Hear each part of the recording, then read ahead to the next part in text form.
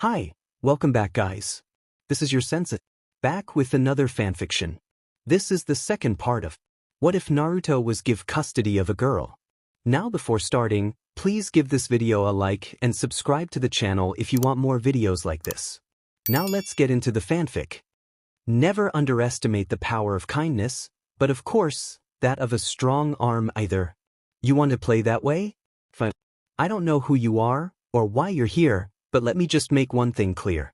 If you make one wrong move, then you're done for. Anything I don't approve? You're done for.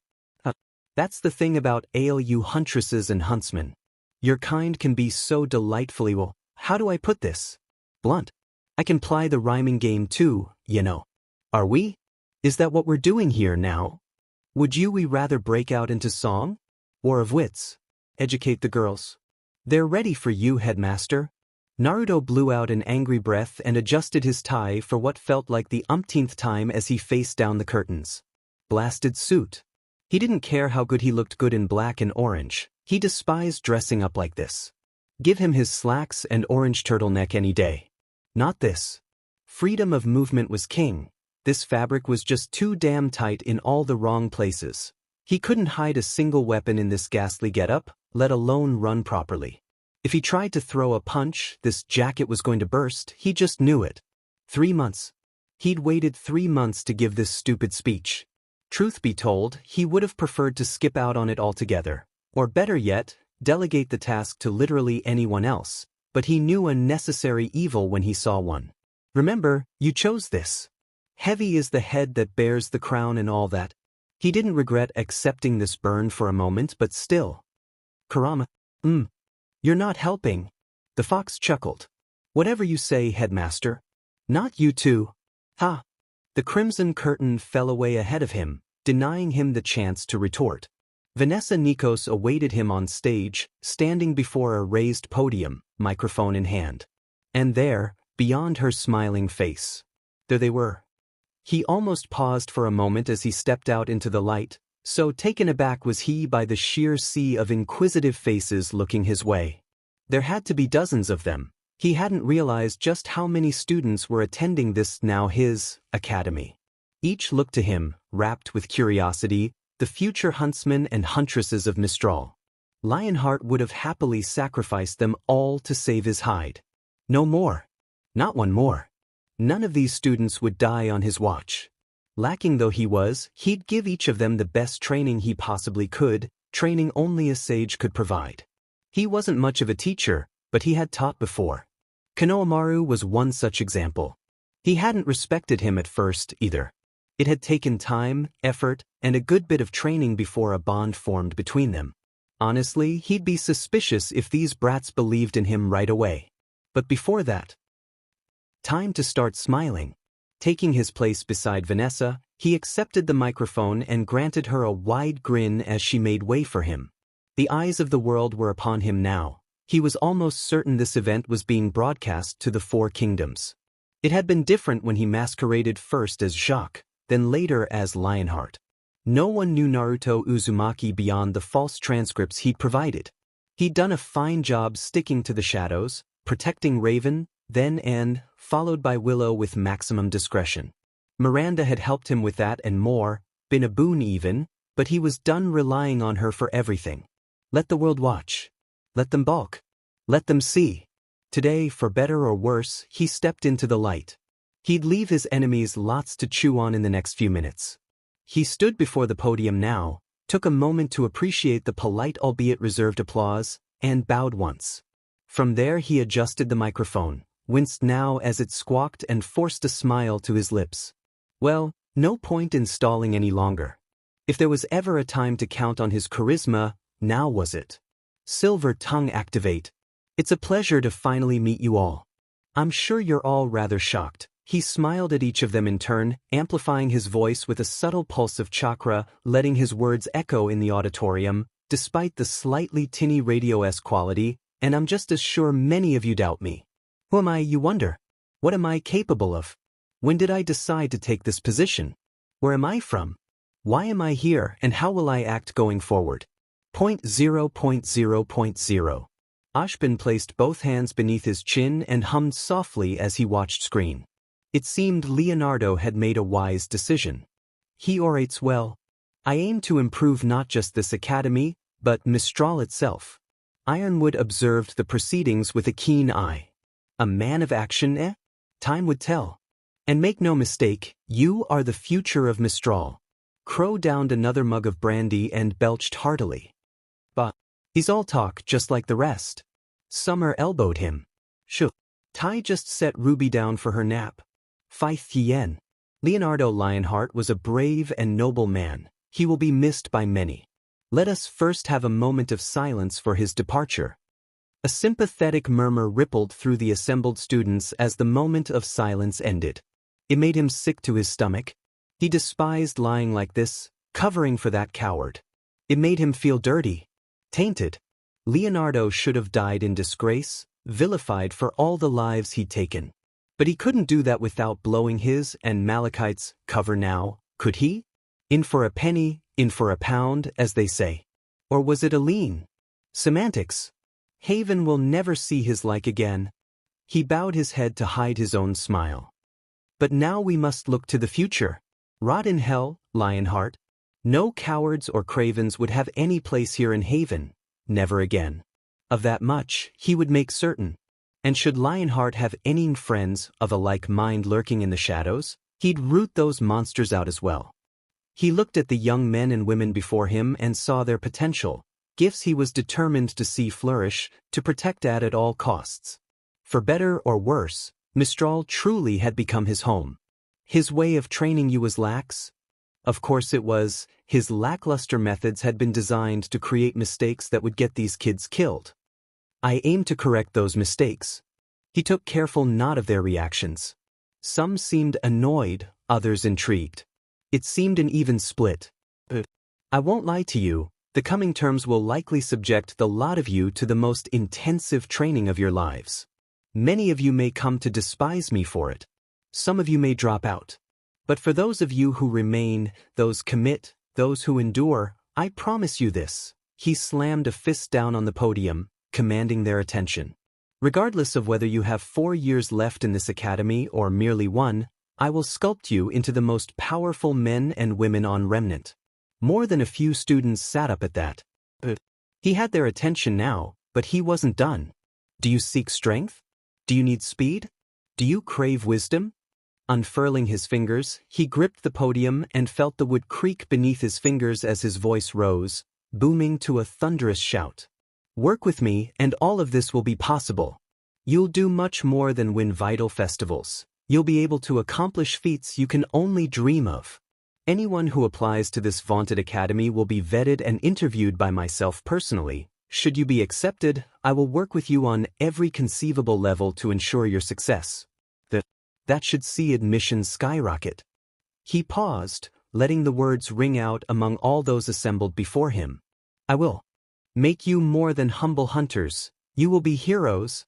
Down came his fist again, rattling the podium with an almighty crack. The grim will quake when they see you. You will be armies unto yourselves. Your children will never need feel the fear you have, ever again. Is that not worth fighting for? Dying for? His fist surged into the air. Now who's with me? A roar went up from the crowd. Naruto kept smiling. Bring me everything you have on this man. At once. Salem stared at the noisy scene from Arthur's scroll. This one was dangerous. Far too dangerous. And that sharp smile of his. It frightened her. Got a little riled up there, did we? Naruto heaved a sigh and ran a hand through his hair, anxiety faltering a little, grin becoming a touch more weary now as he basked in the applause. They were still shouting, all them, cheering his name. He wasn't used to it, not only being praised, but all this noise. And it just kept growing. Naruto. Headmaster Naruto. Long live Headmaster Naruto. Vanessa stepped up to him, rubbing an elbow against his. Her voice was nearly lost in din. It seems they like you, sir. He was starting to think she did, too, judging by her actions. Attention, please. His secretary coughed into the mic, further infaming the excited masses once more. As a special treat, Your new headmaster will be helping me host combat classes for the next month. Anyone who manages to best him gets a pass for the year. The students went stark raving mad. Naruto glanced back her way, mildly annoyed. Sure enough found Vanessa grinning at him, all teeth. He knew that look, seen it before in the face of many a friend and foe before actually. Bloody battle junkie. Raven turned the television off and sat up, yang tucked tightly in her natural arm. So? Willow shrugged, absently rocking Weiss in her own. So what? I think he did a wonderful job. Don't play dumb, and Kat called from across the room, idly brushing Willow's hair. It doesn't suit you. I'm not. The surly Schnee squinted her way, mildly put out by the remark. I just don't understand the question. For crying out loud now. Raven rolled her remaining eye in exasperation and plunked down on the couch.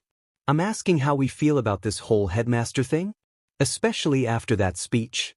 Damn, but all those fiery words had given her feelings. She'd not been this riled up in forever. Hell, she hadn't thought it was possible for a Whiskers to get that angry anymore. He'd probably keep his word too. He wasn't the sort to back down and run away when things got tough, unlike. Winter perked up. I rather liked the speech. And gently batted the younger girl's arm down. Hush, sweetie. The adults are talking. Willow backed her spawn up, bless her poor, fragile heart. I thought we already went over this. Her head bobbed. We did, but Whiskers ain't here right now. So I'm asking again. What do you think? And huffed. I think he's being reckless. We'll just have to protect him, then.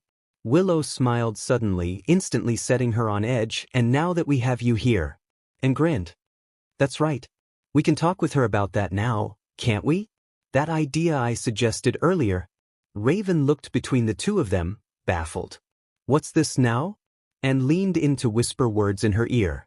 Well, it's something along the lines of. Raven's face went red as a rose. Toast. To our new headmaster. Naruto raised his glass and winced but a little as Vanessa clinked hers against it.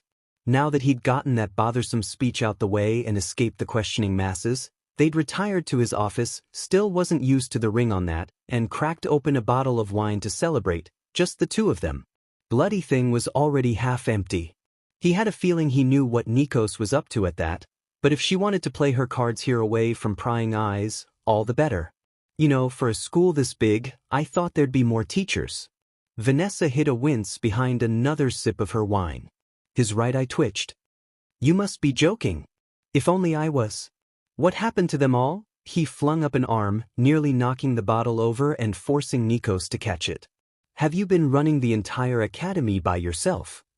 That's insane. How? With the help of a few friends, she shrugged one shoulder helplessly, a slow flush crawling up her neck. Haven has been somewhat understaffed for quite some time now.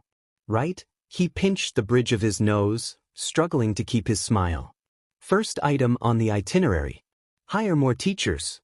We have the budget for that, I assume? Her green gaze considered him for a long moment. We do. Then hire them. He flung up an arm. As many as we need. I want specialists in every field. She took another drink and he joined her. You know, Lionheart spoke quite highly of you. Of course he'd made his clone give him a glowing review before he vanished into the wilds of Mistral. But I hadn't realized you were quite this outgoing. Clearly not. Was she suspicious? He supposed she had a right to be. Forgive me, she laughed into her wine. I'm reminiscing. Leo used to be brave, you know. He was the most courageous man I ever met, but he was weak. The smile soured. When push came to shove, he couldn't withstand the pressure. I'm sorry to hear that. Don't be, she smiled his way, cheeks dimpling. I would have killed him myself, given half the chance. Something in her voice instantly set him on edge, and that once sweet wine tasted like so much ash in his mouth. But someone beat me to the punch, didn't they? They may have. He blinked as his tongue nearly betrayed him. Kurama chortled softly. Well, this woman has claws. His smile grew as he sniffed the wine and recognized the telltale scent wafting from within. Truth serum? Clever girl. She didn't have an iota of ill intent. No biggie. This wasn't his first time drinking it, Malachite came to mind, and likely wouldn't be his last. In any case, he was prepared for it this time around. That said, if she turned out to be an enemy, he couldn't let her leave this room alive. Cat got your tongue? Don't worry, Vanessa all but purred the last word. My drink is spiked with the same. I find honesty to be the best policy. She swirled the wine in her glass, refilled it, and took a long gulp. Much better. Burns like wyvern whiskey. I've not heard of that vintage before. I'm not surprised. Her eyes went lidded as something flickered within them. It's very hot. Downright hellish, really. Speaking of hell, can I just say how much I appreciate you sending a certain little lion man down there? He leaned forward. I'm afraid I don't follow. You killed Lionheart. There it was, the gauntlet thrown down. He could have picked it up, could have played her little game. Instead, he smiled back and let his new secretary keep digging. I talked to him about retiring once, you know? Vanessa muffled a laugh behind her wrist. You should have seen his face when I brought it up. He went white as a sheet. I've never seen him so frightened in all his life. He said he couldn't, that they wouldn't let him. Yet he does it for you? A no-name huntsman out from the wilds? And just happens to vanish afterward? Something's off. Scoffing, she grabbed the bottle and outright necked it, abandoning her composure entirely. He'd been acting strangely for a while now. I don't know what caused it. One day he was the same as he'd always been. In the next he just changed, her face pinched in displeasure. He went from having the heart of his namesake to being a cowardly kitten. She offered him the bottle, and intrigued, he accepted. He was good at hiding his true face, I'll give him that. Vanessa crossed one leg over the other, waving a hand flippantly. I would have thought him an imposter, but he wasn't. Gods, I wish he was. She palmed her visage briefly to hide a sigh, prompting him to return it to her once he'd drank his fill. He sent so many of my friends to their deaths, including the man I loved. The bottle creaked ominously in her hand as she knocked it back, yet somehow, it didn't break. Even me. I'm afraid I don't follow. You will. She tugged at the bosom of her armor. His gaze narrowed. Hey, what are you doing? Don't lift your top. Vanessa didn't bare her breasts to him, not quite, but she came damned close when she revealed what lay beneath. A grisly scar simmered before his eyes set between her breasts, barely concealed by the slender expanse of an armored arm. Gods, it was right where her heart should be. Red and pink and recently healed at that. He pegged the injury as a few months old, maybe more. Awful, isn't it? She laughed, a soft, bitter sound as she tugged her top back down. A scorpion faunus gave me this wound. It sliced right through my aura. If it weren't for blind, bloody luck and my teammate shoving me at the last second, I'd be dead alongside the rest of my team. Perhaps sensing his unspoken question, she raised her thumb to her mouth and as he looked on, lowered her aura and bit into it. My body always healed rather fast, but this nearly killed even me despite my nickname. Her head tilted just so, and he found himself rather reminded of a she-wolf sizing up her prey. Do you know what they used to call me? Are you going to make me guess? No, I'll just tell you. She granted him a limpid smile. The Immortal. He laughed despite himself. Isn't that name taken? Funny, I thought they'd call you the Invincible Girl. Vanessa passed him the bottle. Don't be rude, dear. I'm hardly some simple slip of a girl now, wouldn't you agree? When he hummed his agreement, her grin grew. Would you like to know what they're calling you these days? Humor me. She took a deep drink, sighed, and wiped her lips. The smiling monster. That was not inaccurate. He'd made an effort to always smile when he was out in public. Were they that afraid of him? Maybe that was a good thing. Just because you see a smile, don't think you know what's going on underneath. He tapped a finger against the desk.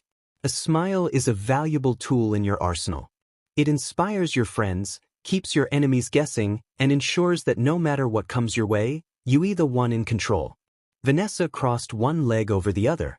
And are you in control, Naruto? Very much so. He took a long swig from the blue glass and palmed it back to her, distantly aware of the wine warming his blood, then looked back to his secretary. Her face was red, her cheeks flushed. If he was feeling the effects of the drink, truth serum and all, then Vanessa must be. Is this line of questioning going anywhere? One last thing, she wasn't quite finished with him. After that disaster, I knew Lionheart was up sending huntsmen to their deaths, but I could never prove it, much less find who he was working with. How did you catch him? Naruto drummed his fingers against the armrest of his chair, buying himself precious seconds. What to say, what to say? He was beginning to enjoy their verbal fencing. And yet, this room isn't bugged. Vanessa piped up, perhaps sensing his indecision. You can check yourself? A quick pulse of visible chakra confirmed all that and more. Vanessa's emotions were an open book to him. There wasn't a single speck of dishonesty or darkness in her soul that he could find, none that were directed his way, at least.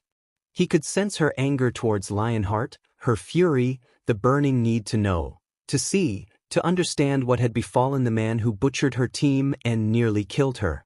You can trust me, Headmaster, she placed a hand on her bosom. I'm not your enemy. But if she betrayed him, he'd let her inflict a wound or two, then kill her and claim self-defense. Maybe that might seem heartless to some. Indeed, his younger self would have balked at such callous behavior. He couldn't afford to care for all his enemies, not this time around. They got one chance. Just one. A single opportunity. No more, no less. If they fumbled that chance, then they were done. He had people to protect, children he didn't dare neglect, so he wasn't taking chances here. If she proved herself capable or barring that interesting, he would see where this went. If he had to become a monster to keep his loved ones safe, then so be it. All right, let's see how she handles this. It was so easy to smile for her. I didn't catch Lionheart. His words had Vanessa perking up, bottle in hand. He targeted me and mine more than once. For that, I made him squeal. You did? She leaned in over his desk. Give me all the grisly details. Did he die well? No. He died screaming, running for his life, really. She shivered in naked delight. I hope it hurt. Tell me what it sounded like. Even now he remembered it. The god-awful crunch as Kurama ate him. Like broken bones and mangled meat? Vanessa made a pleased noise. And the body? Disposed of? She squinted. Then how did you impersonate him? He leaned back in his chair, steepling his fingers. You're assuming I did. You must have. She leaned in closer still, nearly mounting the desk to get at him. How else would you take his place so seamlessly? He lifted his chin. That's my secret to keep. I suppose it doesn't matter. So long as he suffered before the end. A low whistle trailed past his lips. Lady, you're some kind psycho, you know that? The redhead tittered and took another sip. You wound me, Headmaster. I'll have you know I'm the very picture of decorum. Quick as a flash, she vaulted the desk and planted herself in his lap, pinning him to the chair. From there she spread her legs, slammed a hand into his collarbone, holding him down, or so she thought. I don't know who you truly are, or why you're really here, but let me make one thing crystal clear. Up came her right hand to seize him by the face. He allowed it, granting her a false sense of security. I've got people to protect and a daughter I can't neglect. His eyes widened as she threw a mirror of his own thoughts back at him. So I'm not taking chances, dear. She cupped his cheek with one hand, drawing him close. If you are who you claim to be, then you've nothing to fear from me. But if you make one wrong move, you're done for. Anything I don't approve? Done for. He fingers bit into his face, drawing a bemused smile from him as she continued to threaten him. You give me the slightest reason to distrust you and you. Done. For. You'd better not run, or you're done for. Do I make myself clear? Kurama felt his sudden upswing of emotion. Naruto, no. Naruto. He couldn't hold back his grin any longer. He'd been smiling before, but now it split his face. Vanessa Nikos was undoubtedly a few eggs short of a full basket. That much was true. But he didn't care, because Uchibi Naozo was he. They were two of a pair. And she was just so much fun. He tilted his head, teeth flashing. I don't mean to tip your scales, but you definitely fail at killing me. Nice rhyme. Vanessa scowled down at him. But you're trapped? Her gaze roved over his still form. I'd like to see you get out of this hole, deck. Several things happened at once. Her words peaked into a yelp as his body exploded into motion. He surged up and drove his skull into her nose. Aura crackled and blood flew through the air, leaving her to reel, momentarily stunned. He took that chance to hoist her up by the rear lighter than he thought she'd be, and, still holding her close, he slammed her against the nearest wall he could. A pained gasp parted her lips, but to her credit, the rambunctious redhead recovered quickly and locked both legs around his waist, holding fast. He grabbed her thighs in retaliation even as her arms linked lazily behind his neck, ready to find his throat and squeeze. Still holding on, she preened, despite her bloody nose. So she was. Not bad. Huh. He couldn't hold back the bark of laughter that followed. That's the thing about all you huntresses. Your soul, another chuckle escaped him. How do I put this? But Vanessa chuckled a laugh at that, a low husky sound that set his blood aflame. Her grip on him tightened. And you have a problem with that? Not at all. It's refreshing, charming even. He leaned down, pressing his forehead to hers.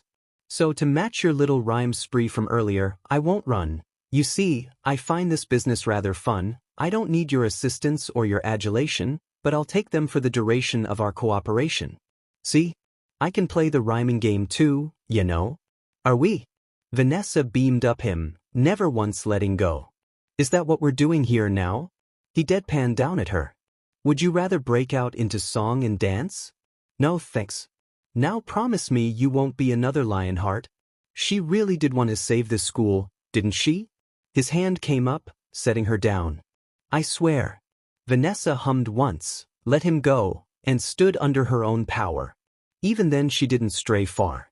Those sharp green eyes flicked up and down the length of him, looking for something. Whatever it was, she must have found it, because her smile softened. I believe you. Relief. He hadn't expected it to feel quite so strong. Killing her would have been such a shame. And hadn't she said something about a daughter? I'm glad you understand. He let his false smile fade, becoming a touch more real, more a smirk than a sneer. I didn't want to fight you, but I can't let you threaten what I'm building here. And what is that exactly? The same thing he'd been fighting for all this time. From the very moment he'd found Raven dying in the rain, clutching Yang to her chest. And all that followed. The future, he held out a hand to her. A world where the grim are eradicated, huntsmen and huntresses don't rush off to their deaths. A place where my kids can grow up safe and happy. Kurama sighed in his head. Poor choice of words, that last bit. Children, you say? Vanessa stepped closer and laid a hand on his outstretched palm, fingers curling within his. I'd like to be a part of that future. Would you be willing to stay in Mistral, then? With me? What kind of question was that? He'd set down roots in this region for a reason. I didn't exactly have plans to leave, you know. Good, she stepped a little closer, bringing the sweet scent of wine with her. There are 3 things I love and cherish above all else in this world. To Mistral, Haven, but most of all, to the headmaster of this school. What I'm saying, and here she pressed her head to his chest, is that I'm loyal.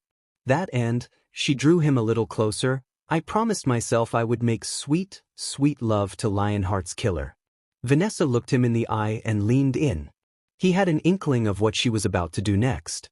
Even then she surprised him. Her kiss was like nothing he'd ever experienced before, soft, tentative at first, then deeper, burning away all thought, all reason. Her body was warm and soft despite her deadly armor, her lips the softest brush. Unbidden he found himself returning her affection, planting his hands on her hips to steady her. The sun caught her red hair and seemed to set it aflame as he held her and bent her backward. She grabbed at his shirt, fiddling with the buttons with one hand, and guiding his other to her bosom, forcing him to squeeze. A thorn of guilt jabbed him. He planted both hands on her shoulders and stepped back. Wait, Vanessa whined. But I want you to meet my family, he said. She blinked, briefly baffled. You have one? Hadn't she been paying attention? I did say I wanted to make this world safe for my kids. Oh, you were being literal. For some reason that only seemed to excite her. I'd very much like to meet them and their mothers. He spared a thought for Raven, and Willow. He could just imagine their reactions. It promised to be explosive. I expect they're rather eager to meet you. It's settled. She beamed. Shall we go? He glanced down and quirked a brow. Your top's half off. Oh, that. She righted her armored bosom with a quick tug and bounded away. Let's go. Raven wasn't expecting visitors. That much was abundantly clear from the moment he opened the door and beheld the scene within. Yang's mother awaited him on the couch fresh out the shower, wearing nothing but a black bathrobe, idly breastfeeding her daughter. She looked as startled to see him as he was her, so much that his smile slipped for a moment. For some reason, Raven turned a bright beet red upon seeing him. Shit, she swore, making herself decent. You're early. Is that a bad thing? Yang heard his voice and started squirming in Raven's arms the moment she saw him. Pudgy arms reached his way. Duh. Raven huffed. You've done it now. Best come get her before she escapes. And just like that, the world seemed a little brighter, somehow. He rushed forward to claim her before she could wriggle loose and promptly began cooing over her. She retaliated by grabbing his bangs and yanking. Strong little thing she was, and getting stronger every day. She would be crawling soon, he just knew it. His smile practically split his face. There's my girl. Did you miss Daddy? Duh.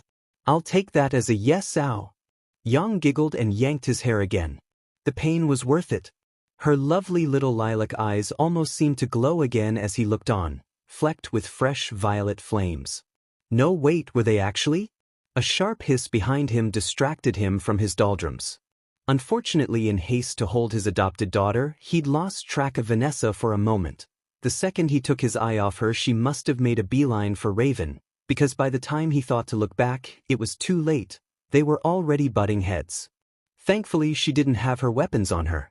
If she did, he was sure blood would have been shed. You're Raven Branwen, said Branwen, looked her up and down. So what if I am? I wasn't aware you were in the city. She looked past her. And is that Willow Schnee I see on the stairs over there? Willow warily cleared the last few steps to meet them, idly toweling off her damp hair. You have me at a disadvantage, miss? Nikos, she shook her hand, pumping it up and down. Vanessa Nikos. Delighted to meet you. Just as quickly she looked past her, bright green eyes raking in the shadows. I don't suppose there's anyone else lurking about? And emerged from the shadows, cradling a fussy Weiss in one arm, little Winter clutching the other. Finally brought Red home to meet us? Come here and hold Weiss, won't you? I've been holding her all day and she won't calm down. His smile faltered. But I'm already holding. And knew no mercy. She nudged Weiss into his arms.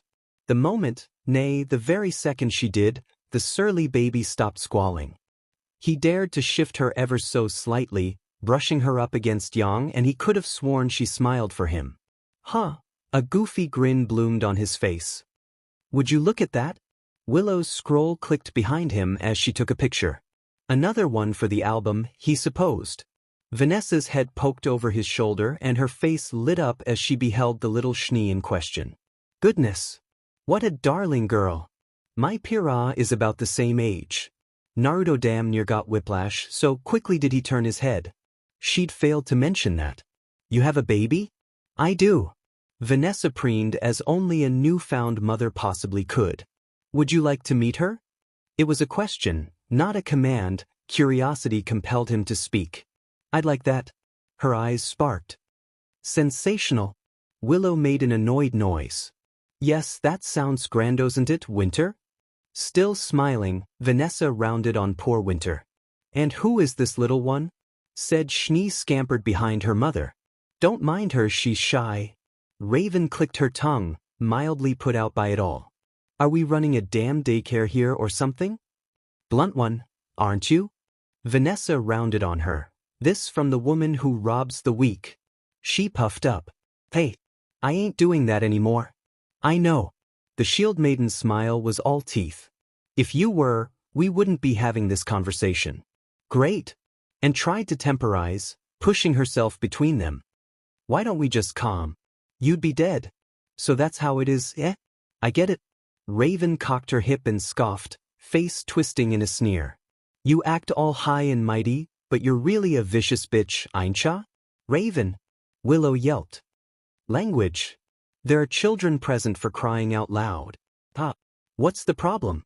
They'll start cursing sooner or later. Why you? That set the three of them off and they began squabbling amongst themselves. Naruto looked back to Vanessa as they did. She flushed, placed a finger to her lips, grinned now as she winked his way. It was the beginning of the end. Let's begin. I'm gonna make you wish I never came along. Tune on in. When I'm done your status quo will know its race is run. Oh, this will be fun. Yo, rattle the girls. I look like a strawberry pimp. Nonsense, you look great. Do I? Naruto pivoted, considering himself in the mirror. A smiling stranger stared back at him. Question mark. The outfit in question was a radical departure from his norm. A red pinstripe coat bearing blood-red lapels piped with ragged white along the bottom hem. Beneath that he wore a bright scarlet dress red shirt bearing a black bow tie just under the chin hiding a nasty surprise within, which in turn contrasted nicely with his long black dress pants and matching cuffs. Completing the stylish ensemble, he now wore elegant black gloves with red fingers alongside pointed toe boots. Those two concealed a trick of their own, one he'd use at his leisure. Wasn't it marvelous, the difference a few months could make? Despite his reservations, this particular getup was leagues better than that ghastly tight-fitting tuxedo Vanessa had stuffed him into at the inauguration speech. He'd been too constrained in that attire. This one felt different. Whatever the fabric was, it remained snug, while allowing for ease of movement. He could tell just by moving in it, he'd be able to run in this, fight in this, laugh in this, and look stylish while doing it. Now if only he hadn't received this outfit from her of all people. Miranda Malachite stepped up behind him, pretty as a painting, and pressed her svelte figure against his back. See, she crooned darkly, arms encircling him. What did I tell you? You'll knock him dead. Besides, you tore up your last outfit. This one is far superior to the last. Her arms stroked his, drawing a sigh from him as she rambled on. Not only can it take plenty of punishment, but it won't rip itself to shreds when you move too quickly. That was a blessing. He'd accidentally given his students quite the show in combat class just last week when his jacket tore itself clean off his shoulders. Vanessa was still teasing him about that. He raised a sleeve, considering it anew. Feels sturdy yet light. What's it made of? The sly matron of the spiders only winked and kissed the back of his head. Trade secret, darling. His smile didn't falter, but it did become a touch strained, as if often did whenever he dealt with her.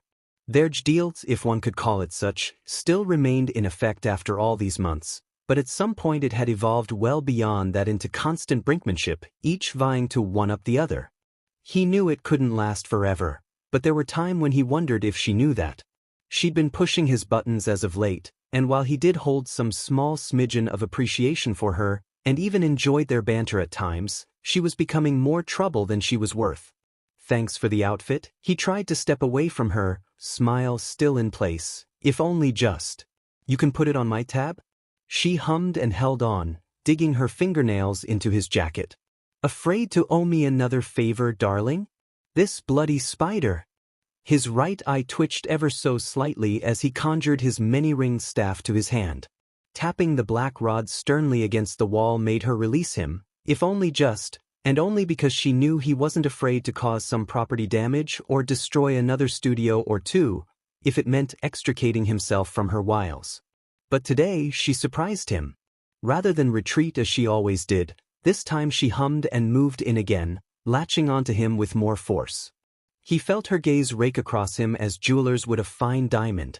Even then he was willing to ignore her until she opened her fool mouth. You know, I always wanted to have a headmaster in my pocket. Kurama creaked an eye open in the back of his mind, teeth bared in a snarl. Excuse me? Crunch went the doorknob in Naruto's hand, rendered a mass of crushed brass. He chuckled once and glanced over his shoulder. What did you just say? A brief flicker of fear flitted across Miranda's mien as she stepped back, but she comported herself well. He'd give her credit for that much. Only 4 women in this world had seen his smile flicker like this and lived to tell the tale. Raven and Willow, and most recently of all these last few months, Vanessa. Malachite was yet not among that number. Did I stutter? She sauntered forward, slim hips swinging, easily bringing herself within striking distance once more, utterly unaware of the impending disaster she was courting. We're in this together, now, she trailed a finger down his chest like a line of poison. Without me, you wouldn't be standing here now, and I wouldn't have half the influence I do today. That said, I think I'm owed a favor or two, don't you? She was trying to get him under her thumb again. Or back in her bed. He wasn't sure which. Bold of you to assume I owe you anything. Maybe. She sashayed past High and draped herself on the lounge beside him, idly crossing one leg over another. But we both have our secrets now, don't we? If you don't want yours to get out, Mr. Headmaster, you'll do what I say. His smile thinned. Fine, he'd play her little game and give her once more chance. So you think I owe you? What do you want? She sneered. I want you to say it. Admit it, I own you. I made you. What you are today. You're mine. His grin grained an edge, dangerously. You? Think you own me? Is that your angle here? Don't do it, he willed the thought at her. You're not going to win this game. Alas, if smile could kill, Miranda would have been ashes long ago. He waited for her to cross that line. Sure enough, she did. My angle is you on your knees, kissing my... The last frying thread of his patience snapped with a snarl. His chakra flared and a golden palm found Malachite's throat, rendering her words a startled gurgle. Naruto, those bright, poisonous eyes began to bulge, first in shock, then fear when he didn't let go. Wait just a second. I was joking. Honest. Ack, she gasped as he tightened his grip. You can take a joke, right? Liar, pants on fire. How quickly the tables turned. If she'd shown a bit more spine, and been less of a bitch about it, he might have been impressed. If you ever talk to us like that again, Naruto stepped out the dressing room and onto the balcony, bending his fellow blonde over the railing as one might a barrel. Kurama and I will tear your body apart. In an instant she found herself slammed hanging over the edge, the towering terror that was his partner's vulpine visage looming over her, snarling jaws mere inches from her face, their voices overlapping one another. Rip your soul out your chest and broadcast your dying screams to every other disrespectful wretch who dares to question our abilities. Are we clear? Her hands scrabbled at his, desperately trying to pry free the fingers choking her out, to no avail. His grip was ironclad and growing stronger with each passing moment. It was so tempting to just kill her here and now, to simply remove her from the equation altogether. But no, Malachite had her uses. So long as she knew who was in charge. Well, his fingernails bit into her neck. Do you understand? Miranda gurgled wetly. All her arrogance died an ugly death in that instant. It wasn't enough for High. I'm sorry. He leaned closer, all but pressing his forehead to hers, teeth bared. I didn't quite catch that. A thumb rose, wiping away a terrified tear from her cheek. Clear? Her head bobbed. See, Crystal's sorry. Lovely, he loosened his grip, but didn't let go of her. Now, I seem to have forgotten something. Remind me who's in charge here? Was it the spider? Or the fox? Malachite met his gaze, tried to hold it, failed spectacularly and averted her eyes. The fox. Sensational, he dragged her back from the edge and threw her down onto the balcony.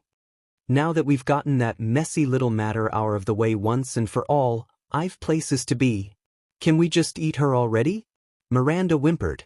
Tempting, but no. Now, Kurama. He waved a hand back to pat his old friend's head, allowing him to dissipate. She's too thin. She wouldn't even be a snack to you. We mustn't eat the help even if she's right, in a sense. Malachite sputtered, idly rubbing her throat. I am? Yes, you are. He crooned darkly. You did aid me. A clawed hand swept under her chin, forcing her to look him in the eyes. You enabled me, helped me get this far, become who I am now and pushed me to these depths. I hate you for it, but there's a part of me that loves it all the same. Without you and your meddling, I wouldn't have half the bonds I do now. I have a family now. I'll kill to protect them. Maybe if you stop trying to manipulate me at every turn, I'll count you among their ranks. Her breath hitched a little. He couldn't tell whether it was from pride or fear. It didn't matter. The result would be the same. If force was the only thing she'd answer to, then he'd show her force. I never thought killing would be so easy, I used to balk at it once, you know? He pinched her cheeks between his fingers, drawing an annoyed noise from her. But not anymore. I still feel bad about it sometimes when I go to bed, but it doesn't hurt as much now, you know? Less every day really. Allow me to thank you for that. He pressed a finger to her face, just below her jaw, and flared Kurama's chakra, burning the lone digit white hot. She cried out and tried to struggle, but he held her in place, carving a tasteful spiral there. It was as much a mark as a promise. You get one more chance, he warned her. Waste it, and those twin girls of yours will grow up without a mother. Do you understand? She didn't dare blink, bluster, or even breath. You may nod now, Malachite. Her head bobbed. Good talk, he kissed her forehead and drew back with a smile. Always a pleasure to catch up. Hold down the fort for me, won't you? I'm late for a date. Vanessa's house was a humble one. Not to disparage it, of course, Naruto found it quite homey. It was a lovely little abode in classic Mistral colors, lots of blues and greens, replete with a nice slate roof and a red door besides. Place looked downright cozy from the outside. Someone had even drawn a welcome mat out over the front porch. In all fairness, he hadn't expected much more than this. Huntresses and huntsmen weren't exactly known for renting out palatial palaces. They lived where they could, when they could, by the means they could afford. A single mother who was both a huntress and rearing a feisty daughter could only afford so much. Maybe he ought to help with that. He wasn't exactly lacking funds these days. Vanessa could use a raise. A quick rap on the door 123 announced his presence to those within. He didn't have to wait long. Coming, he heard a clamor within before he saw Vanessa coming. She flung the door open in a rush, face flushed, hair askew freed from its customary braid. I'm sorry, I didn't think you would be this early, oh. Is that a new outfit? Her gaze went half-lidded for a moment as she considered him in his red suit. Mama likes. Vanessa. She recovered quickly with a cough. I mean, it looks quite nice on you. Idly he noticed she'd changed her own attire today, swapping out her armor for a pair of snug blue jeans and low-cut scarlet blouse. Well, she could hardly wear armor all the time, but damn. Like what you see, Headmaster? His gaze snapped up, realizing he'd been caught out. You can be an insufferable succubus sometimes, you know that? I'm well aware. She took him by the hand. Won't you come inside? She's waiting for you. Right. He'd almost forgotten. He wasn't here for her today. It really was nicer on the inside, this house of hers. Where's Raven and the rest? He smiled a little as he removed his shoves at the door. Took Yang and the kiddos to the park. They'll come by later. Nikos at least had the good grace to blanch for his sake if nothing else. Please tell me Raven's wearing a disguise.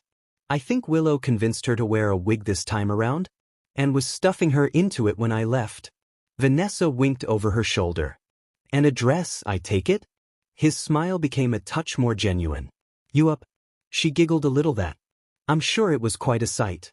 A pity you didn't take pictures. I'm here now, that's what matters. So you are. She took him by the hand and tugged him along, guiding him through the kitchen. He barely had time to notice anything beyond the color, only that it was a strange blend of green and cream before leading him out to the living room. Pira, she sang out, look who's here. A child clad in a red onesie awaited them within, carefully ensconced within a playpen, fussing over with building blocks. She was about Yang's age, maybe a few months older. Enough to toddle around, certainly, because the tyke took one look at him and her face lit up. His eyes widened as the little one lurched to her feet with surprising grace for one so young. She really did looking a mini Vanessa. She was the spitting image of her, from her brilliant red hair down to her glowing green gaze. And then she floored him with a single word. Daddy! Kurama hooted in his head. Naruto sputtered, balked a bit, and looked to Vanessa for answers. In response, the warrior woman simply plucked Pira from the playpen and set her down at his feet. The moment she did, her daughter lurched into his leg with a giggle and rubbed her face against his knee. He steadied himself quickly and shot her mother a withering glare. You've been showing her pictures of me, haven't you? You look a little like her birth father. Vanessa admitted with an indulgent smile. Not the hair color or the whiskers, of course, but a little around the face. He liked to wear red too. Something nagged at him. You never told me his name. Maybe someday I will. Go on now, she nudged him. Say hello to her. Duh. Little Pyrrha reached for him with a whine. His smile faltered. Hey kiddo? Pyrrha reached again. Please. Slowly, carefully. He reached down for her and scooped her up. It was different holding a child than a baby. While he didn't have to support Pyrrha's head, he did have to keep her steady, and that soon became an effort in and of itself. The girl did not want to hold still. When he finally got a hold of her and held her at chest height, she started squirming, wanting to be closer. On a whim, he tucked her into his chest. Pyrrha latched onto him and he was lost. Well, there went the last of his resistance. He could hardly let her go now. That's right, dearest. Vanessa stepped in and slid an arm around them both. This is your daddy. Don't give him trouble, all right? Pyrrha's pudgy little face pinched in thought. He could almost see the gears turning in her mind. Surely she wasn't gonna. Yup, she was gonna. Sure enough, the rambunctious girl flung up her hands with a giddy giggle. Tubble. Naruto barked a laugh despite himself. She was gonna be handful. He knew it. Raven and the girls were gonna love her. Come one, come all, to Haven Academy. All may apply within. Welcome home. Yo, hi the girls. Haven needed help. It was a painful fact, one Naruto wasn't proud to admit. For all their resources, and despite him holding his seat on the Council of Mistrals as every headmaster before him had, all the lean in the world couldn't substitute a proper mentor. Certainly he could be in multiple places at once, disguise himself as nearly anyone he knew, and move with both incredible strength and speed, but even he had his limits. Teach children to kill grim and become badass huntresses and huntresses? That he could do. As to the rest. At the end of the day, he and Vanessa were only two people. Even together, they couldn't run Haven alone, much less provide an entirely fresh perspective for every subject and curriculum. Willow's generous donations courtesy of the SDC ensured they weren't lacking for funds, but it was a matter of using said funds to not only fortify and enhance Haven, but acquire the right personnel for her. The former had been easy, it was the latter that proved difficult. He was loath to take any teachers from Sanctum Dash, one of the few places Lionheart hadn't sank his claws into, for that matter either, seeing as it served as a preparatory school for Haven itself. On that same front, he didn't entirely trust Malachite to teach impressionable young youths. She had an underworld to run, the better to keep the gangs from his throat. And Ren, while quite capable of killing and wise in her own ways, couldn't simply become a teacher overnight, no matter how much she might want to. They were working on that. Likewise, Willow couldn't do it for obvious reasons and Ravenya no. She might not be wanted in Mistral anymore, but he wasn't about to parade her around where Ashbin could see her. Not without a proper disguise. It was difficult enough convincing her to wear a wig when she went out, much less a contact for her remaining eye. Teaching impressionable brats when she was raising one of her own? Nope, not happening. She would chew those kids up and spit them out. Which brought him back to square one.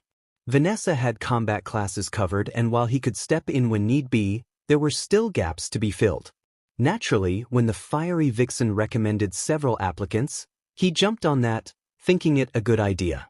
Or so he'd thought at the time. But a muscle jumped in his jaw. Vanessa. Yees? She stifled a yawn with the back of her palm and flicked a weary look his way, just as tired as he. How many have we gone through today? 7, I believe. She checked her clipboard and looked back to the door. That last one was a disaster. Little more than a brute, really. Naruto's skull struck his desk with a dull thud. He wouldn't anything hire anyone short of the best, and he didn't want any of Ashbin's spies in here. Or gods forbid, Salem. He'd allowed open admissions and applications for Haven, flying in the face of tradition, meaning that just about anyone could apply, but that meant vetting both potential students and teachers himself. This wasn't something he could entrust to a shadow clone. He had to be certain. They'd already turned away at least 3 people with ill intent today. He already had a squad of disguised clones waiting in the wings to hunt down anyone who seemed suspicious. He'd squeeze answers out of them, one way or another. Vanessa kissed the back of his neck, perking him up. Only a few more to go, then we're done for the day. Her lips ghosted over his ear, then his cheek now, lingering at the edge of his mouth, a soft caress to stir his attention once more. I can think of just the thing to help us relax once we're done. He hummed. I like the sound of that. She hummed. I thought you might. You'll forgive me for indulging myself a little early then. Quick as her namesake, Pura's mother planted herself in his lap and pinned him down to the chair. He was suddenly inordinately glad they'd seen fit to lock the door after each interview, because she saw fit to kiss him full on the lips, tongue lingering over his own, head tilting as she sought a better angle. He planted his hands on her hips, not to push her away as he'd done once before, but to draw her in. She made a pleased noise and entwined one leg with his, leaning into him fully. He wasn't sure how much time passed after that. Seconds? Minutes? Eventually he remembered where they were, and the need to be. So, his secretary drew away, face flushed redder than her hair. The vital festival is coming to Haven in 3 years. But that was her angle. Clever girl. Naruto's right ear twitched. Is that so? Green eyes met blue. Do we plan to win it? Not you. He noticed the distinction. I'd like to, but he considered the matter for a moment. It would send a strong message. 3 years. That might be enough to whip up a few strong teams. Do we have any promising candidates? Let's see. She drew back, still in his lap, and considered her clipboard, thumbing to another sheet therein. We have Shiro Wan's team, Heather Shields, and Nova Carrillo. Those 3 teams show the most promise. I can have them called up here straight away. Let's do that. After we finish these interviews. She climbed out of his lap, leaving him high and dry. Wicked, wicked temptress. Bah! He planted both elbows on his desk and buried his head in his hands to stifle a sigh. Can't we just hand the rest of them over to Raven and be done for the day? It'd be easier than this. Vanessa hummed. As entertaining as that would be, we'd be violating a few labor laws, so no. She looked to the door, tapped her clipboard and raised her voice. Next. Hold your horses, I'm coming. The door creaked open and a newcomer limped into his office with an annoyed tut, her once proud back slightly stooped with age. She wasn't much to look at given a glance. An old crone wrapped in blue robes, clutching at a short cane, yet not quite leaning on it. Her dusky skin was wrinkled with weary, her dark hair streaked through with gray, and where here eyes should be. What in blazes was that contraption on her face? Mechanical eyes of some sort? An artificial replacement for what she no longer had? They must be. She'd lost her original eyes then. The wound must be old, so much so that he didn't think even he could hope to heal either, could he? Don't even think about it. Kurama snapped at him. If you couldn't restore Raven's eye, you won't be able to heal this. Unless you intend to tear open her wound again? He wouldn't inflict that sort of pain on anyone. Best to let it be, then. Nevertheless, he let his gaze roam back to the not-quite old woman.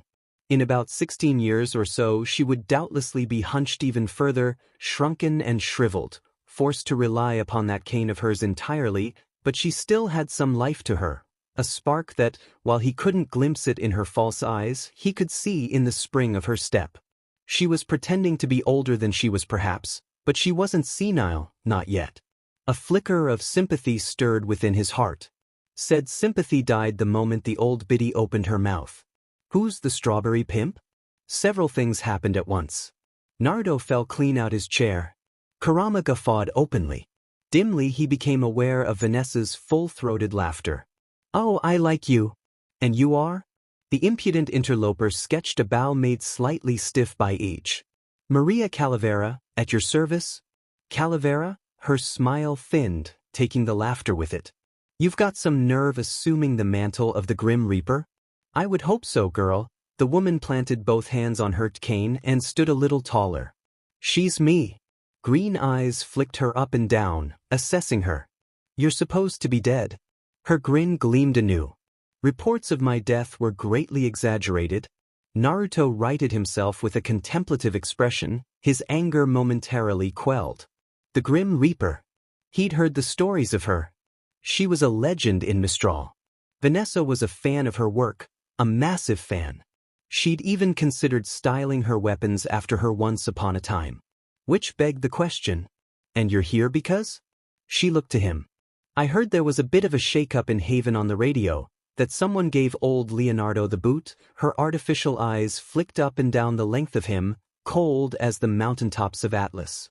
I came to see them my own eyes, and maybe offer my assistance, if they're worth my time. Her telltale tone said what her words couldn't or wouldn't. I am not impressed. Naruto inhaled deeply. The joy of being underestimated. He'd never forget or forgive it. Standing fully, he conjured his staff to his right hand. Can you even see me with that gizmo of yours? Excuse me, now it was her turn to be irritated. And who are you, precisely? The bellhop? I came to speak to the new headmaster of this academy, not the hired help. She was actually doing this. Testing him, trying to rile him up. Did she have a death wish? Vanessa palmed her face behind him. Oh dear. You're in luck, then? Naruto plastered a smile to his face as he circled round his desk to loom over Maria.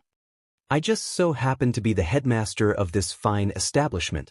Naruto Uzumaki, at your service. He stooped over and offered her his hand, meeting her challenge with one of his own, daring to accept the difference in height. You might have heard of me from my broadcast a few months back.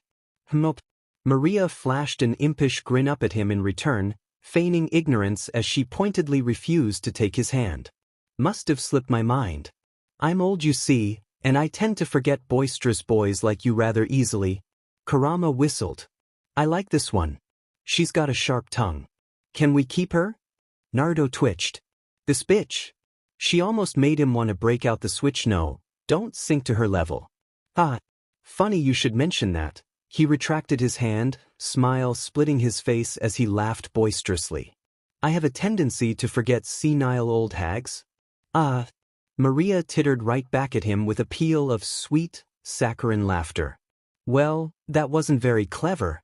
Haha. Naruto thrust his forehead against hers, teeth bared in a savage sneer to match her own. Fuck you. All right. Vanessa pushed between them before they could come to blows. Let's not fight. I disagree. Maria smacked Nico's knee with her cane-like weapon, forcing her to withdraw with a wince. A fight sounds like an excellent idea. I don't trust anyone who can't handle themselves in a proper bout. This one could be nothing but talk for all I know. Crazy old lady, say what now? Naruto's smile faltered momentarily, taking his anger with it. You must be joking.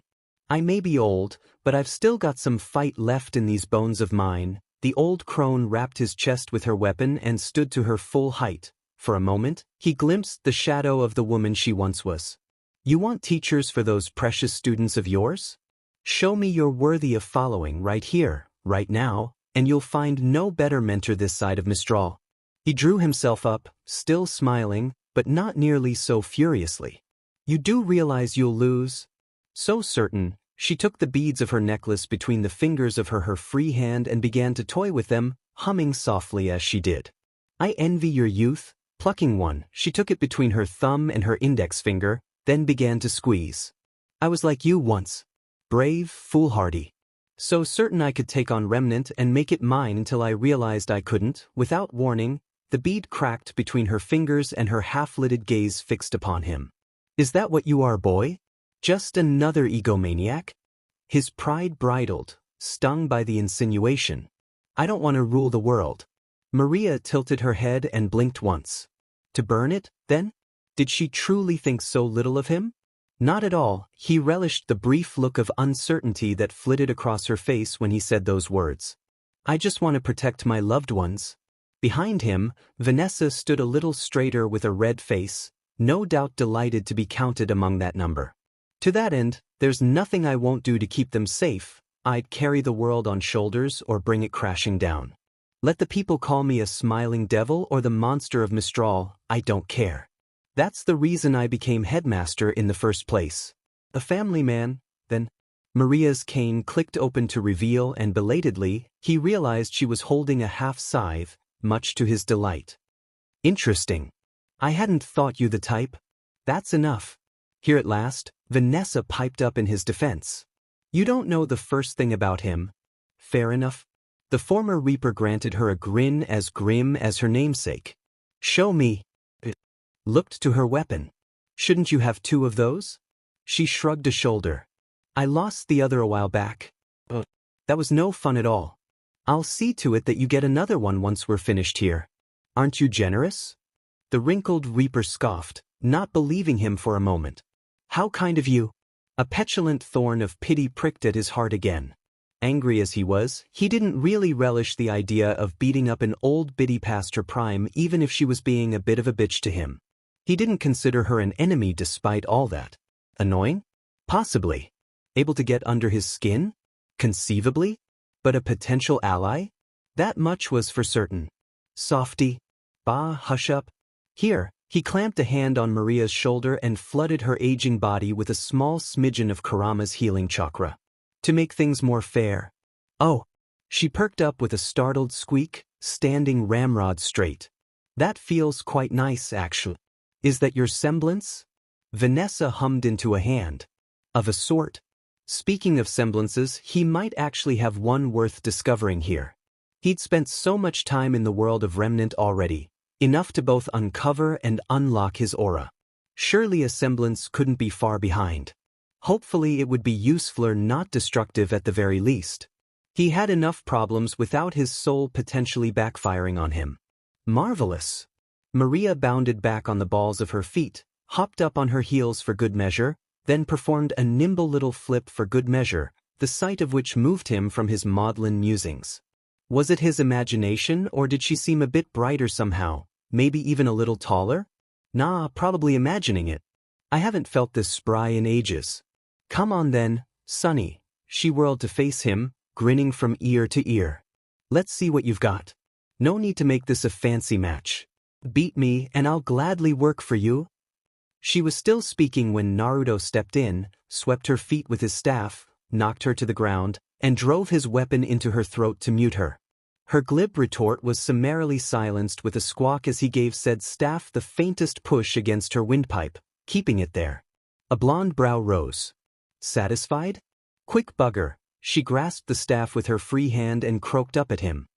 Didn't even give me a chance to use my semblance. A yelp loosed from her lips when he redoubled the pressure. You've made your point. I give. Don't you know it's rude to harass your elders like this? He led her up and offered her his hand. This time she accepted it. Right? Then, the aged warrior brushed off her dress with a huff. I suppose that'll do. Craning her neck, she granted a vengeful Vanessa the smallest of smiles.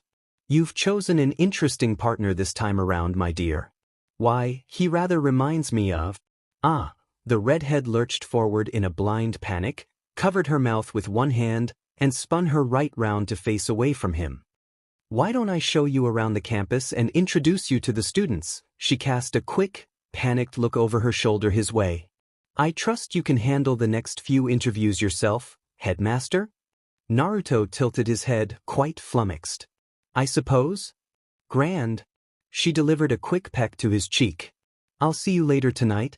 Before he could even think to ask what in blazes was going on, she ushered Maria out the room and through the doors in a swirl of silk.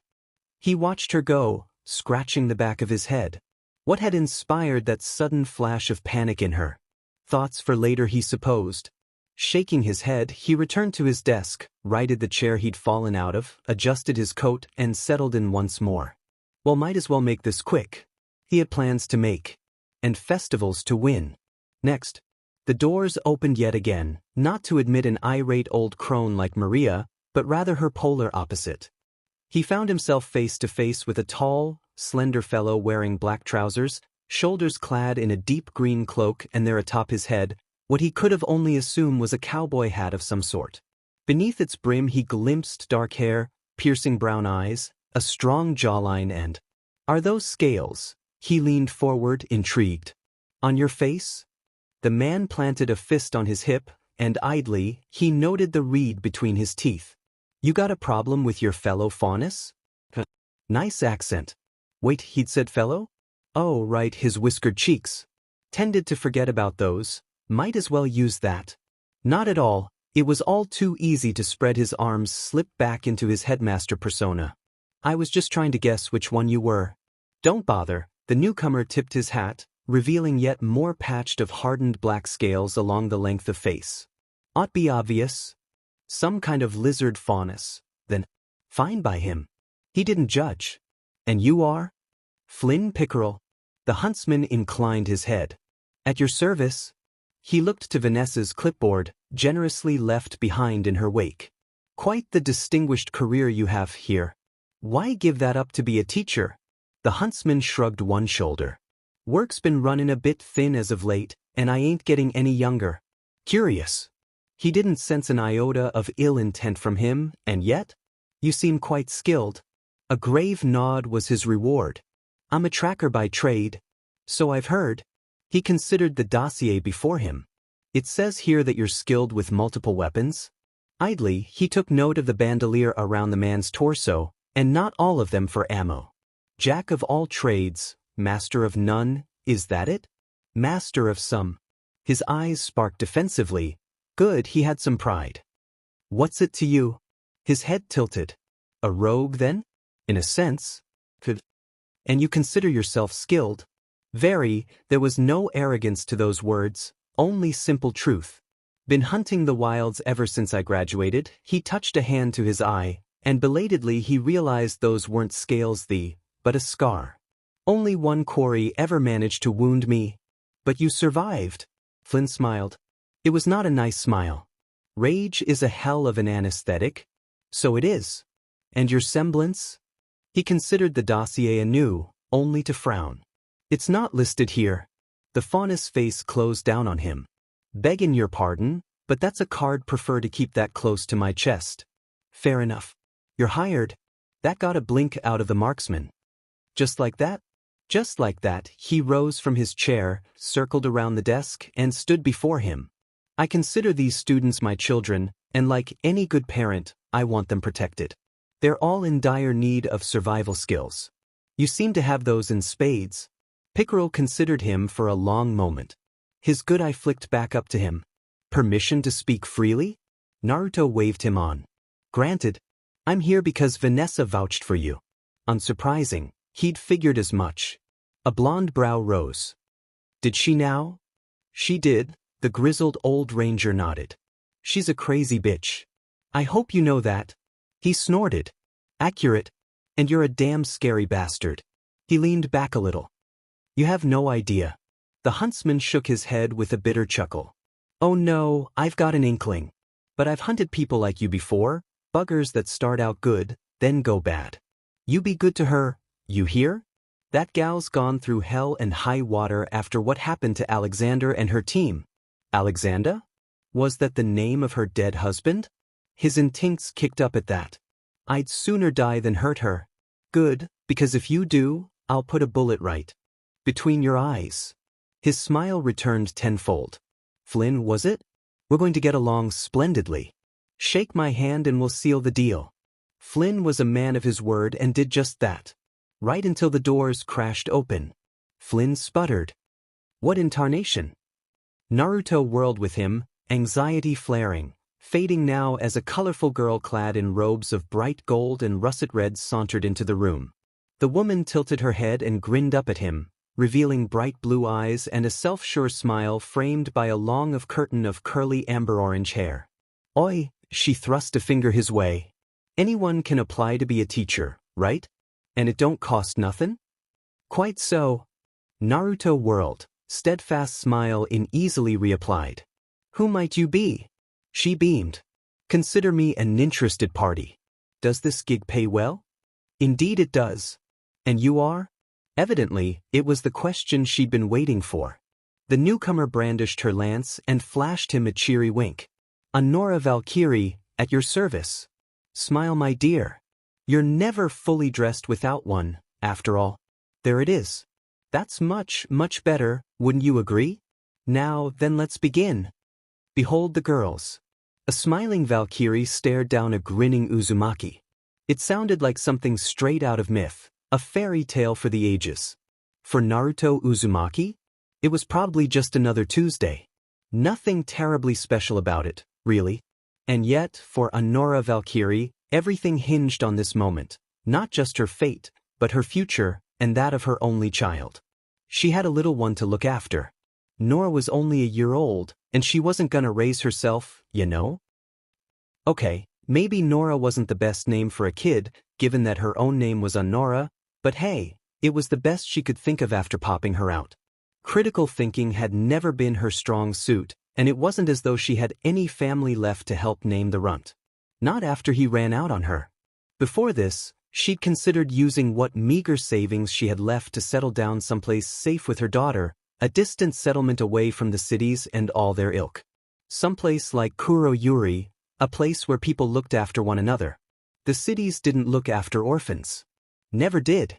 The villages were usually better about that sort of thing, or so she'd been told. That sounded cruel, too, like she intended on giving her up willingly. But she didn't. Picking a place to settle down was important, because she didn't have long left to live. 2 years, maybe 5 if she was lucky before this wretched poison finally ate her alive, took her from the inside out.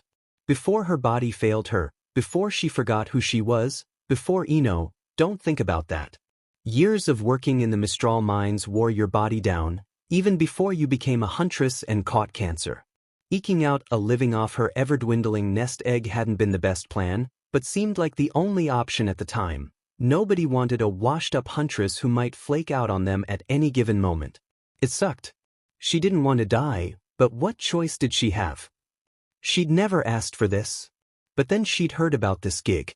Haven's headmaster was taking on all comers, both students and teachers. They said it paid well, real well, and he just confirmed it for her. With that kind of money, she could leave something behind for Nora, something more than a nest egg, something that would let her baby girl have a life once she was gone. If she ever ran out on her. Not that she ever wanted to. So she'd paid someone trustworthy to watch the kiddo for the day and dragged herself to the very top of Mistral. Lines were for suckers. She didn't have time for those, so she kicked the door down and barged in, trying to be bombastic and energetic as possible in her entrance, anything to mask the pain and trepidation she was feeling. Nora Valkyrie at your service. Then the headmaster looked at her, really looked at her as he hadn't before, and saw through her facade. He took one look at her, his smirk fading, and frowned. You're dying. Her smile died an ugly death. Busted. She'd heard Haven's headmaster was clever, but really? With just a look? Was it a semblance or something? Yup, she scratched the back of her head ruefully. Got cancer from working in the dust mines way back when. But I've still got some life left in me and I'm a fiend with this spear. Here, she hefted her beloved weapon, the last grace, the one partner that had stuck with her through thick and thin. I can teach, honest. A palm centered over her stomach, and belatedly, she realized he was right next to her. When had he moved? No, never mind that. What was this feeling? A strange tingling sensation welled up inside her body, as if her every cell were buzzing with energy. It felt like a kind word whispered in her ear, a gentle blanket draped over her shoulders, the softest of kisses upon her forehead, every bit of niceness she'd ever experienced in her life all coalesced into a single moment. That moment bundled itself up in her stomach and rose into her chest, taking her breath away. Don't mind me, a low, baritone voice intruded upon her thoughts. You'll be feeling better in no time. Who, what, when, where, why, and who. Against all odds, she did feel better. She hadn't realized how unwell she was, just how bad things had gotten, how inured she was to it all. The dull ache in her chest faded, taking the pain with it, allowing her to breathe deeply for the first time in years. Her vision became brighter, sharper, all the colors of the world sharper somehow, and more vibrant for it. Her semblance and aura came howling back to life, refilled in an instant. She didn't have to put up a brave front for the world anymore. She felt absolutely energized as she hadn't been in a terribly long time. And then it was done, leaving her to stumble back, leaning on her spear for support. What? She rasped out a gasp, clutching at her chest in a vain attempt to still her hammering heart. What did you do? I thought that was obvious. Haven's headmaster flicked his hand out, and idly she glimpsed a mark on his palm. I cured you. It's what I do. Evidently, The man in green muttered in mild disbelief. Cured her? Honora sputtered. How? Bit of a long story that the headmaster hummed, but I've had about all I can stand of interviews for one day. You look like a good person. Are you a good person, Honora Valkyrie? Honora blinked, still reeling from the shock of it all. Yeah. The headmaster clasped both hands behind his back and leaned forward to regard her. Are you strong? Hey, some of her bluster returned at the insinuation that she was anything but. I'll have you know I won the Vital Festival 3 years running. Judging by the way his eyes absolutely lit up, it was the right thing to say. Splendid. He clapped his hands, producing a sharp pop so loud that it made the man in green wince. Tell you what, hit me as hard as you can, and if I like it, I'll hire you. When she couldn't bring herself to immediately answer, he laughed a little. Now, it's not that difficult, you know. Me hard as you can. Are we clear? Clear. Her mind whirled with the possibilities. If he really had healed her, truly cured her, if this wasn't temporary, she could live. No, she was gonna live. She wouldn't have to abandon Nora now. Which meant, well, that simplified things. A grin split her face. Crystal? Alrighty, he nodded once. Let's take this out of the city. He looked past her to the chap in green. She'd never gotten his name and shrugged once. Sorry, Flynn. You'll have to find your own way around campus. I've got a different sort of interview to conduct. He grabbed her arm and the world blurred. Movement and motion, each proved instantaneous.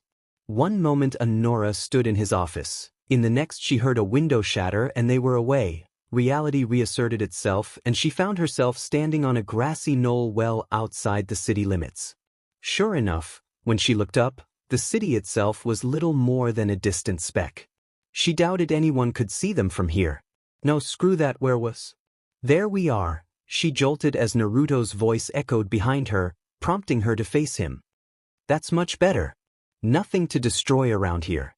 No one to see us or hear us. This'll be the perfect place to burn off all that excess energy. They'd only just met and he knew her so well. Honora couldn't help herself. She started to laugh. It began as a giddy giggle. A silly snicker, just the sort of snort she hadn't made since she was but a little girl. There was just something about him, about this day, the absurdity of it all, this 1 in a million chance she'd received. It felt like a blessing from the gods themselves. Maybe he was one, for all she knew. She couldn't help herself, the torrid. She doubled over, clutching at her sides in a vain attempt to stop herself, but it was no use. Her mirth only redoubled when she realized Naruto laughing as well, outright cackling at the sky with demented glee.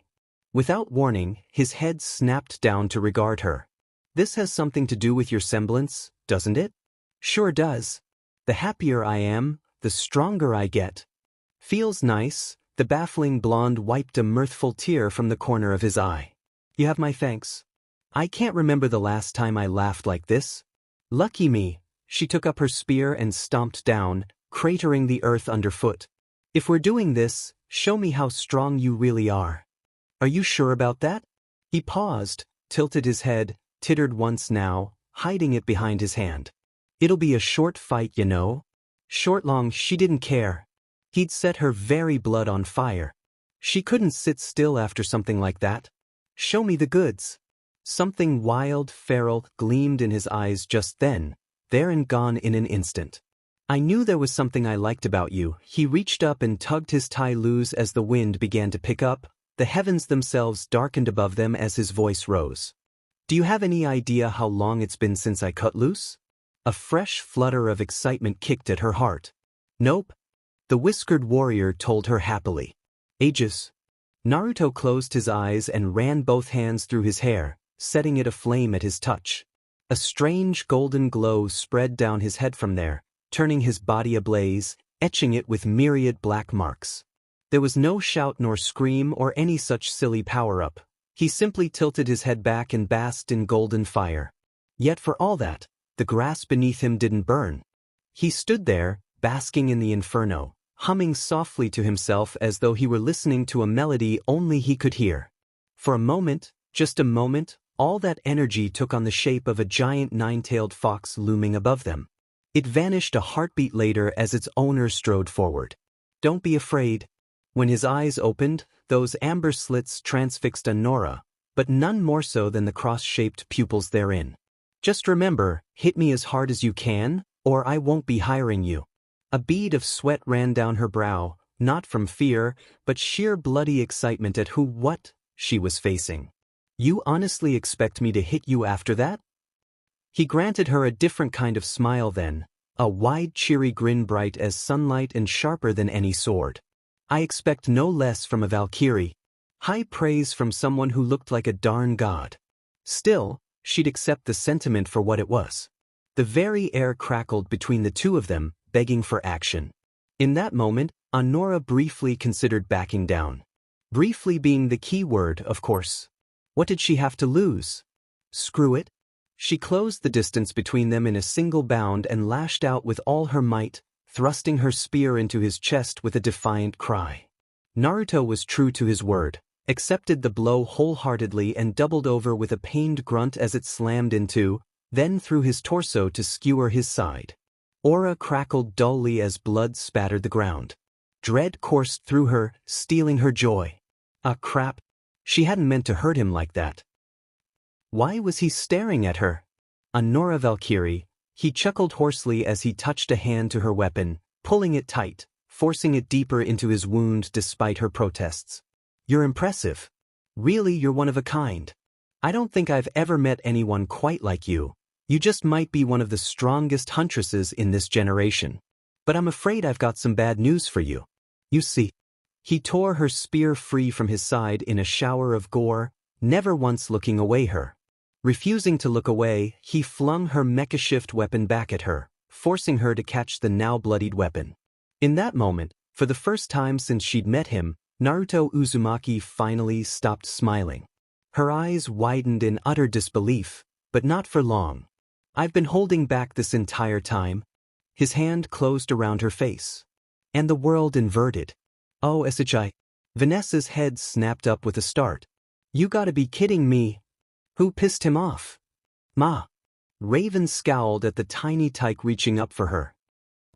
I just fed ya? Pyrrha reached higher, undaunted by her pointed refusal. Mama Aya. For the love of Dash. She glowered down at Vanessa's brat. Your mom ain't here.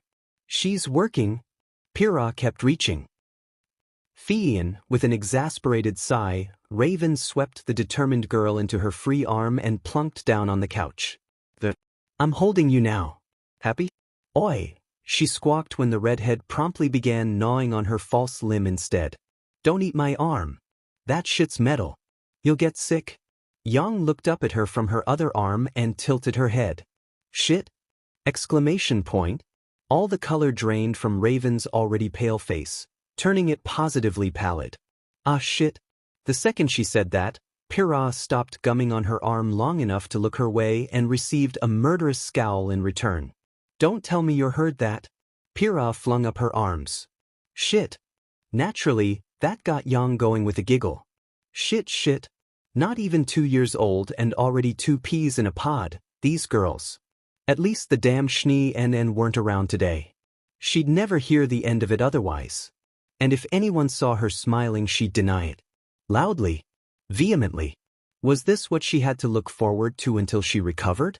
Babysitting and quiet comfort. A chance to relax and just be? Maybe it wouldn't be so bad. This felt kinda nice. And then her old trauma reared its ugly head. Yang was still a maiden. Salem would still come for her. She still hadn't told Naruto about Thader Watsu she had left behind when she spirited her away. She wanted to tell him, as she'd already told him so much already, but she couldn't. Things were good now, and she wanted them to stay that way, and she just couldn't. Abruptly, the city shook. A sight burst out of her. What's that dolt doing now? Lady Luck had a cruel sense of humor, Willow found. Fate had seen fit to free her from Jacques, from the unholy bonds of forced matrimony, from that leech and everything he'd ever used to bind her. Yet even in her newfound freedom, she found herself shackled in other ways.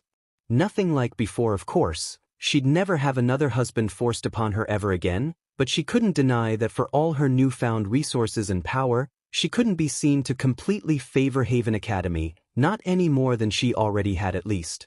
Many in Atlas were already asking questions about her generous donations and her relations with Haven's newest headmaster let them. But she could hardly dump all the SDC resources into this now, could she?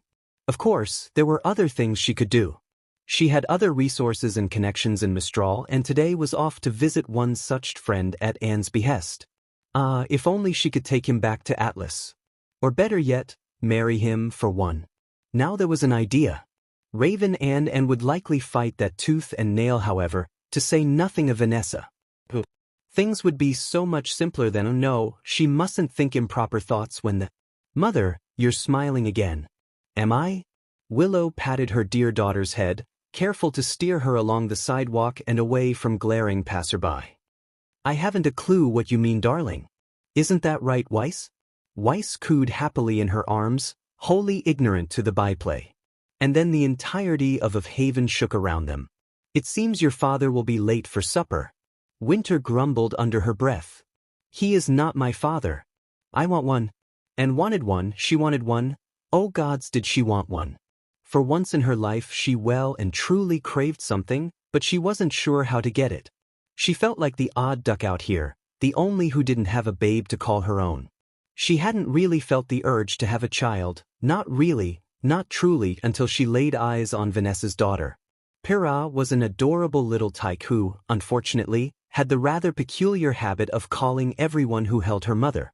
She was just too cute. So were the others, sure, but still. It hurt. Raven had Young, Willow had Winter and Weiss, and she'd been content being a den mother to the lot of them, but the urge was simply too much. She wanted one of her own, like the others, a son or daughter to have and hold. None of these children belonged to Naruto, yet he'd stepped up to help raise them all the same. If that wasn't manly, she didn't know what was. He'd be a fine father to any child of hers. So yes, and Ren, duck out. How to fix? Well, there's one way to remedy that, isn't there? Her face burned at the thought. To tease was one thing, to tempt another, but to try, did she dare? She couldn't think here in the house, not with so many little ones about. So she went out. Her mind wandered aimlessly for a time, letting her feet carry her where they may, weaving through throngs of people both of good and ill repute alike. It felt good to just take a walk for once, freeing to move without a care in the world. She didn't fear the dark alleys of Mistral as she descended the mountain, moving into the lower reaches of the city. Why would she? These were her old stomping grounds back when she was lesser. Before, when she killed aimlessly and without purpose, fulfilling contract after contract. But she was more than that now. She had a purpose. A reason to be, to fight. Still, some things never changed. She wasn't surprised when her feet carried her down a familiar path. Her shoes nimbly skirted a series of cracked and upturned cobblestones with ease as she rounded a bend, threaded her way through an alley and navigated her way past a half-collapsed wall. Even after everything, after all these years, after her self-imposed exile to Kuroyuri, she still knew the way home. In short order she found her destination home. She almost wished she hadn't, if only because this place had seen better days. Her lips curled in displeasure at the sight of the dilapidated building. Somehow it looked even more rundown than when she'd last seen it. The place was practically falling apart, wooden boards hung askew, the once blue writing of the sign lost and faded to time. The Helping Hand Orphanage. An old children's home on the outskirts of the city, a front for something far more nefarious. She knew this place had a reputation. Children sent here often vanished one or two at a time, sold off to the highest bidder for hefty sums of lien. Some were spirited away into the night, others taken by wealthy patrons to other continents, never to be seen again. Still more just gave up and walked out into the wilds to be taken by Grimm. And yet despite its ill repute, people dwelt within its walls after all these years. Children lived here. She saw some in the yard even now, scrubbing fruitlessly at wooden floors with dirty sponges. Most of them saw her in turn and scampered inside. A few curious souls, those who hadn't had the life beaten out of them, yet remained, but even those watched her like frightful mice, ready to flee at the first hint of danger. Their hollow eyes followed her as she entered the grounds. Her lower lip curled at the sight, not of them, but the bleak memories this place held for her. Once upon a time, many years before she'd been one of them, this had once been her home. She'd been one of the lucky orphans, taken on by an aging assassin, trained until her body and mind were a weapon, until she finally unleashed free and carved her bloody deeds in red to remnant. Until she found herself in a red puddle and realized what she was. Monster. Her right hand trembled at the memory. She gripped her wrist to still the tremors. No. That's not me. Not anymore. I'm a mother now. Well, I will be if I have anything to say about it. Naruto would go berserk if he ever saw the state of this place. Hells, he'd definitely probably declare himself the guardian of every urchin here, naming the lot of them his wards until they came of age. As entertaining as that might be, she knew even he couldn't look after a dozen runts at once. Not directly. Hence why she'd come along preemptively. Do what must be done and... The fence parted easily at her touch. Do not hesitate. A guard in dark leather armor saw her and raised the alarm. Show no mercy. She vaguely recognized the tattoo on his exposed right arm. A flower with blade-like petals. Familiar, but the name escaped her. Not one of the spiders. Interesting but ultimately unimportant. Naruto would never allow something like this to stand, and neither would Miranda. Equally unimportant was what followed. The lead guard attacked without question. Him and his fellows both, for all the good it did the three of them. And ran the first one through, marked the second with her semblance, and left him to die as she lopped the head off a third. A fourth burst from the shadows and fled, only to find a throwing knife in his back. He slumped to the floor with a gurgle and did not rise again. Vaguely, it occurred to her that she probably should have interrogated one of them. No matter. The deed was done. The rest was irrelevant. If the gangs were running this orphanage, then it wasn't an orphanage at all. She'd done a good thing here. Besides, these kids looked half-starved. Unacceptable. Stowing her blades, she paused just long enough to wipe her face and move on. Or so had been her intent, but belatedly she realized someone was watching her.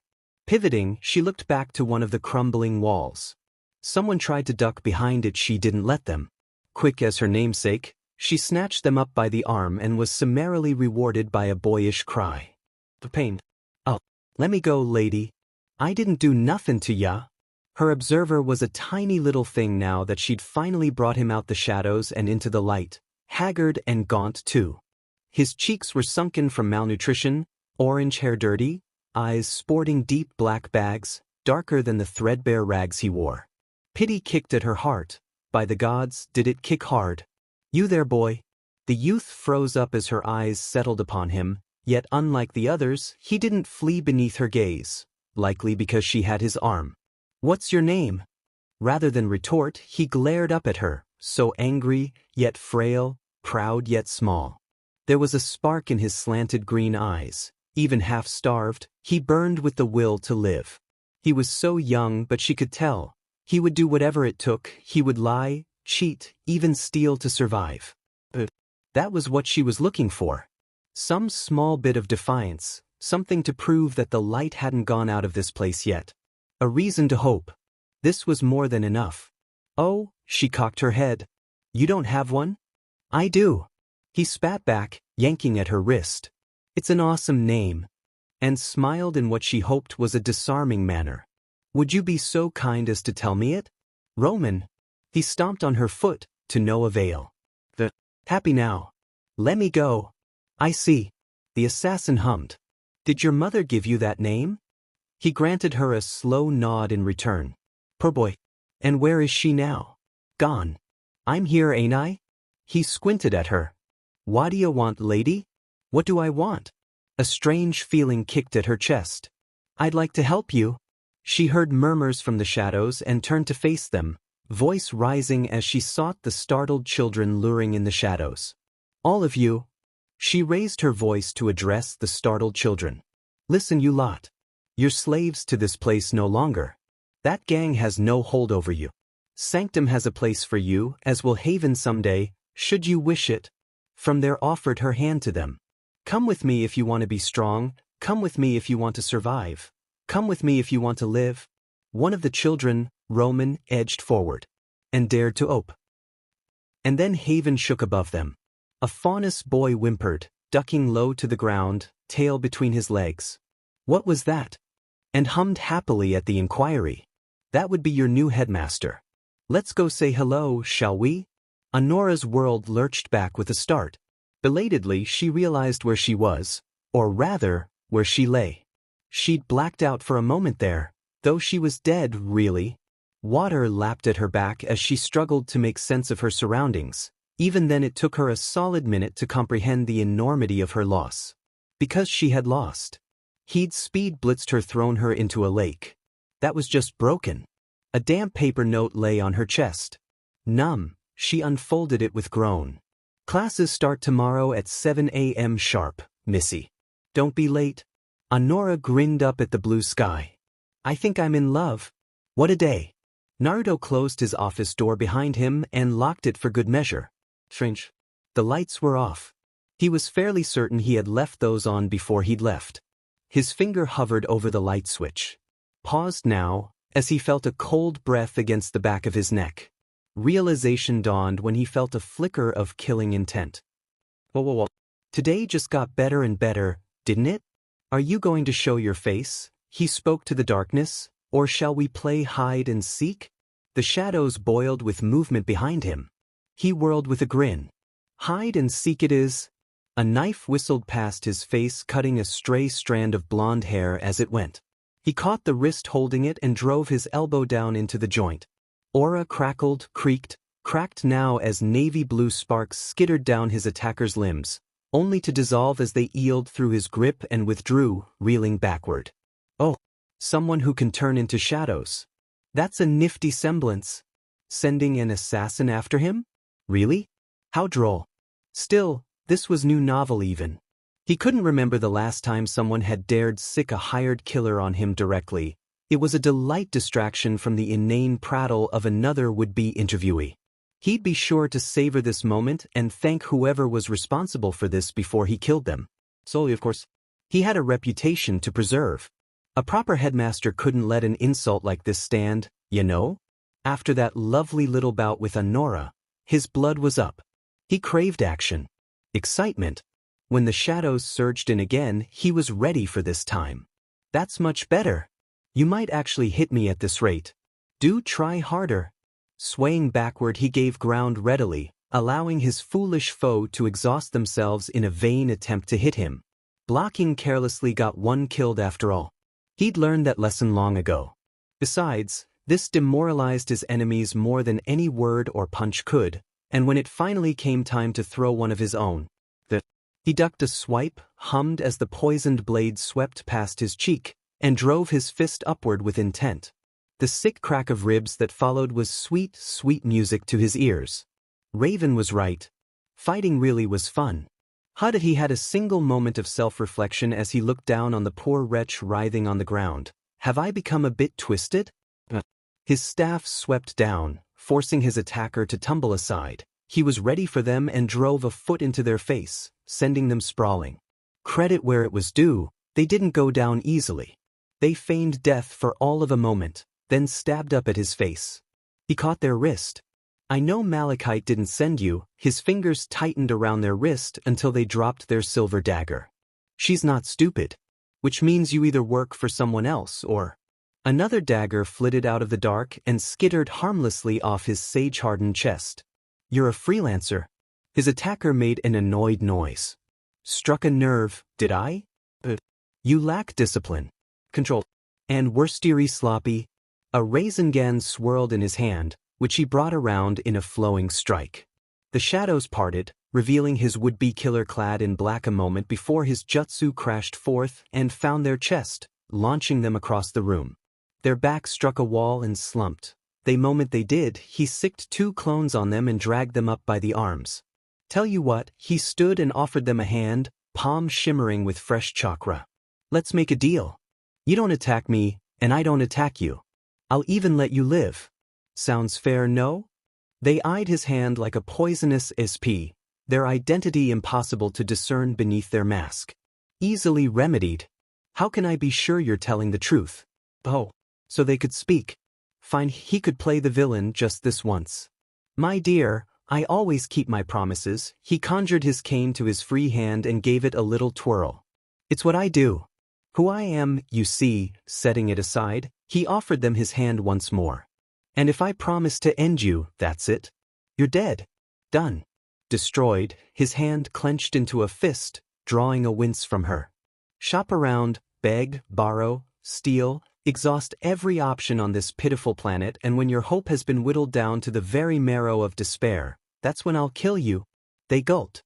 Or we could talk. He flounced into a seat and crossed one leg over another, smile in place once more. Would you prefer that? Evidently not, because they dissolved into shadows and phased through the floor, leaving his startled clones grasping so much air. Naruto tooted softly and let them go. He could have hunted them down, but he'd achieved his purpose.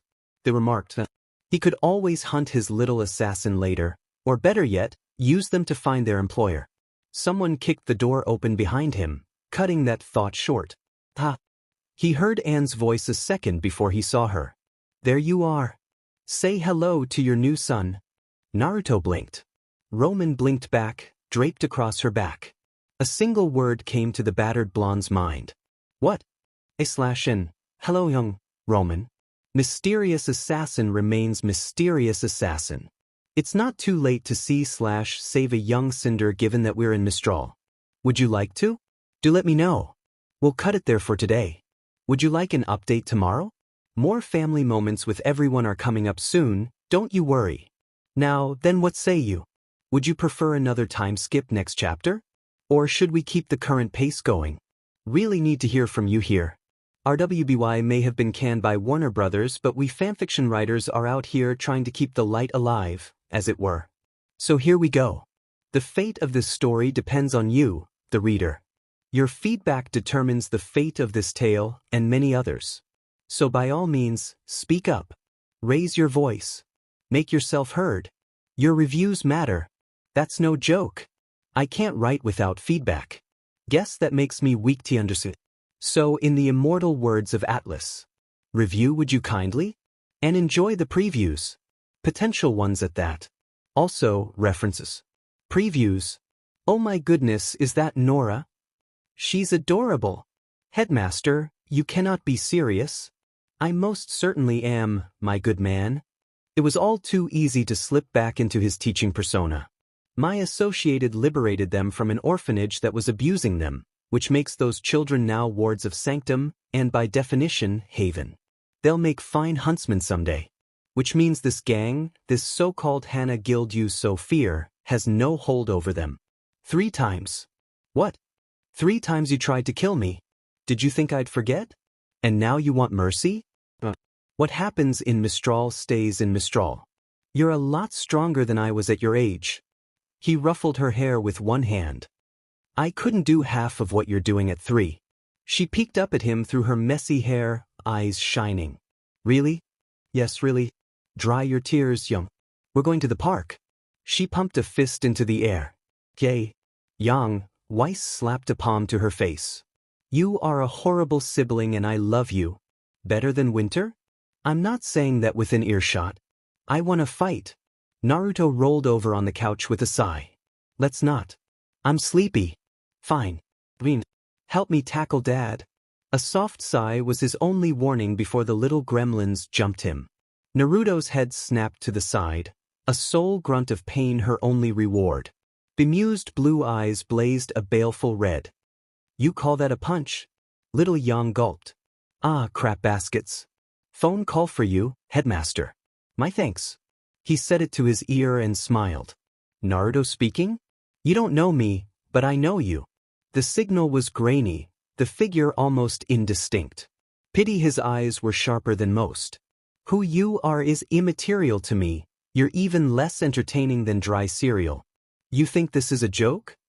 The man on the other end sputtered spectacularly, black mustache bristling like some great hungry caterpillar. I'll show you suffering. The image on the other end crackled. He sneered at it. Oh no. Your signal is buffering. I'll destroy you. You little. The scroll winked out. I'm afraid you've lost your signal. He closed down his scroll, pushed back his chair, and began to hum under his breath.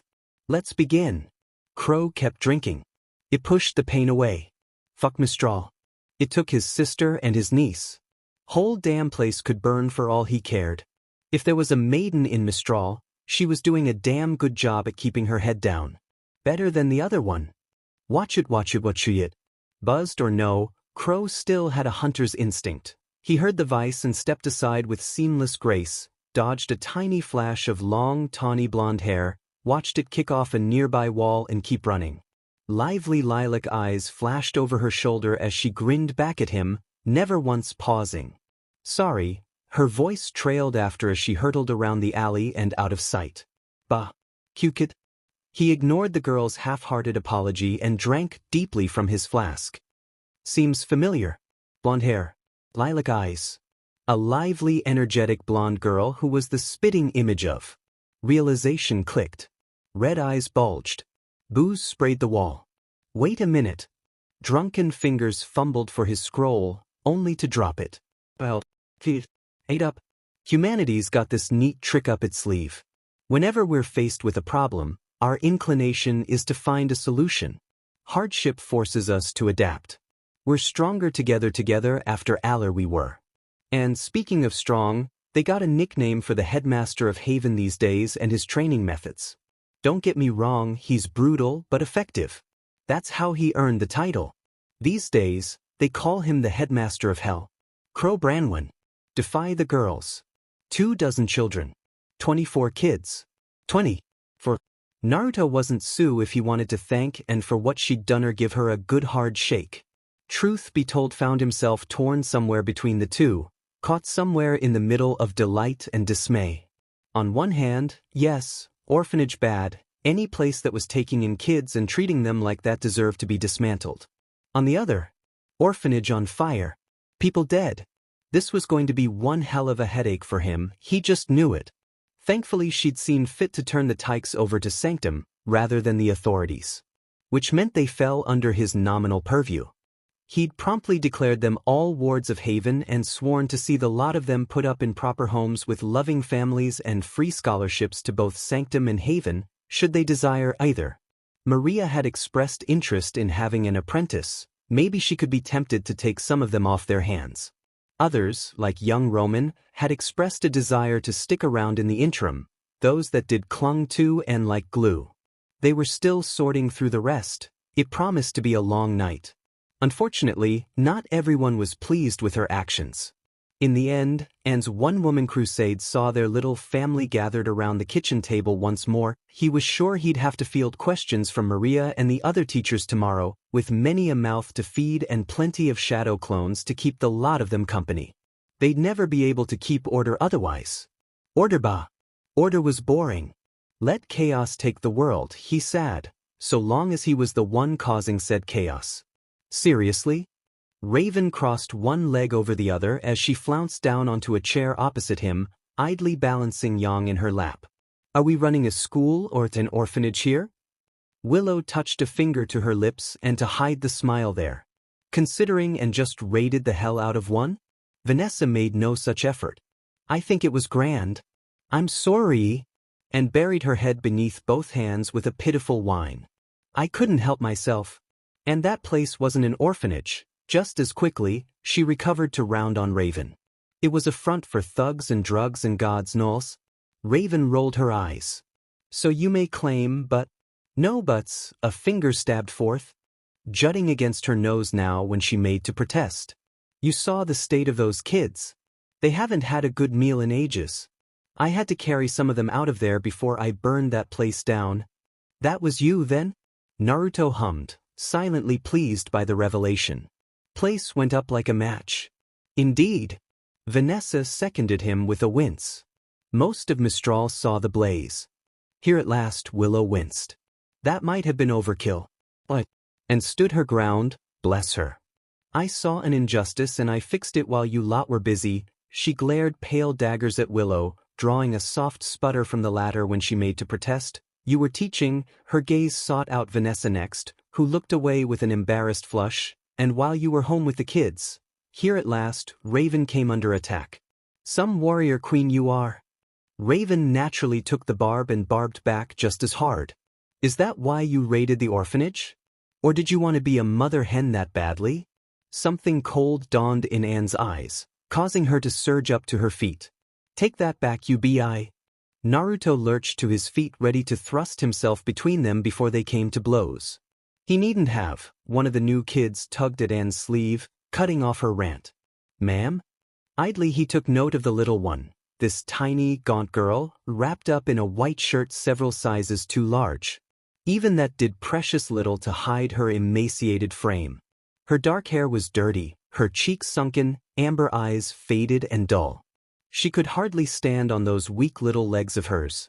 Yet despite that, or perhaps in spite of it, she yet clutched at Anne's hand. I want more food, and quirked a brow at her. Cinder, what did I tell you about manners? The lass wilted a little at those words and ducked her head low, chin tucked into her chest. Food, please? Naruto's heart kicked painfully against his chest with a heavy thud. Poor thing. It looked like she hadn't eaten in a week. Unbidden, he found himself reaching out to comfort her as he had Roman, only to wince when the girl took one look at him and skittered back behind Anne's skirts. Was he really that scary? Easy, you're all right.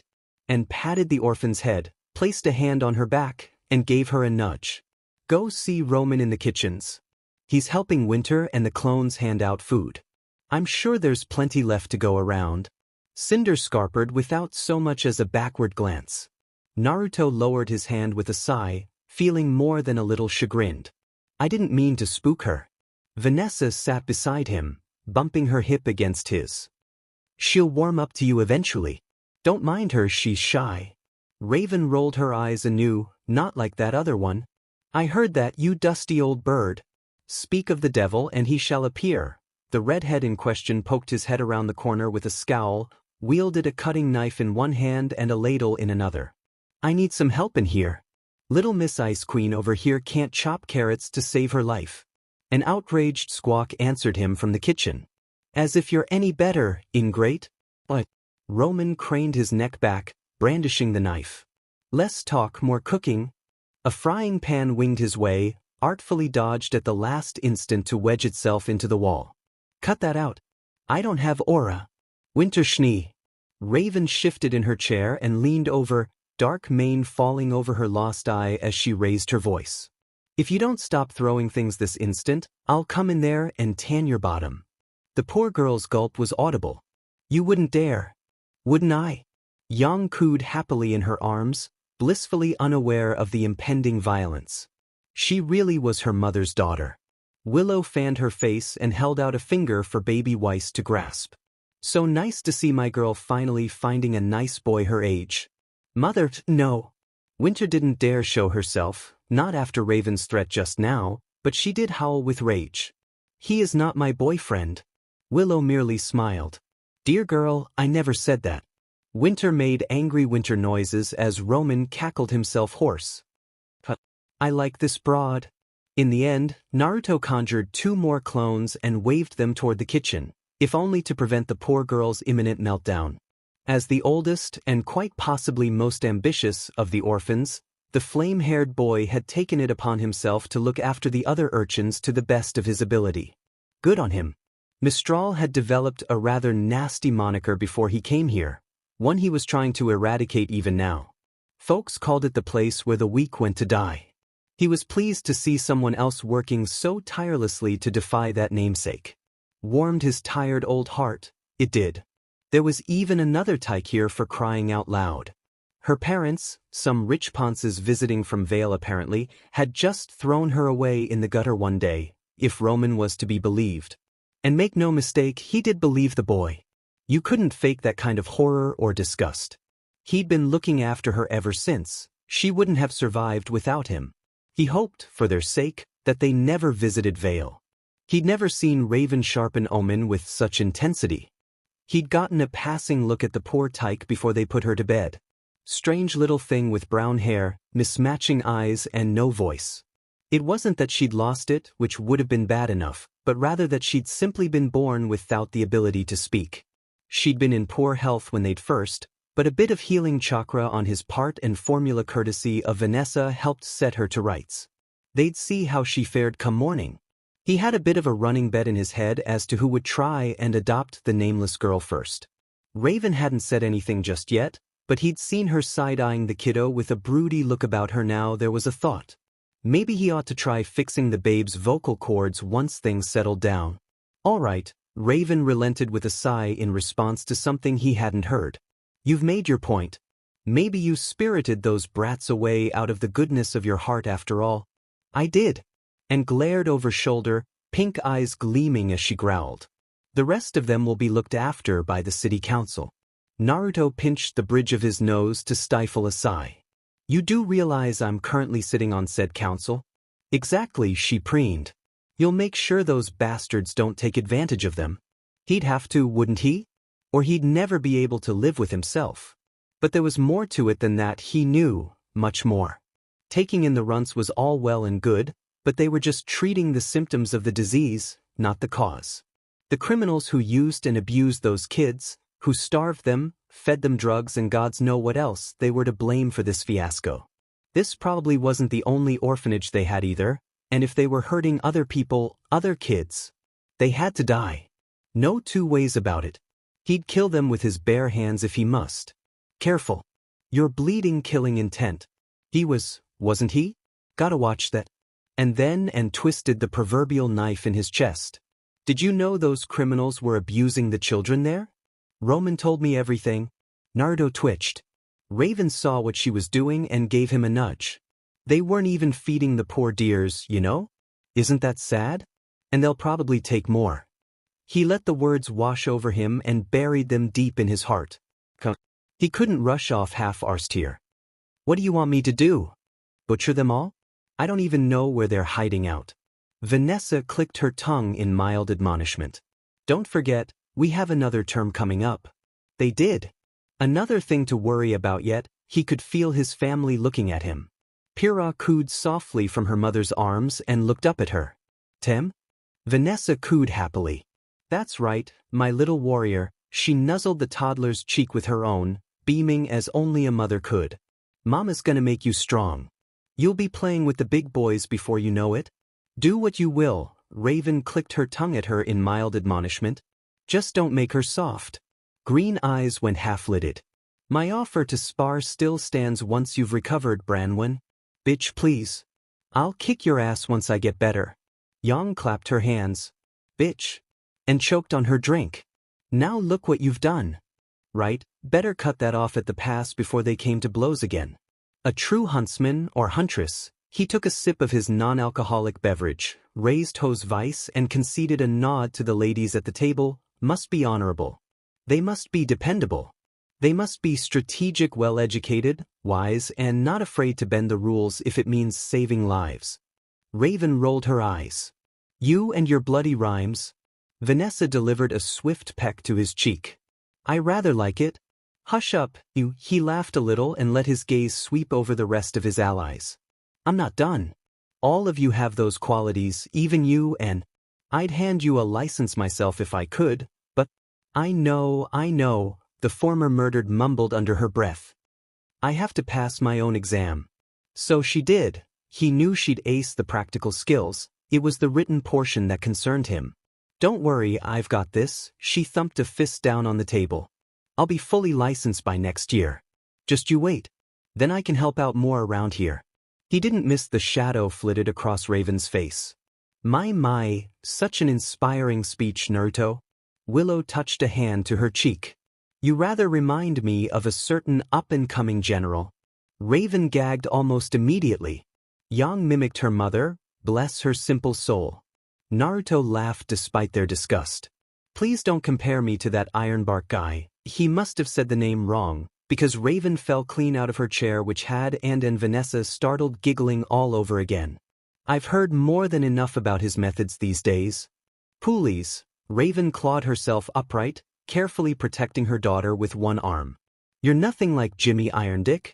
All right, now she was enjoying herself. You actually get results, which is more than I can say for his so-called campaign against the White Fang. It's not a war yet.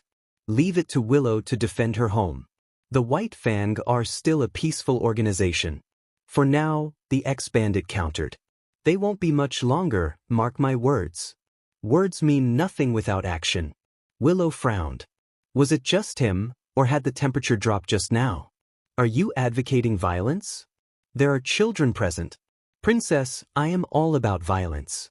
Just like this guy, she jabbed him with an armored elbow. Maybe he's too merciful at times, but hey, we can't all be perfect. Weiss started squirming in her mother's arms suddenly, demanding attention. Willow preened and rose from her seat in a swirl of silk. What? Someone wants her papa. Now wait just a second, I Carno and Holdingerno. His worlds trailed off into a sigh as the heiress plopped her youngest tyke in his arms.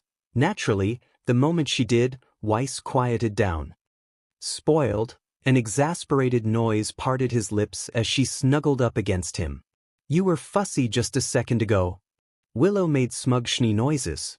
What can I say? Weiss wants what she wants. Raven chuckled. Softy. Hey. A ripple of laughter crossed the table. Speaking of action, and interjected, that brings us back to the Goliath in the room. What are we going to go about this kidnapping gang? I saw their symbol, but I've been out of the loop too long, I don't even know who they are. You're looking for the Hana Guild? All eyes turned toward Raven. She preened like her namesake and tossed her hair behind her shoulders. What did you expect? Traders and thieves flock to Mistral for a reason. Be glad this isn't Windpath or Kuchinashi. Those places are even worse than Mistral's underground. Vanessa flung up an arm. That still doesn't explain how you know these ruffians. It's not a long story. Bastards tried to muscle in on my turf and take a few kids back when I led the tribe.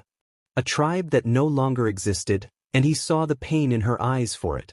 I took a few heads, sent them packing, you know the drill. Didn't think twice about it now. Willow pursed her lips, forming a thin line of displeasure. That's all well and good, but knowing their name doesn't help us much. Raven saw her chance and swooped in. We may not know where they are, but a certain spider does. His eyes widened in realization. Malekith, I can give her a call. And scoffed into her right hand. You think she'll cooperate? After he'd scared the daylights out of her? She'd better. Wait. Vanessa shook her head, nearly smacking Pyrrha with her ponytail. What are you suggesting? That we just wipe them out? Raven spat her disapproval. There's no point in trying to eradicate crime completely, believe me, Team STRQ tried that once in Vale. A flicker of nostalgia flitted across her face, there and gone before he could comment on it. Doesn't matter how many bastards you butcher. More always take their place. Fear works for a bit, but only a bit. Better if we control it and keep it clean. But people like this? They need to go. Agreed. An idea dawned just then. Willow saw his smile and sighed. Dear, I adore you, but you do realize you can't be seen to eliminate those thugs all by yourself. That's not exactly keeping a low profile. Do you intend to involve the authorities? No. They could be in on it for all we know. They probably are, knowing this city. But I won't be alone, he steepled his fingers. Not at all. I just need to have word with SLVR, HCCN, and CBLT. Vanessa recoiled. Why those teams? Whatever for. You said it yourself, he shrugged a shoulder her way, they're restless. Our students could use some live fire training, and it would improve our standing with the city. 2 birds with 1 stone. Naruto, no, she slapped a hand against the table. You can't mean to send those children into battle alone, not against hardened criminals. I won't. Each team will have a teacher with them. I'm sure Pickerel and Valkyrie will be up for it. Think of it as Sadvinst initiation. And touched a finger to her chin, considering. And yourself? I'll be leading the charge, of course. He grounded a fist into his palm. We're going to wipe them out in one night? Her eyes went half-lidded. Now that's a plan I can get behind. You can't be serious. Raven tilted her head. Why so afraid, Nikos? Unlike you, I have plenty to lose. Coward. Naturally, that's set and right off. You're one to talk. Willow raised her hand. Let's calm down. Gods, he felt tired. Excusing himself from the rising argument, Naruto rose from his seat, handed Weiss back to Willow, and paced away to the living room. Raven cast a confused look his way, but he didn't linger to see if she followed or not. His mind was already focused on other things, thoughts rapidly churning into a fresh frenzy as his legs carried him away. End time the pleasant sounds of dinner faded away, taking the chaos with them. He slumped down onto the couch, covered his face with one hand, and heaved a sigh. Being the headmaster of Haven was tiring at times, if he was honest. Not the paperwork, he could handle that even if he hated it, but the realization that he had to keep forging ahead, keep pushing, keep trying his best, even when it felt like the city itself was set against him. Maintaining the facade was difficult. The smiling man-monster of Mistral. Headmaster of Hell. His hard work had earned him all manner of nicknames and more, but while he'd been focusing on the future, children like Roman were suffering, and he never would have noticed if and hadn't. A weight settled on his lap. His lips pursed in a slight frown. Not now, Raven. Ain't in the mood. No response. His guest remained silent as the grave, not budging an inch. His temper flared as he took his hand away, opened his eyes and growled, half expecting to find Raven there. It wasn't Raven. Yang stared up at him from where she sat in his lap, grinning gormlessly, fiercely fearless in the face of his anger. No. Any ire he might have felt withered and died the moment he laid eye on her. His scowl softened into a smile, not the toothy sneer he wore to intimidate his adversaries or the silvery smile to charm his foes, but something more genuine.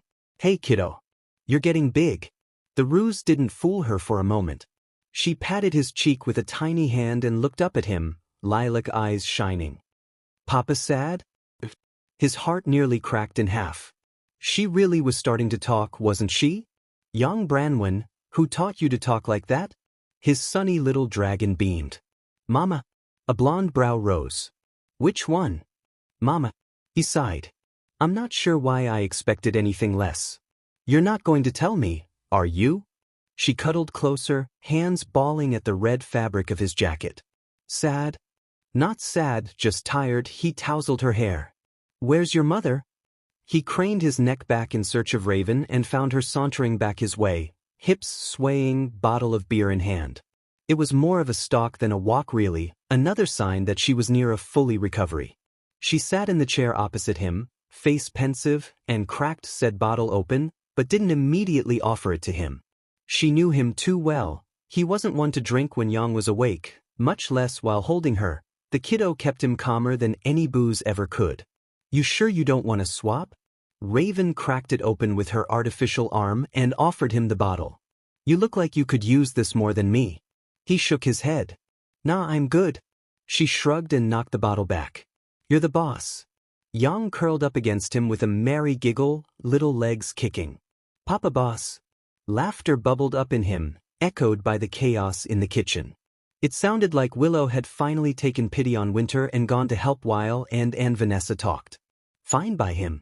He didn't want to be crowded right now. There was a strange gleam in Raven's eye just now, one he couldn't quite quantify. You really do care, don't you? There was the slightest twang to her tone that left him blinking. I thought you might be faking it a couple times, but after today, there's no denying it. His head tilted.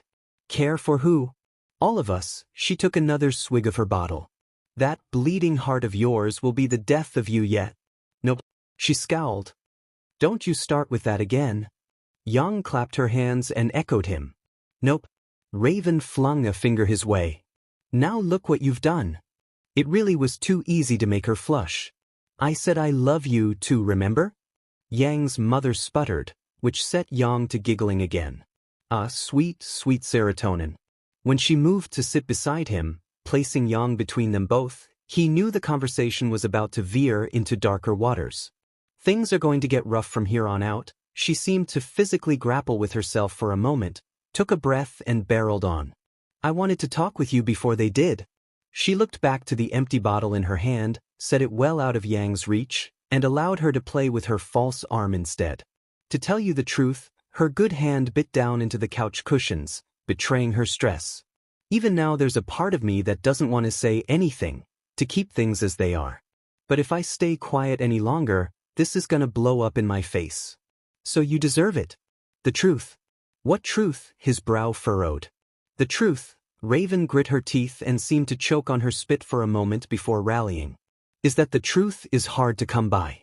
The story of victory for one person is the story of defeat for someone else. And yet huntsmen and huntresses think they're making the world a better place. They're not pragmatic, not like you and I, honestly, it's disgusting. Something in her words stung him. It's what they do. You know that? Not all of them. She shook her head, setting her hair swaying, causing Yang to grab at it. In a rare moment of weakness, Raven actually let her, even as her good eyes swung back his way. Some people are just in it for the money and the fame, but there are even more that are just looking to get stronger. I guarantee you, not all of your students are looking to make the world a better place. At least some of them will be enrolling to learn how to kill huntsmen just like I did. The foundation he'd built his new life upon cracked, just a little, but he held firm. Well, aren't you a suspicious thing? Paranoia kept me alive. She grimaced as Yang gave her coal-black tresses a hard yank, grit her teeth, gulped once, then barreled on. You said you wanted the truth? Then I need to start from the beginning. My brother Crow and I, we didn't attend Beacon because we were good people. We went to kill huntsmen. His eyes widened. Oh, surprising, isn't it? The mother of his daughter flashed him a bitter grin. Aside from the grim, huntsmen were the only ones capable of ruining our raids and hunting us. Back then, my tribe needed a counterforce, and we were the perfect age.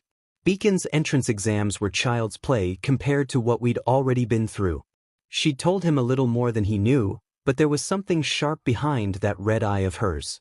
Is this leading somewhere? I'm getting to that, patience. Raven absently rocked Yang on her knee, drawing a pleased burble from the girl. We were good. We were very good. So good, in fact, that we caught the attention of Beacon's very own headmaster. Ashbin, it wasn't a question. The very same. She punched the couch with her false arm.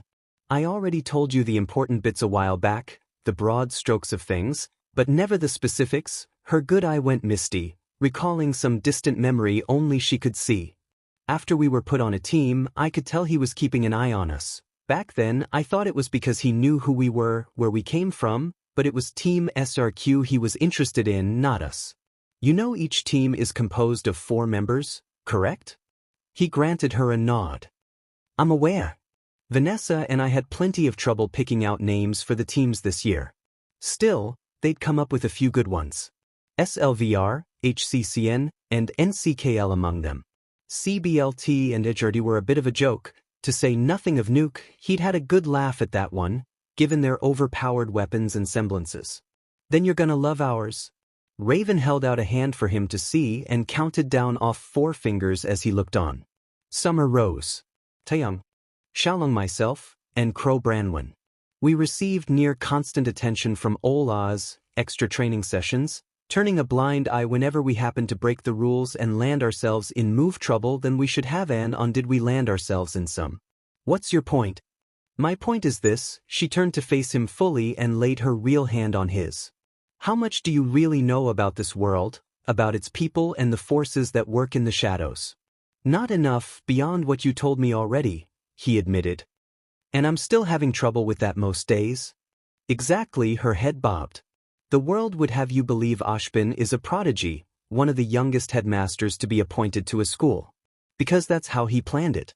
We know he designed these schools, that he has followers in every academy on Remnant loyal to him and no one else, or he did, until you took over Haven. You broke the cycle.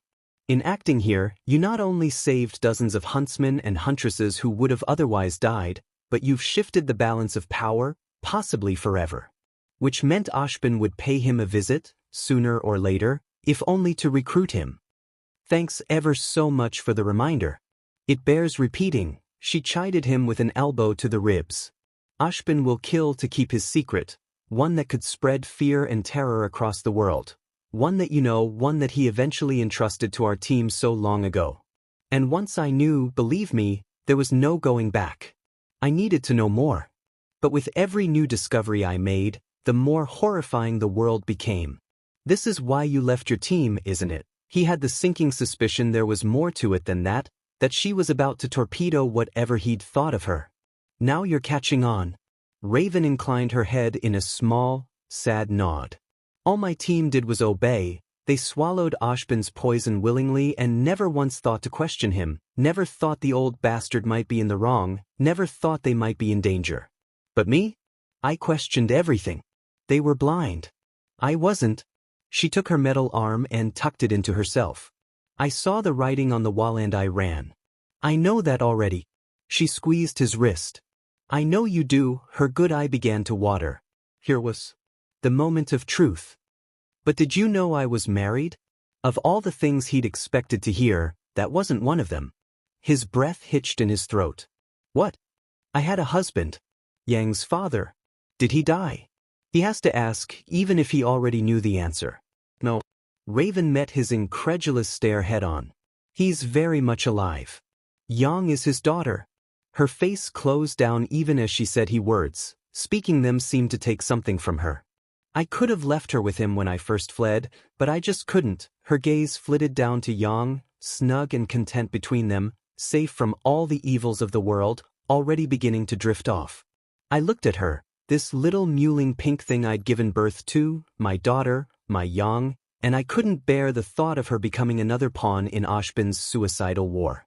So you took the girl? I took the girl, her head bobbed. Took her and ran as far and fast as I could, brought her to the tribe. And for a while life was better. Not necessarily good, but better until she came. Salem. Or her agents, at the very least. It went without saying. Raven flexed her false arm, reliving that night. That damn scorpion Faunus brought an army of Grimm to my doorstep.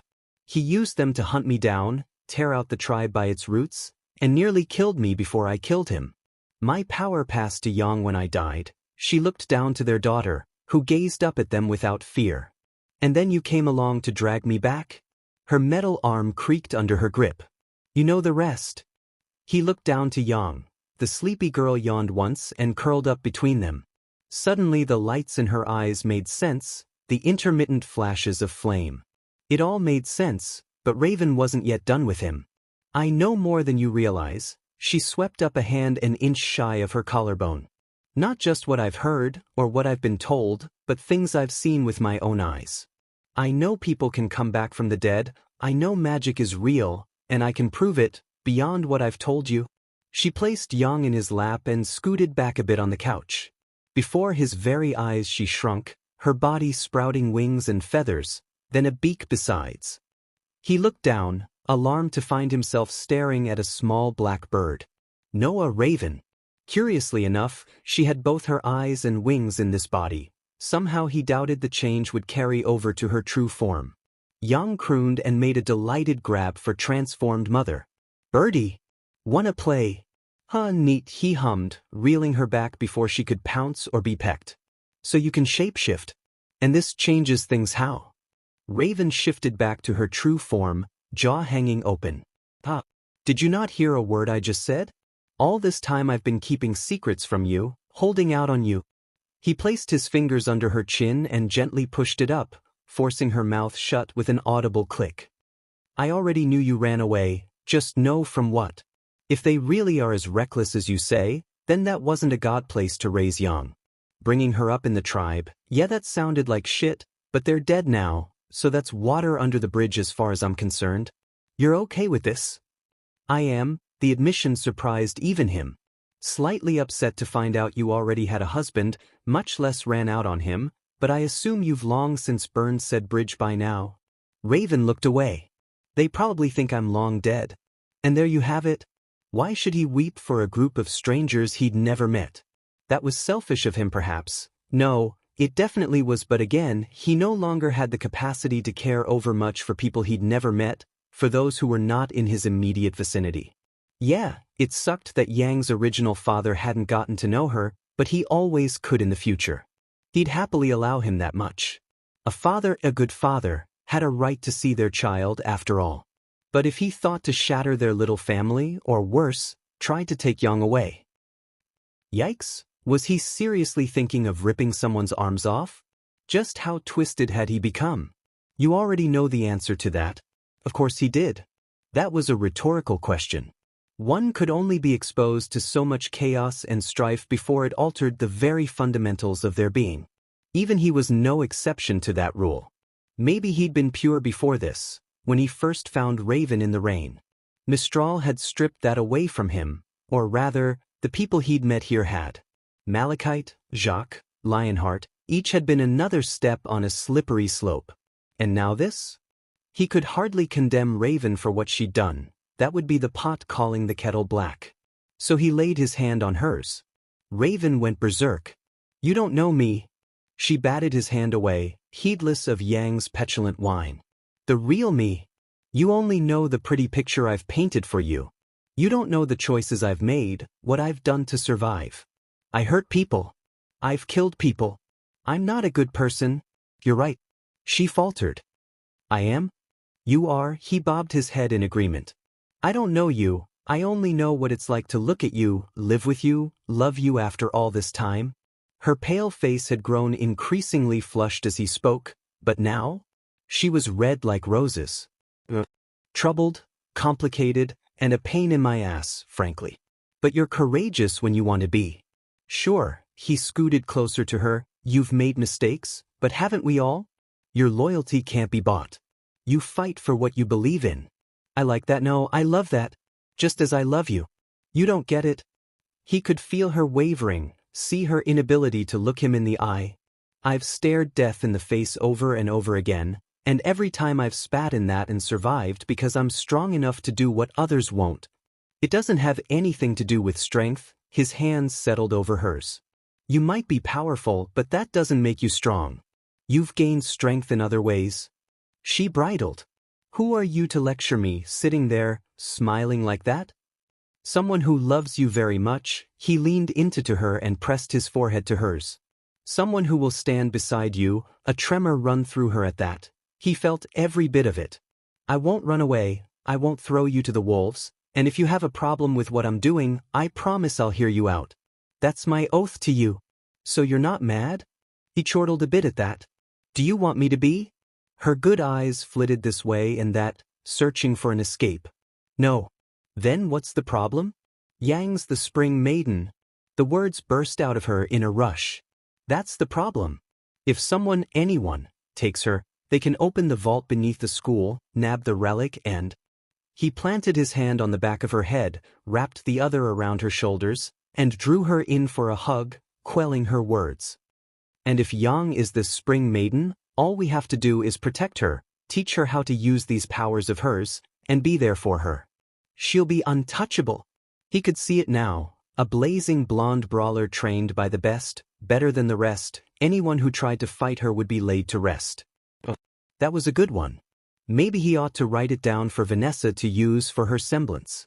Raven's fingers fisted into his jacket, reminding him where he was as she buried her head in his neck. "And if Tai comes knocking?" "I'll knock right back." He'd been ready for that and said as much. "We'll talk. I'll explain things." She hiccuped once. "I'm a terrible mother." He scoffed. "I've seen worse, trust me. Much, much, much worse." Kagaya came to mind. Raven was hardly Mother of the Year material, but at least she'd cared enough to bring Yang with her on this grand misadventure. Yes, it had caused chaos and hurt people, but the fact remained. A soft, warbling noise escaped her lips. One could almost call it a sob. He'd never say it aloud, of course. He knew she'd try to stab him if he ever insinuated any sort of weakness on her part. So he didn't say anything at all. He simply held her, rocked her back and forth, with Yang nestled between them. When the tears came, he didn't insult her. He let them flow freely, uncaring of the stains she'd surely leave on his jacket. Raven Branwen trembled against him and with a whimper broke down at last. "I'm sorry." "I know you are." He massaged the small of her back. "That's the first step." I'm sorry, I'm sorry." She didn't try to kiss him. She was much too devastated for that, but it didn't stop her from clinging on to him for dear life. He would have felt a fiend if he took advantage of her now. So there he sat, letting her weep and wail as she hadn't in years. He wasn't sure how much time passed. Minutes? An hour? In truth, he couldn't be sure. Eventually she slumped against him, and he realized she'd fallen asleep. Even then she maintained a death grip on him, so distraught was she. His heart kicked painfully against his chest. This was quite the mess she'd landed him in. But he would endure, he would find a way through, he always did. He blew out a sigh and dared to kiss her forehead. Such a troublesome birdie. Kurama coughed in his ear. You do realize we've had an audience for the last 5 minutes? Belatedly, he looked over his shoulder, somewhat nonplussed to find Willow and the other girls peeking around the corner. Alright, Spill. How much of that did you hear? Willow looked away, whistling innocently. Enough. Vanessa winced. And didn't say a word. Naruto exhaled slowly. Right then, that settled it. All this nonsense had made Raven cry. Slaughtering the Hana Guild sounded like an excellent way to bleed off his anger. Alright, he set Raven down, tucked Yang into her mother's arms, then draped a blanket over them for good measure. From there, he rose with a flourish and snatched up his staff. It's high time I reminded Mistral why I am here. And gulped a little at his sudden burst of enthusiasm and raced after him, pink eyes widening just so. Oh. Vanessa and Willow balked, yet it was the latter who spoke. What do you mean, oh? His eyes are red. Nothing good ever happens when his eyes are red. Move it. The very next day, he had the leaders of Team SLVR, HCCN, and CBLT brought up to his office. Not the entire teams all at once, of course. Bringing everyone up all together would leave his office much too crowded and would defeat the purpose. Better to broach this subject now, with the weekend here. He wanted to see how they would react to his words, then broach the subject to their teammates later. It was something of a thought experiment. That said, the leaders were certainly an eclectic group. Shiro Wan, leader of Team SLVR, lived up to his namesake at least, a tan youth with hair white as snow and eyebrows to match. His eyes were a sharp piercing gold, his body wreathed in red and black, bearing a bow of similar colors between his shoulders, and a pair of short swords at his sides. He looked capable, confident, and very much confused to be called up here out of the blue. You wanted to see us, sir? Just a moment. He slipped back into his headmaster persona, held up a hand, and looked to the others. Miss Shields, you look nervous. Is there a problem? Heather Shields, leader of Team HCCN or Hyacinth for short, wore a long combat dress and light muted colors like her namesake. In fitting with her surname and dark hair, she favored a rather large black-plated shield and a wicked-looking flanged mace at her side. Both mecha shift, no doubt. Why her teammates had nicknamed her Maple was beyond him. Poor girl looked fit to faint from fright. You remember me, sir? Of course I do, he smiled for her sake. I had quite some trouble coming up with a name for you team. Hyacinth was rather difficult. She sputtered and studied her shoes. Come on now, a new voice thrummed, show some confidence, girl. You can't hide behind that shield forever. Last came the leader of Team CBLT, one Carmine Escalates, a colorful redhead in a fashionably absurd outfit so outlandish and barely there that he didn't even want to look her way. If this weren't a weekend, he would have sent her back down to the dorms to get changed. Honestly, it was too much of a headache, so he just chose to ignore her garb outright. Her name sounded oddly familiar, but who was he to guess at it? Supposedly Miss Escalates originally hailed from Vacuo. She'd come a long way to Mistral. He wondered why. What could make them want to leave their home? He knew Vacuo was a shit place to live on a good day, but still, they seemed decent enough for now. His brow furrowed. Tell me, how fond are you of criminals? Shiro blinked. Sir? Fighting villains, then? Heather frowned. I'm afraid we don't follow? He heaved a sigh in mild irritation. Extra credit? Carmine winked. Sure thing, hot stuff. What do you want? Miss Escalates, please refrain from flirting in my presence. The redhead pouted and scuffed the floor with her boot. Malachite gave them good intel. 3 locations. 3 strikes. 3 victories. The Hana Guild were wiped out completely overnight. A warehouse door ripped itself free from its hinges. Naruto stomped in, grinning like a loon, Vanessa only a step behind him. Good evening. A score of startled thugs stared back him as he flourished his staff. Might you fine fellow be associated with the Hana Guild? One of them sputtered in disbelief at the sight of him.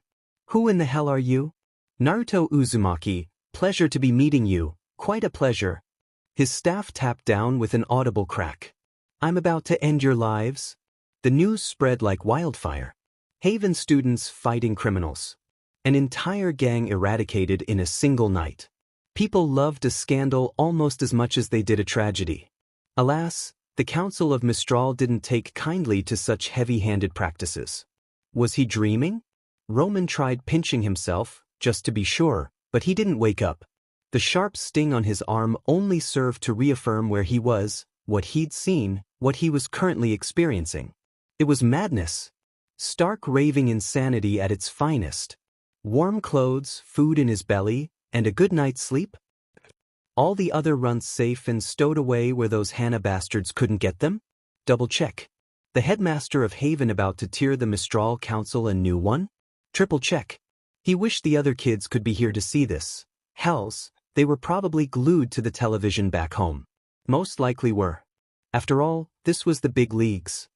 Here he stood on the stand beside the very headmaster of Hell himself before the Council of Mistral, unflinching, uncowed, unbowed.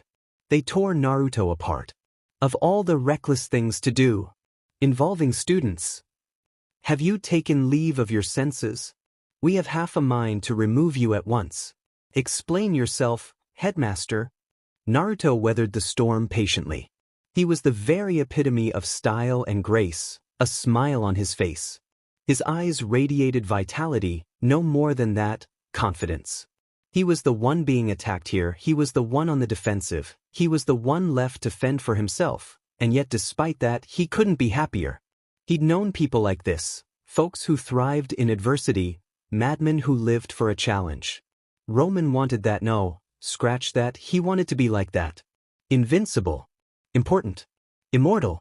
Naruto tapped his staff on the podium, smile never fading. May I speak now? An old biddy waved his way.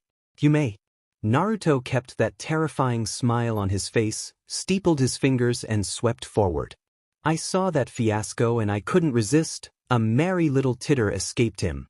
I haven't been this entertained since. You don't need to know about that. If he was putting on an act, it was a damn good one. He could tell the difference. I did what you were unable to. In a single night, I eradicate an entire criminal organization, all without my students taking a single injury. I dare say that's worth celebrating. Haven Academy has seen a massive upswing in applications because of this. Because of your foolishness. A reed-thin man with silver hair and golden eyes scowled his way. Your associate raided an orphanage and made off with the children within. She then returned to said orphanage and set it on fire, which prompted you to lead an assault against the criminals of the Hana Guild with 3 teams of students and teachers. If you had failed, the fallout. But I didn't fail now, did I? He bared his teeth in a fresh smile. So I failed to see the harm. One of the council members, a gaunt woman with blue hair and piercing brown eyes, glared at him. Headmaster, you cannot be serious. The other gangs will never tolerate such heavy-handed behavior. You'll start a war. I most certainly will, Miss Verdant. It was all too easy to slip back into his teaching persona, he could tell. My associates liberated this boy, Roman jolted a little as he found himself gestured at, and nearly 24 others from an orphanage that was abusing them, and brought them not to you, but to me. Which makes those children now wards of Sanctum, and by definition, Haven. Ergomat. They'll make fine huntsmen someday. Which means this gang, this so-called Hana Guild you so fear, which has been destroyed by the way, has no hold over them, nor do you. They are mine. You cannot simply. Naruto tapped his staff and the lights dimmed. You don't seem to understand. He tapped his staff upon the ground again, summoning a scintillating scarlet spark to light the gloom. The only reason you're still alive is because I have no desire to rule this city at the moment. He let his words hang over them, a guillotine ready to drop on their heads. I'm content to remain as headmaster. Because frankly, he shrugged one shoulder. This city needs one. None of you are fit enough to do it. You're mad. Wrong. He thrust his staff their way with a laugh bordering on a snarl. I'm sane. There's nothing more dangerous in this world than a sane man. An old, portly man bridled. Nonsense. You owe your position solely to Leonardo Lionheart. Name one person in this room who can remove me. Silence reigned supreme. Roman whistled. Dear council members, Naruto continued with a hum. If I wanted to hurt anyone in this room, I would have done so already. No, I'm here because I want to help. Not this ridiculous city you're trying to run. No, no, no. He waved a hand flippantly. I couldn't care less about that. You can all tumble down into the fiery pit of failure for all I care. He shook his head yet further. I'm far more interested in the future. It's going to be grand. Up came his staff again, lending him the image of a grand showman. Under my guidance, Mistral will become the greatest of the 4 kingdoms, with the finest of huntsmen and huntresses, heroes the likes of which you've never seen. In this, you have my word. However, in that moment his shadow twisted behind him, becoming something monstrous, something with 9 tails, and it looked hungry. If you insist on blatantly obstructing me. He leaned forward, and the almighty shadow moved with him, looming over them all. Disrespecting me at every turn. Someone whimpered. Roman never knew who. Getting in my way. Was the air thin in here, or was it just him? Then I'm not above seeing you replaced. Naruto finished with a toothy smile that would have made a grim cry, voice rumbling darker than the deepest pit. I'm not blind to your vices or your incompetence. I have ignored them thus far because frankly, they don't concern me. Make no mistake, just because I don't want to run Mistral doesn't mean I can't. His promise hung there, sharper than any blade. Roman shivered a little at his words, and what they promised. There he was. The smiling man headmaster of hell. Monster of Mistral. So too did the council shiver. They looked amongst themselves, and came to consensus. It was almost laughable how quickly this gaggle of goons folded. The old biddy verdant banged a gavel. The Council of Mistral does not bring any charge against you at this time. This meeting is adjourned. That eerie shadow above them vanished like so much morning mist, leaving Roman to wonder if he'd imagined it at all. Naruto tapped his staff and sketched a shallow bow. I yield to the wisdom of my esteemed council members. Out with you. In short order they were swept out the chamber and into the hall. He didn't miss the way Naruto preened there. That was a productive meeting. You sure that went well?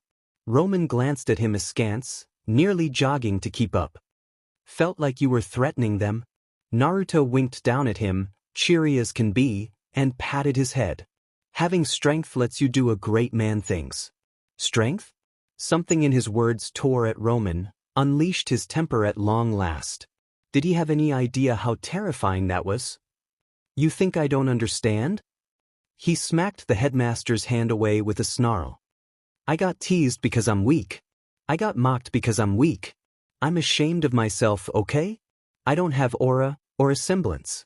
But I looked after all those kids in the orphanage, not because I waned to, but because I had to, because they would have died, otherwise. The headmaster only hummed. And a fine job you did keeping them safe. Was that it? Praise? That was all he had to say. You don't get it. He raged at him anew, heedless of who saw. If someone is strong, if they have overwhelming strength like you do, they go into every situation with an advantage. But when you're powerless like me, his hands balled into fists at his side. There's nothing you can do around the strong, nothing at all, besides quiver in fear and stand around helplessly. Naruto's smile split his face like that of a proud parent. And what will you do about it? Blind to his meaning, Roman ranted on. You get looked down on when you're weak. You can be knowledgeable, you can be creative, you can be considerate, but when faced with something strong, none of it will save you. Kindness won't save me. Not like that lady did. So I'll become stronger. That's why I came this far. I've got to get stronger. That's what I like to see. Naruto beamed at him and thrust out his hand right in his face, causing him to jerk back. So what will it be? Will you work with me? Roman hesitated. What kind of work we talking about here? The best kind, the headmaster of hell smiled. I can give you what you want, but not for free. You'll sweat and you'll cry. Hell, you might want to die, but I can give you this guarantee. You'll be the author of your own destiny. Another rhyme. Ominous. But what choice did he have? Roman seized his hand with gusto. The moment he did, he felt it. Something coursed through him, cold and sharp and powerful. For it is in smiling that we inspire those around us and terrify our enemies. Naruto's voice resonated lowly, sharp and poignant in his ears. Through this, we become a sword to carve through the unjust and bring others to glory. Unbound by morals and empowered with purpose, I release your soul, and by my shoulder protect thee. Roman staggered, eyes wide as a sharp orange glow enveloped his skin. He gazed at his hands in awe. Is this? It is, the headmaster hummed, all smiles. I used my aura to unlock yours, but the energy that protects you now is your own. Congratulations. And an orange aura? First time I've seen that. Laughter bubbled out of him, high and wild. This was more than he'd ever hoped for, more than he could ever dream for. Was Lady Luck finally smiling on him? I was always at the bottom. The runt of the litter. I know what it's like better than anyone. But I could never give up on striving for more. With this I'll be someone, his hands curled into fists but this time with joy rather than fury. This I won't forget it, boss. I'll be the best huntsman in Mistral, no, the world. Splendid. The headmaster patted his head. There's just one more tip I can give you. Roman looked his way with a skeptical smirk. And what's that? Naruto winked down at him. Smile like you mean it. Time waits for no man, shinobi, or even a Jinchuriki. And with it, 3 years passed by in the blink of an eye. Naruto knew he was no exception to this ironclad rule. Even so, he found himself somewhat startled by just how quickly time all went by. Yang grew like a weed, to say nothing of Weiss, Winter, Pyrrha and Lai Ren. A son. His never thought he'd have one of those, you know? Naturally, there were other surprises to be had. But not all of them were pleasant. Crow kept drinking. It pushed the pain away. Fuck Mistral. It took his sister and his niece. Whole damn place could burn for all he cared.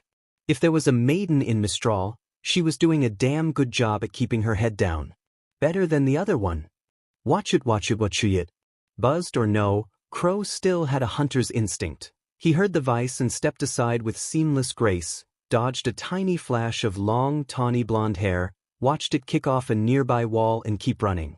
Lively lilac eyes flashed over her shoulder as she grinned back at him, never once pausing in her stampede.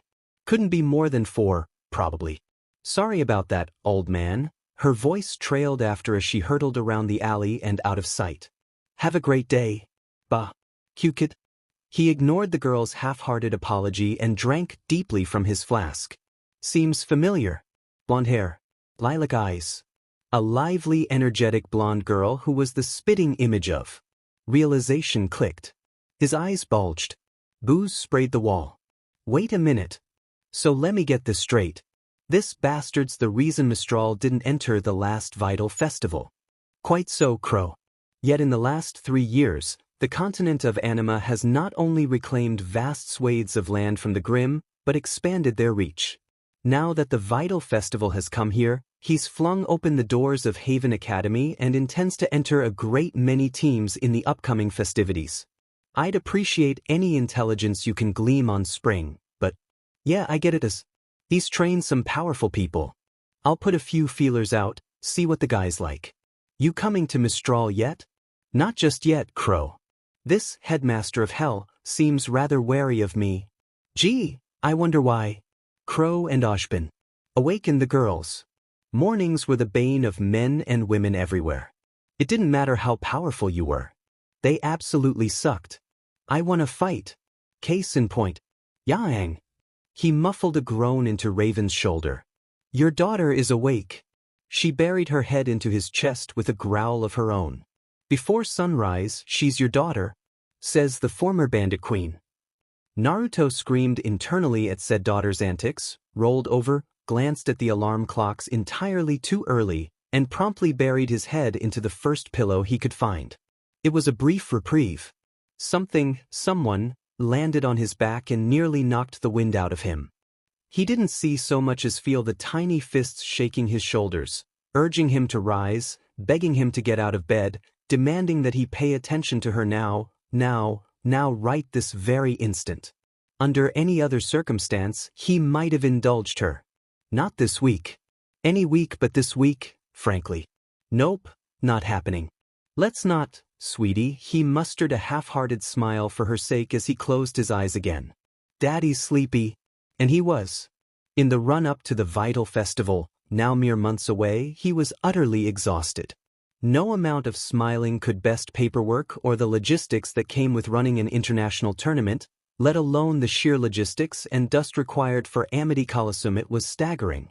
Not only were the transfer students expected any day now, but he was evidently expected to liaison with the other headmasters in turn. Supposedly Ironwood of Atlas, Theodore of Shade, and Ashbin of Beacon were keen to meet with him.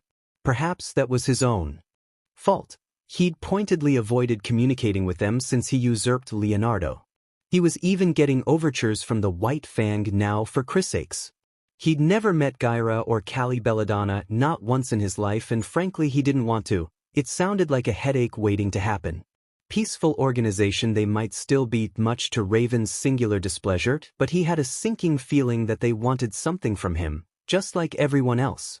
Also his fault there, given most of Remnant thought him to be a faunus. He couldn't even send Pickerel or Malachite to shoo them away for fear that it might reflect poorly upon Haven. No. That was a matter he must attend to personally, which meant even more work, ergo, more shadow clones, and the massive migraines they always brought. Honestly, being headmaster was more trouble than it was worth sometimes. Deoad. So yes, right now, sleep. Very much wanting. You said we could spar today. And not getting. Precocious little 4-year-old. 5, actually. Leave it to Kurama to play the devil's advocate when he was half asleep. Her birthday's just before the tournament, remember? Semantics. At least Winter and Roman knew better than to rouse him at the crack of dawn. They were older, more patient, and actually valued their lives, as did Neo and the still skittish Cinder on occasion. Not so young. She proved that by pulling his hair. Raven muttered a far less pleasant threat under her breath as she tucked her head deeper into his chest. "Disturb me at your own peril, daughter of mine." That got a pause out of his adoptive daughter. Raven didn't make idle threats. She might actually cut Yang's hair this time. Alas, their reprieve didn't last. "Hey Weiss, any chance you could use your glyphs?" "Why ever would I do that?" He almost smiled when he heard a familiar prissy voice scoff at her. "I don't fancy getting a spanking." Yang whispered something to her. He never knew what, he was too sleepy to care. Whatever it was, it got a reaction. Yang Branwen. He heard rather than saw Weiss facepalm. "You are a horrible sibling and I love you. Better than Winter?" He could practically hear her smile. "I'm not saying that within earshot." He heard a shimmer of aura and felt himself be hoisted out of bed. Not bad. 4 going on 5 and she'd already achieved near mastery of her glyphs, enough to lift then launch him across the room. His back struck the cold wooden floor with a grunt. He was so proud. Unfortunately, said pride was overshadowed by all this unyielding grumpiness. "Quick, help us tackle Dad." A soft sigh was his only warning before the little gremlins jumped him. Blue eyes snapped open. This meant war. Vanessa awoke to an aggravated shout, punctuated by an explosion. "It seems the children are awake," and stretched with a smile and a languid sigh. Willow joined her. "I suppose we should help." Yang loved Combat Day. She loved it. Loved it more than anyone or anything. Wednesdays were the one day of the week where Weiss, her, Pyrrha and Rin got to jump Dad. It didn't matter how they attacked him, ambush, directly or from afar, she'd never forget the pie incident as long as she lived, so long as they made a good show. So much fun. And sometimes, if they did really well, they got all kinds of rewards. She wondered what today's would be. It was a punch. She dropped flat onto her back with a yelp and kicked upward, diverting the blow before it would have sent her sprawling into the garden. It didn't stop Dad for a second. He stomped down, forcing her to tumble aside and throw a punch of her own, to no avail. He caught her, and whipped her into Weiss, sending them both sprawling into the dirt. Pyrrha took her chance to swipe at his ankle, only to meet a similar fate. Lai Ren, or Ren as Yang preferred, because who wanted to call their brother a liar, alone managed to stand his ground and hold him off with a flurry of quick strikes, but no more. In short order, all 4 of them lay sprawled atop one another, dizzy and dazed. The entire time, Yang wore the biggest smile. Life was good. Why wouldn't it be? She was young Branwen Uzumaki and she had the best damn parents ever. Also 3 moms. Well, for technically, but Auntie Nora didn't count. Rumor was Dad hadn't brought her into the family because Nora and Ren were best friends. Sure, she wouldn't mind having another mother's tongue twister, but Ren and Nora kinda liked one another, so she wasn't getting in the way of that. It was kinda cute, really. She still thought boys were icky, but Ren was her brother, and she wanted nothing but the best for him. Roman was a cool big brother, but Winter was stuffy, Cinder was skittish, and Neo was Neo. No telling what she was thinking on a given day. She was kinda jealous of the big kids in all honesty. Roman and Winter got taught differently, as did Cinder and Neo, and then there were the Haven students.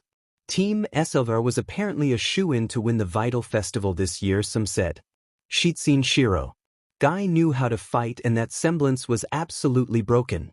And there was Weiss. Weiss. 4-year-olds had to stick together. Her Imperator. Speaking of ambushes. Cowabunga. Yang looked up as someone vaulted off the roof above. Right. She'd forgotten about Nora. They'd had a sleepover last night. Dad hadn't forgotten. Even as the tiny ginger's shadow fell over him, he whirled, whacked Weiss on the head to stun her when she tried to sneak up on him, and caught the ginger's handheld hammer in a glowing golden palm with a smile. What did I tell you about shouting before you attack? She blanched. Ah, crap baskets? Language, young lady. His foot arced up. Aura crackled loudly. Nora went airborne with a squeal. Ren sighed, reckless as ever, it seems. There's a certain charm in that, wouldn't you agree? Double crap. Yang felt all the blood drain from her face. When had Dad gotten behind them? Then there was no more time for thought. The 4 of them were in the fight for their lives. Weiss tried to summon a Grim and got her feet swept for it. That brief distraction allowed Rennie to drive a heel palm into Dad's shin only to be greeted by an elbow to the gut that left him folded in half. Pyrrha pivoted and drove her practice blade at his exposed flank, only for Dad to bend backwards in a way that shouldn't have been possible and smashed a heel into the back of her head, launching her headlong into Ren. And then he went after her. By sheer skill or luck, Yang somehow managed to block the first punch by crossing her arms. From there, she gave herself up to the momentum that followed, letting it launch her backward to gain some much-needed distance from her smiling sire. She kicked away from him and raced back in, dragging her right against the ground, letting friction build up in her palm until it sparked. Dad blinked in surprise. Well, that almost reminds me of a Chidori. Chi what now? No, it didn't matter. She had him this time. Eat this. Lightning leaped forth from her fingers as her maiden powers manifested, lilac eyes blazing in all their glory. She gathered up all her strength and flung it his way in a vicious bolt of blue. Dad didn't deign to dodge. That was her first and only warning. She should have known better. Rather than retreat, Dad did something with his hands and caught the bolt between his palms. His boots bit into the dirt, but it didn't hurt him, didn't harm him, didn't even get a grunt. Out of him. Yang balked, baffled by the sight, eyes growing wide, body unable to move as he swept his still sparking palms around across his stomach and high. Dad Naruto flung 2 fingers forth with a triumphant shout and the lightning surged forward right at her. In all fairness, she didn't see the impact, but she sure as hell felt the shock that followed on her aura. Okay, getting hit with redirected lightning sucked. Her hair was gonna be frizzy for a week. Why was she seeing so many stars? Oh, pretty colors. Dimly, she watched Dad whack Weiss over the head and pin Pyrrha underfoot before catching Ren by the scruff of the neck. Dangling him before his face like a naughty dog, he held out his free arm and...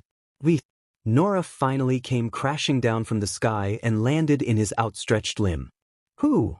Up went her arms as she giggled. Let's do that again. Let's nod and say we did. Dad dropped the excitable girl and covered his mouth to stifle a yawn. I'll call this a passing grade ow. He barked a laugh as Rin drove an elbow back into his face, forcing him to drop both him and dart backward Nora to defend himself. Alright then. Round 2 it is. A quick 1-2-3 punch should have ended things then and there. Surprisingly it did not. Against all odds, her little held his ground and fended him off. Pink eyes slid shut, long dark hair lofting about his head like a halo as he swayed left, right, then left again. He didn't stop there.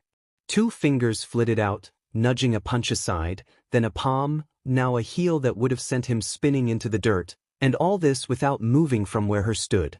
Weiss climbed to her feet, favoring her left leg as she got the hell away from the father and son duo. How on Remnant is Run doing that? Pyrrha limped their way, dragging a dazed Nora with her. That shouldn't be possible. Yang had a far simpler term for it. Awesome. They all knew Ren was special, almost as special as her, but this was new. Was it his semblance? She didn't think so. No, this almost felt like, was this chakra at work? Dad said he had it, that he might manifest a bloodline trait even, but he'd never shown any signs until now. Nora cupped both hands to her mouth and hollered her support. Go Rennie. Kick your dad's ass. It was the right thing to say but also so very wrong. Lyron made the mistake of opening his eyes for a moment, just a second, and that broke his concentration. Dad showed no mercy. He swept his son's legs to knock him off balance, caught him by the throat while he was still in the air, slammed him down and stomped on his chest for good measure to hold him there. Aura flexed and crackled, but held, just shy of breaking. And yet for all that, his grip was gentle, his grin gregarious. Well done. He released his neck to ruffle his hair, grabbed his arm and hauled him to his feet. You'd be faster than me at this rate. Yang beamed. That settled it. Wednesdays really were the best. No ifs, ands, or buts about it. And then today got even better. Step aside, children. Her head whipped around so fast she nearly broke it outright, wearing the biggest smile. You've had your fun with the rest. Mom, fully dressed at last, descended the stone steps from the porch and drew her sword in a lazy sweep. Now face the best. She giggled a little despite the stars still dancing before her eyes. Mom with her puns. Dad granted her a grin. Finally feeling up to it, are you? Shut up and fight. He raised his hand, made a come-hither motion her way, uncaring as Ren and the others scarpered to the sidelines. Whatever you say, dear. Her blade slammed into his palm with such force that the ground cratered underfoot. Dad didn't budge, but his smile did split his face as he regarded her.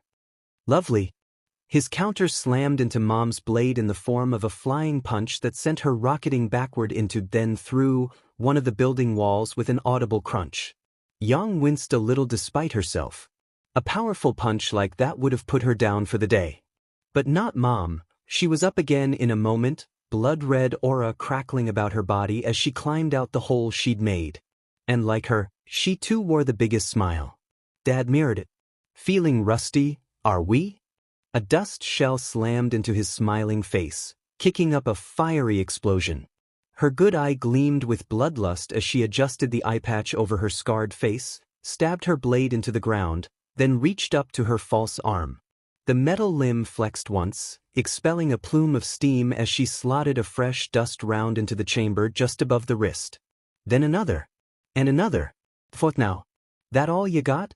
She cracked the barrel back as she stretched her neck ever so slightly to the right.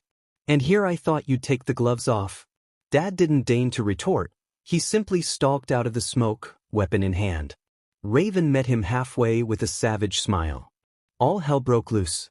Yang and her siblings ducked for cover as their surrogate parents collided in a whirlwind of steel and skin. Fists flew, blades blurred, all of it a wild whirl, a devastating dance of death they could scarcely hope to follow. She was a maiden for crying out loud, and even she could scarcely see their movements. The sight of it made her feel small, reminded her how far she had to go. And it hurt, you know? Thank goodness for barrier and silencing seals. If they didn't, half of Haven would have heard them by now. Abruptly the tableau between them broke with a headbutt, sending Mom stumbling back. The second she did, Dad struck like his namesake. He kicked out her leg, snatched up her blade as she fell, and subsequently swept it down to tickle her throat. His smile was sharp, toothy, vicious. What have we learned? Mom gripped the blade with her metal hand and forced it closer to her throat, drawing sparks against her aura. To never surrender. Even as Naruto processed her words, Willow appeared behind him and thrust her saber at the back of his head. Somehow he saw her coming, but even then her sudden assault forcing him to relinquish Raven's blade and duck away. The second he did, Vanessa and N were on him in a flourish of motion.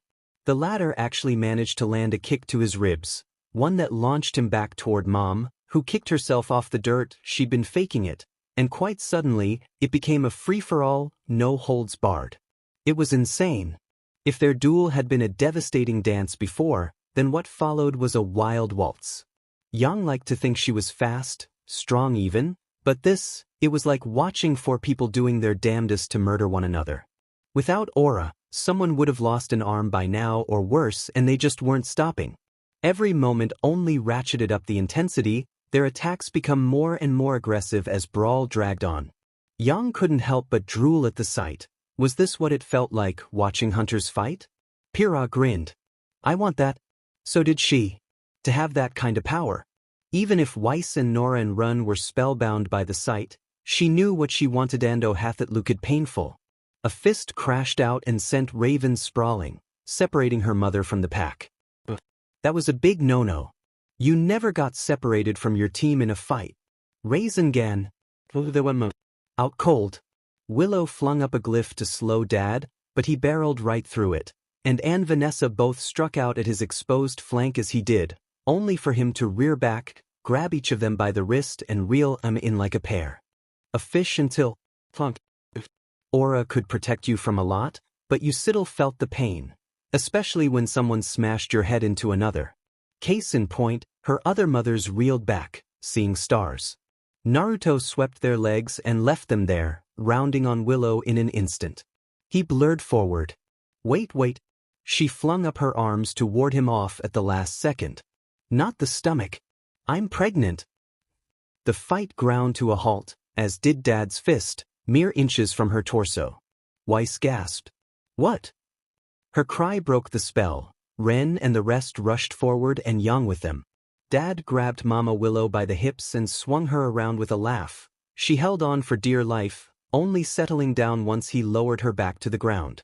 Mom had recovered by then. She had a strange expression on her face as she joined them, to say nothing of Mama Vanessa and Mama Ann. Why did it feel like she was missing something here? Weiss looked like she might have questions as well, but Willow's words quelled them. I think it's going to be a boy this time.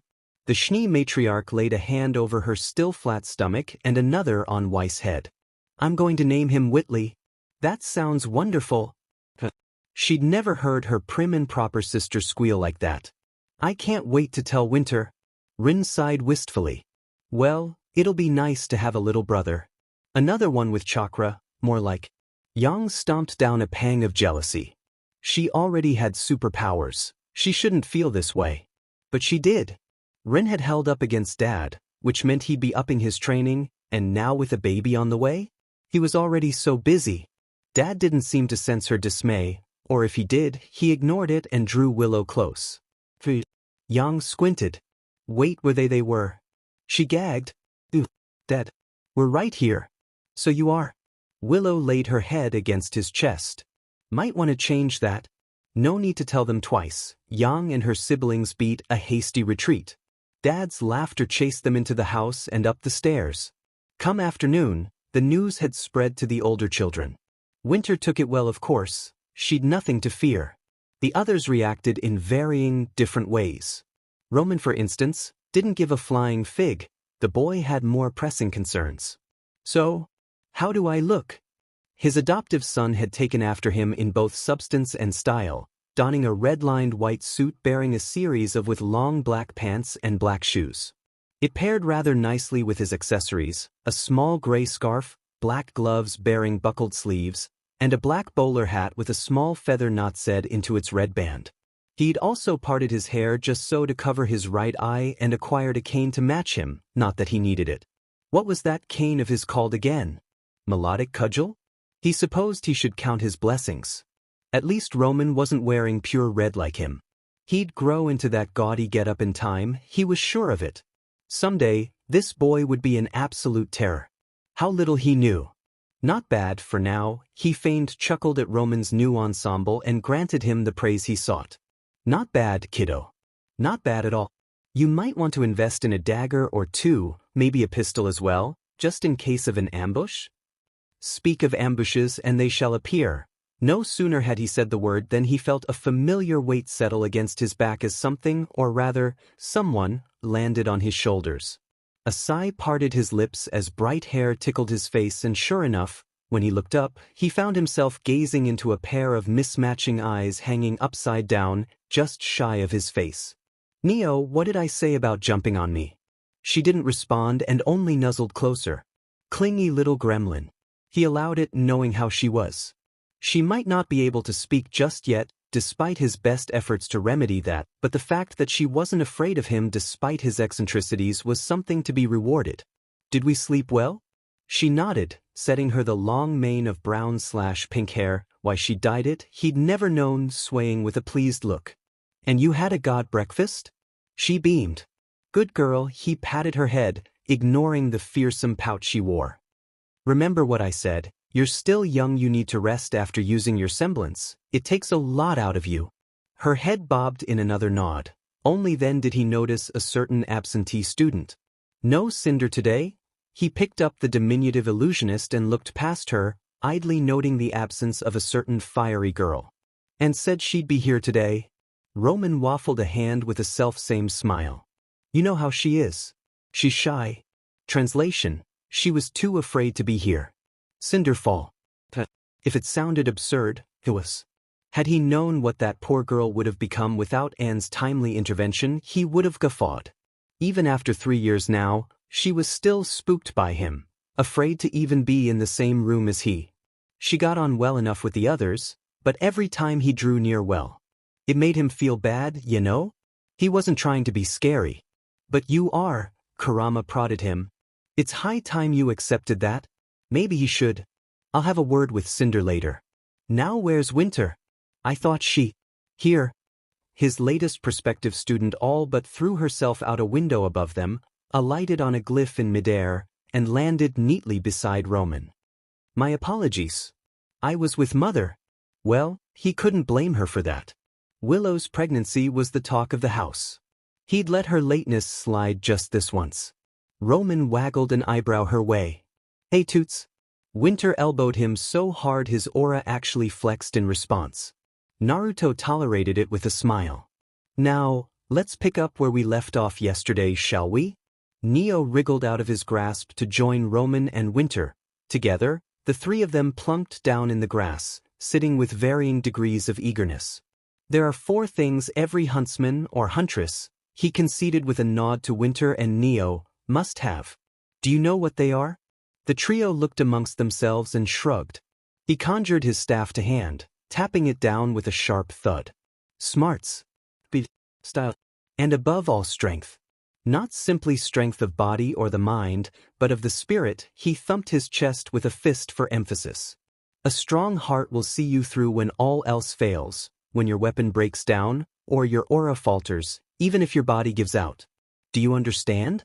Winter raised her hand first. Roman and Neo were a hair too slow. Naruto jabbed his staff her way with a pleased laugh. First question goes to Miss Schnee.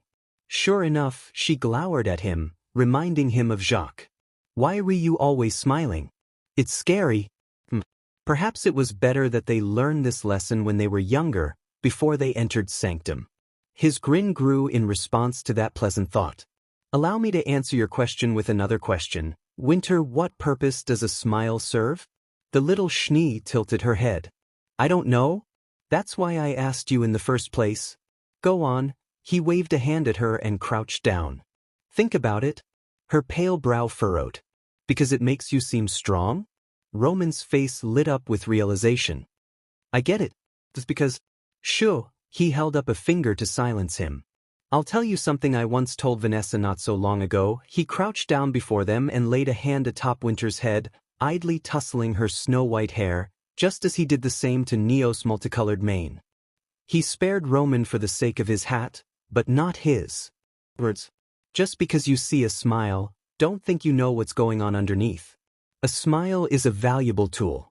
It inspires your friends, keeps your enemies guessing, and ensures that no matter what comes your way, you're the one in control. Roman beamed. And you're strong, because you're always smile. Precisely. Quick as a flash, he whirled away from the children, tapped his cane into the ground, and planted both hands atop it.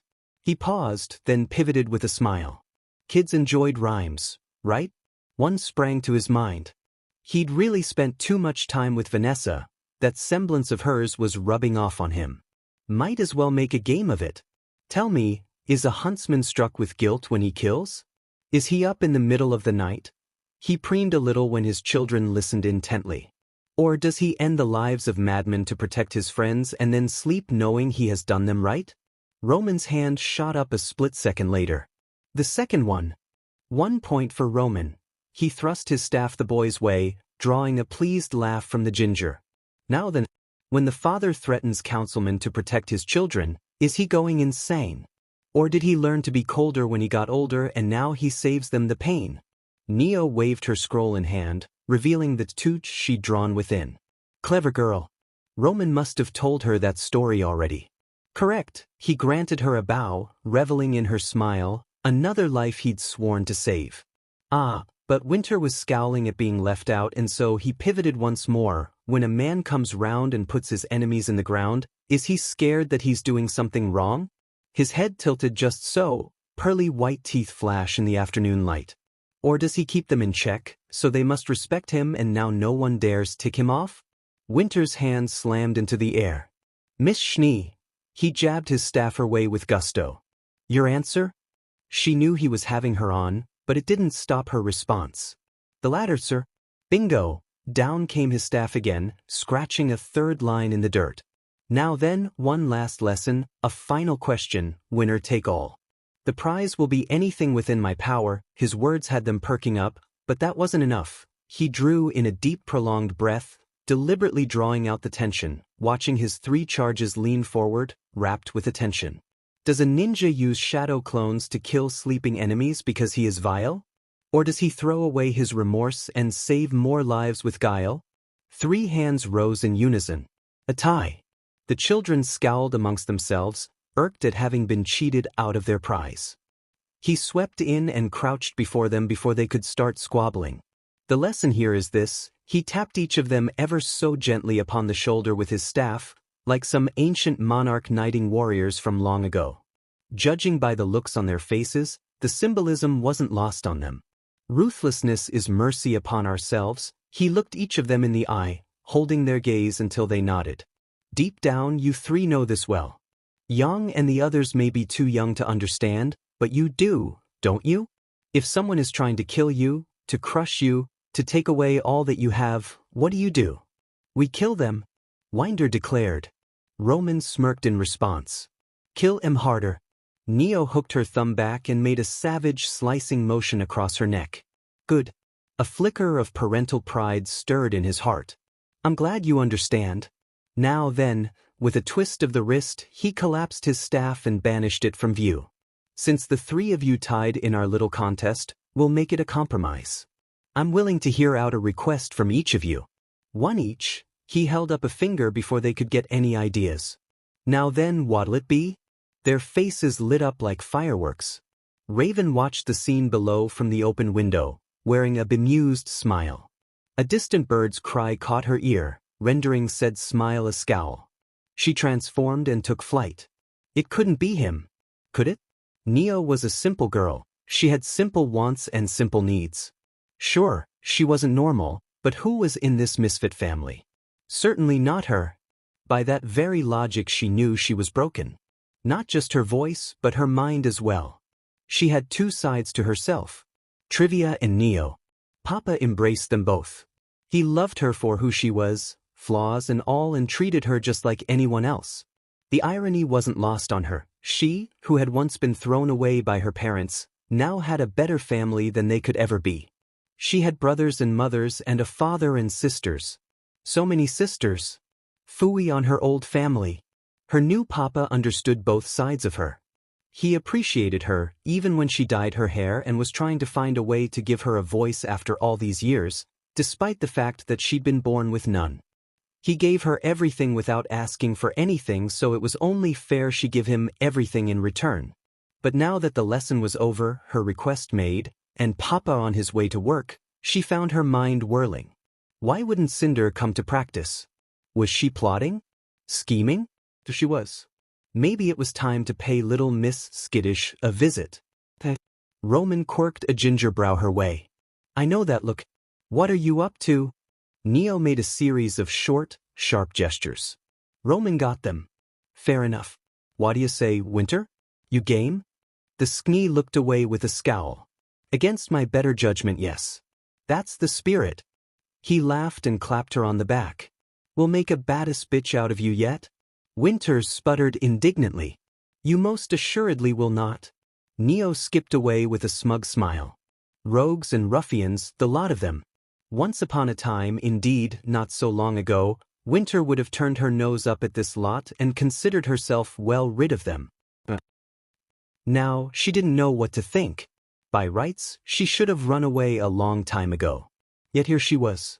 She wasn't stupid. She knew Mother was besotted with the man who had murdered Father, the same man who had not only taken them under his wing and taken to teaching her and now Weiss, but blessed them with a soon-to-be brother as well.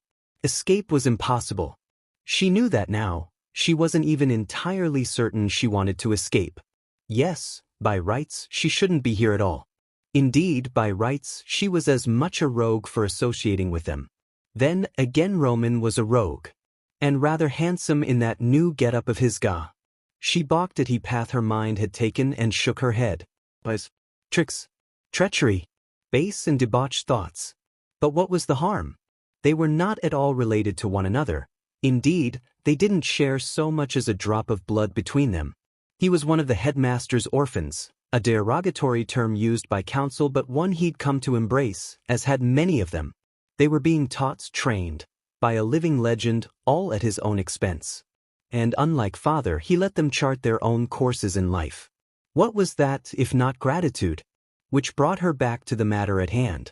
If Cinder was so foolish as to ignore the hand that fed her, or, gods forbid, bite said hand, then she would pay.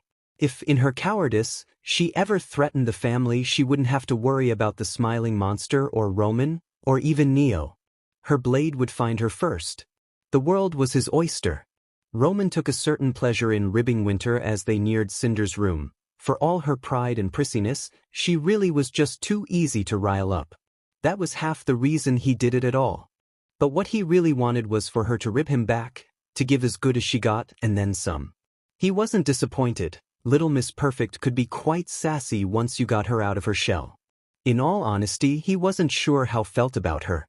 It wasn't like things with Neo. The runt might not be his blood, but he considered her the sister he'd never had. Winter not so much. Was she an adversary? A friend? Maybe even a rival? None of these things? Right now, he couldn't tell. But until he did, he'd keep poking her, keep prodding her, and certainly keep teasing her. Dad had given him this chance, the opportunity to make more of himself than he could ever be. In unlocking his aura that day, he'd done more than unburden him. He'd shown him his potential. He wouldn't waste it and die to a grim like some gutter trash garbage. Life was looking up. Yezuri, the world was his oyster. He aimed to crack it wide open and plunder the pearl inside. Cinder wanted power. She sought it, craved it, had to have it. But she couldn't get it. No matter how hard she tried, her fear always held her back. She wanted to be rid of it, really, she did. They were just too scary. Even now, 3 years after the fact, thinking of the smiling man's face, Mistral's monster, made her seize up.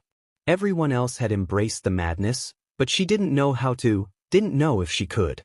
Protective or not, she wasn't blind to just how insane everyone was. No, that was an understatement. They were all bats hit crazy. So she hid herself away, refusing to have her aura properly unlocked, for fear of what might follow. She buried her head in her bed and clutched onto her pillow, hiding a whimper within. I want to go home. But she didn't know where home was, didn't know who to trust. Her fingers bit into her pillow, creating wisps of smoke. A frustrated shout built in the back of her throat. The pillow burst into flame. Cinder reacted instantly, flinging the thing down to the floor with a shriek. The door to her room slammed open, revealing an alarmed Anne. What just happened? Cinder turned a sheepish look to the pile of ash at her feet, wringing her hands.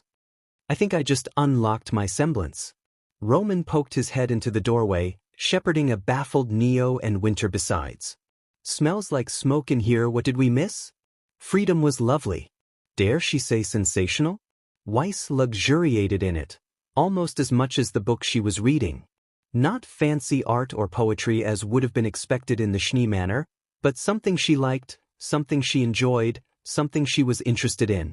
Humming to herself, she turned to another page, bright blue eyes regarding the contents within. This manual Mother and Winter had put together for her truly was fascinating. She'd never thought to try some of these dust applications, let alone mingle them with aura. Yes, she was expected to study and get good grades, but beyond those she was free to choose who she would be. And with techniques like these, something clicked in the back of her head, and she understood what she was reading. Perhaps? Humming happily, she set aside her book and brandished Merdenaster. All right. Focus. She could do this, no, she would do this. She slammed her rapier into the ground. And a white glyph answered. Life was grand. Pyrrha couldn't think of any other way to describe it. She could go where she wanted, do as she pleased, train to be the very best, like no ever was. With family aplenty and parents to watch over her, she could focus wholeheartedly on getting stronger, anchored in the certainty that one day she would be known far and wide as the invincible girl. And one day not long after, she would meet the love of her life. But that's a story for another day. For now she was content to enjoy her childhood. After all, she knew it wasn't a role she would have forever. Ren aspired to greatness. He was meant to achieve it, he just knew it. Such was all he'd ever wanted, to be strong, to make Mother smile, to see Father proud. Even now he recalled his words to him on his 4th birthday. You're special, son. The only other person in this world who has chakra. Someday, you'll be even stronger than me, you'll be legendary. Heroes were legends. Ren rather liked the sound of that, almost as much as he liked the idea of having a little brother. Whereas most might have felt jealousy at the thought of a younger sibling, he embraced the notion. A baby brother, little Whitley. Oh yes, he very much liked the sound of that. Rennie was being weird again. Nora considered herself something of an expert on the matter. After all, she'd known him for as long as she could remember. Rennie was life, Rennie was love, Rennie was her reason for being. Rennie had been the first friend she'd ever made, from way back when she could barely crawl. She liked him, you know? Sometimes she saw Mom looking at Uncle Naruto the same way, not that it changed anything. Sometimes she wondered what it would be like when she and Rennie were that age. Sometimes she wondered about other things. Castles and cakes and weddings. She was 4 going on 5 and he was the only boy in her life, all right? Cut her some slack. Well, there was Roman, but Roman liked Winter so you. She tried not to think about that. Instead she chose to focus on other things, things such as her bestie better than the restie sitting before her, legs tucked beneath him, hands on his knees. Rennie didn't even seem to notice her with his eyes closed. And besides, he was glowing. Not much, but enough for her to notice. Even from here she could see the faint blue sheen of energy outlining his body. It wasn't his aura that was pink. This was something else. She wondered what it was. She squinted at him. Whatcha doing? He didn't budge from his position. Meditating. Oh, okay, that made sense, sorta. Doesn't look comfy. It helps to calm the mind. The corner of his mouth twitched in a slight smile as he felt her gaze upon him. Would you care to join me? Can I? She fidgeted, kicking a shoe against the dirt. I'm not very good at sitting still. That's all right, he patted the space beside him. We can sit together. Nora liked the sound of that and was happy to comply. Kay. Rennie was Rennie, her friend, her best buddy, her all. And if anyone tried to hurt him? Nora smash. One does not simply walk into Haven and demand a meeting with her headmaster. Well, unless you were Crow Branwen. Maybe it was just his luck, or bad luck knowing his semblance. Either way, they let him in without a fuss. It was a muggy afternoon going on evening and the headmaster's secretary, a lovely red-headed woman with bright green eyes who seemed strangely familiar, took his name with a smile and waved him through without a word. He didn't dare stop to make conversation with her. There was a sharp gleam in those green eyes. Way too sharp. He felt her gaze on his back all the way to the headmaster's office. Weird. Had he done something to piss her off? Probably nothing. The first thing he noticed about the place was the way Leo's old office had changed. You could tell a lot about someone, just about anyone, really, by how their workplace. Leo liked his books, for instance, and the relative untidiness of his office often reflected that. Theodore was more of a free-spirited sort of guy in everything he did, while James was, well, James. Jimmy Irondick was too damn Spartan for his own good, and Oswell. Even after living for centuries, he still liked his towers, and Beacon Tower with its grand elevator and endless gears reflected that. But here, well, it was different, he'd give him that. The new guy's office was both warm and sunny, and while he'd kept Leo's old desk situated before it, that was where the similarities ended.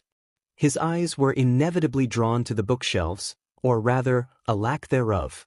In place of them hung photos of several students, huntsmen and huntresses alike. Teams, maybe? He wasn't sure. If they were, he'd never met him. Off to the right, he spied a great number of weapon stands and dust crystals mounted on the walls. He couldn't help but notice the training dummies, one to each of the four corners of the room, each of which looked like they'd seen some use. All in all, this looked like the office of a man who lived and died for his students, a warrior ready and willing to lay his life on the line for his charges, and a damn sight stronger than Leo. That wasn't to say he trusted him, of course. He didn't, heck, he hardly knew the guy. Fatherly, that was the best word he could think to describe him. Next he made note of the headmaster himself. He looked like a strawberry pimp. Nothing against him, of course, and he wasn't so soused as to say that sloughed, not when it risked pissing the man off. Huntsmen and huntresses were meant to be colorful, the better to attract attention and inspire hope in those they were sworn to defend. Yeah, he had hope, once upon a time. That sort of thing was in short supply these days, with Salem on the move. Still, this guy wore red. So no one could see him bleed in a fight? Or was his bluster just for show like Lionheart? He'd be the first to admit Leo had never been the best combatant compared to the rest of them, but he'd been a brave bastard, braver than most even, given that he was willing to fight monsters beyond his ken. Which made it all the stranger that he suddenly abdicated one day and threw it all away. To this guy. Now, his replacement guy might be the real deal, or he might not be. Either way, it wasn't his concern. He had a job to do, and the sooner he got it done, the sooner he could get back to looking for Young. Then again, maybe this bugger could help. Just maybe. Hey pal, he coughed into a fist. You got a second? Haven's headmaster jolted and looked up from his paperwork. Tired blue eyes met his, whiskered cheeks wearing a self-same smile, one that brightened at the sight of him. Another faunus. He hadn't been sure if the whiskers were tattoos or not. That explained why the White Fang were so riled up here in Mistral. The peaceful organization hadn't gotten anywhere with Leo, but if his successor were to endorse them. Sorry, festival paperwork. I always have time for huntsmen. Haven's headmaster plucked a blue-green bottle of wine out from a cabinet in his desk. Care for a drink? And just like that, Crow felt his opinion of Haven's headmaster climb just a little higher. Sure. Never too early for one. The door slammed open behind him. Crow whipped around, clutching Harbinger's hilt. It was all for naught. Daddy! A little redhead girl rushed in, ignored him entirely, and glomped onto the blonde's leg. Found you. Haven's headmaster sighed. Sweetie, Daddy's working. I told you to stay with your mother. I'm so sorry. The same sensual secretary he'd seen before darted into the room and swept the tiny redhead into her arms. She got away from me. Don't worry about it. He kissed her forehead. I'll see you tonight. Pyrrha flung up her arms. Love you. He laughed and ruffled her hair. Love you too. Crow watched both mother and daughter go and subsequently felt his heart twitch. Kiddo was only a year or so older than Ruby. She one of yours? One of Maia's. The headmaster hummed, amused. Crow nearly choked on his own spit. One of? How many you got? More than I can count these days. He chuckled at some unspoken joke. More every year. How do you deal with them all? He accepted the glass as the head swig of his flask. A skin for a friend. With great determination, he raised his glass to the women we love. Can't live with him, can't live without him. Crow mirrored him and drank deeply. I'll drink to that. It burned going down, causing him to thump his chest. Strong stuff. Vacuin rose. It packs a punch, or so I'm told.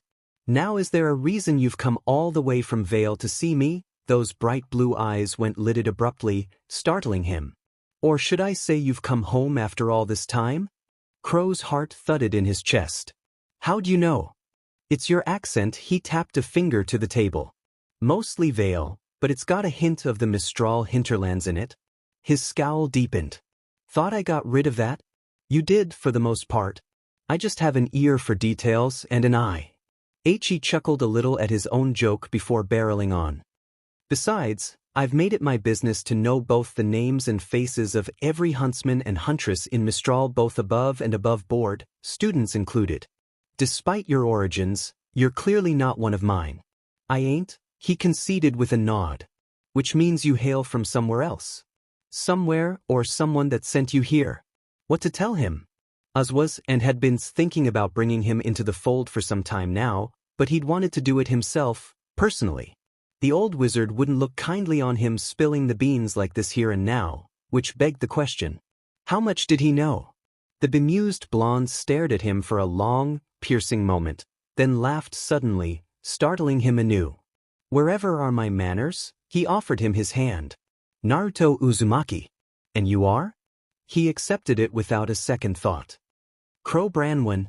Naruto's smile died an ugly death. There was more to it than that. He felt it a sudden tensing of his palm as their fingers touched and the hand holding his briefly tried to crush him. Those bright blue eyes suddenly seemed sharper somehow, sharp and thrice as deadly. The temperature in the room plummeted for a moment only to come roaring back thrice as hot. He tugged at his collar, grimacing a little. As I live and breathe, when the headmaster's smile returned, that toothy grin no longer reached his eyes. A true huntsman has entered the fray. It's an honor to finally meet you. What brings you here? Wasn't hard to read between the lines of his smile, and he didn't necessarily like what he found there. Thanks. Truth is, I'm looking for someone in Mistral. A blonde brow quirked at him. Right before the vital festival?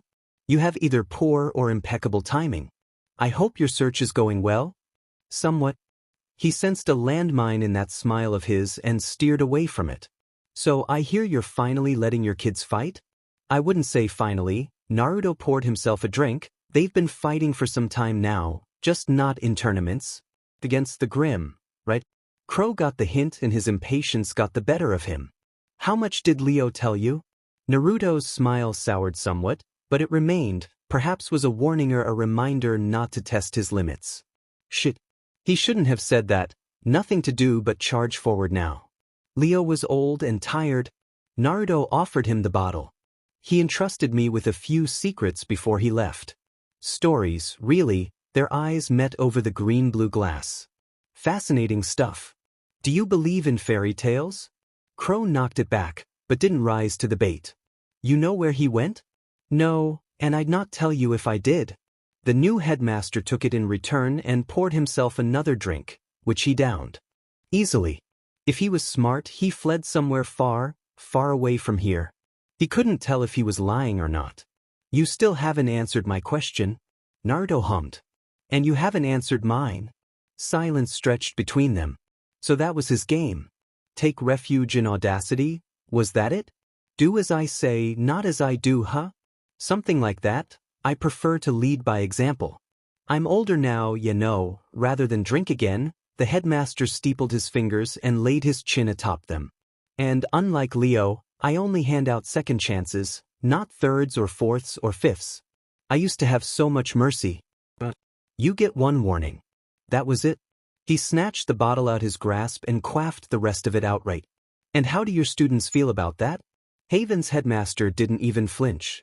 The students of Haven and Sanctum are my children. I'd rather they know how to defend themselves properly before they fight for the judgmental masses. Spoken like a true overprotective parent. You gotta let 'em leave the nest sooner or later, bub. I will, and when they do, they won't just fly, they'll be the ones to soar. Couldn't fault his logic there. Fair enough. Good. The gleam in Naruto's gaze told him he'd blundered into a trap without realizing it, but where? I'm so glad we agree. Don't be. He lifted his chin a little to stare him down. We've got a pretty good roster this year. As do we. He looked past him as though searching for someone. You might find yourself surprised. Speaking of which, will your headmaster be in attendance for the festivities? Crow decided to remain evasive. Might be. He's a busy guy. As are we all. He could tell the headmaster of hell didn't buy that for a single second. You know, you never did say who you were looking for. No, I didn't. I see. His tone said he saw much more than that. Would you be a good bird and deliver a message to your headmaster for me? Please tell Ashbin I look forward to making his acquaintance. I'll do that. Oh, he certainly would. That and more. Thank you. Whiskered cheeks dimpled in a bright smile. I believe our conversation will be a rather enlightening one full of all sorts of knowledge. Crow felt his blood run colder than a Schnee's bank account. Shit. No way you could miss the way he emphasized the last word there. Did he have the maiden? Never mind that. Did he have the relic? Granted, he didn't see it hanging on his hip or anything, but if it was here, if it was out of the vault. He laid a hand on Harbinger's hilt. How fast was he? He'd never seen the bastard fight. Could he take him? Should he? Screw it. Nothing ventured, nothing gained. He gripped his weapon. You didn't tell me what else Leo told you. Much to his surprise, Naruto didn't rise to the challenge. No, I didn't. The headmaster of hell threw his own words back at him, stood with a smirk, twirled his staff once, tucked it under his arm, and walked past him without a care in the world. One last thing. A glowing eye peeked over his shoulder. That's a rather fascinating semblance you have there. Luck-based, I presume? Crow grimaced at the grim reminder of his curse. Yeah, bad luck and nothing but. Naruto squinted at him, reminding him of a fox. Is that what you believe? He paused. What are you talking about? You just happened to see someone near and dear to you, then had the good fortune to find me shortly thereafter. A blonde brow waggled his way. I'd call that good luck. Yet here you are, acting like you're cursed. Maybe you should hate yourself a little less and focus on what you do have. Perhaps then your semblance would stop biting you. The words struck Crow like a slap in the face. There was power in perception, he knew that. But to say the problem lay with him? He touched a hand to his chest and felt his aura sizzle restlessly. A scowl worked its way across his haggard face. I don't hate myself. Yes, you do. Very much so. I can see it plain as day. A hand settled on his shoulder. Take it from someone who knows. Semblances are more than a rowdy reflection of our aura. They're a manifestation of our very soul. 5 firm fingers bit down, holding fast, preventing him from pivoting away. I think yours could use a few more friends. Maybe even a wife. Enjoy life. You'd be amazed by what she has on offer. Like I have any time for that, he shrugged him off. I'm too damn busy to raise a family. Then you should make time, came the soft rejoinder. You only live once. Maybe he had a point there. Crow felt something shift in his soul just then, like a key turning in a lock, as though a voice somewhere deep inside him cried with a resounding, finally. He lurched backward, clutching his heart, eyes bulging, breath coming in short rasps. What in the... That's a very special semblance you have there, Crow Branwen. Don't waste it. He looked back, but remarkably, the headmaster was nowhere to be seen. All that remained was an open window, creaking in the breeze. Shit. He'd forgotten to ask him about Yang. How did he know he'd seen her? His gaze narrowed in quiet concern. Us ain't gonna like this. Naruto descended the stairwell to Haven with a spring in his step. Midway down said steps, he caught sight of a familiar bird winging by and smiled. Right on cue. The moment he held out his arm, it banked toward him and streaked his way with an angry cry. Powerful talons bit into his arm, grinding angrily against aura as they sought purchase and found it easily. He welcomed the pain. It centered him. Your brother's come home to roost, it seems. Raven huffed and hopped onto his shoulder with an indignant squawk, jabbing his cheek with her beak. Don't worry, he ran a hand over her feathers. I've already marked him. I'll be keeping an eye on him with the vital festival this close. Naruto Uzumaki believed in many things. Coincidences were not one of them. They would be ready. Dad found her by the pond some hours later. She heard him coming before she saw him. He didn't bother to hide as he slipped through the trees. Young wasn't sure if it was one of his shadow clones or the real deal. Regardless, he found her all the same.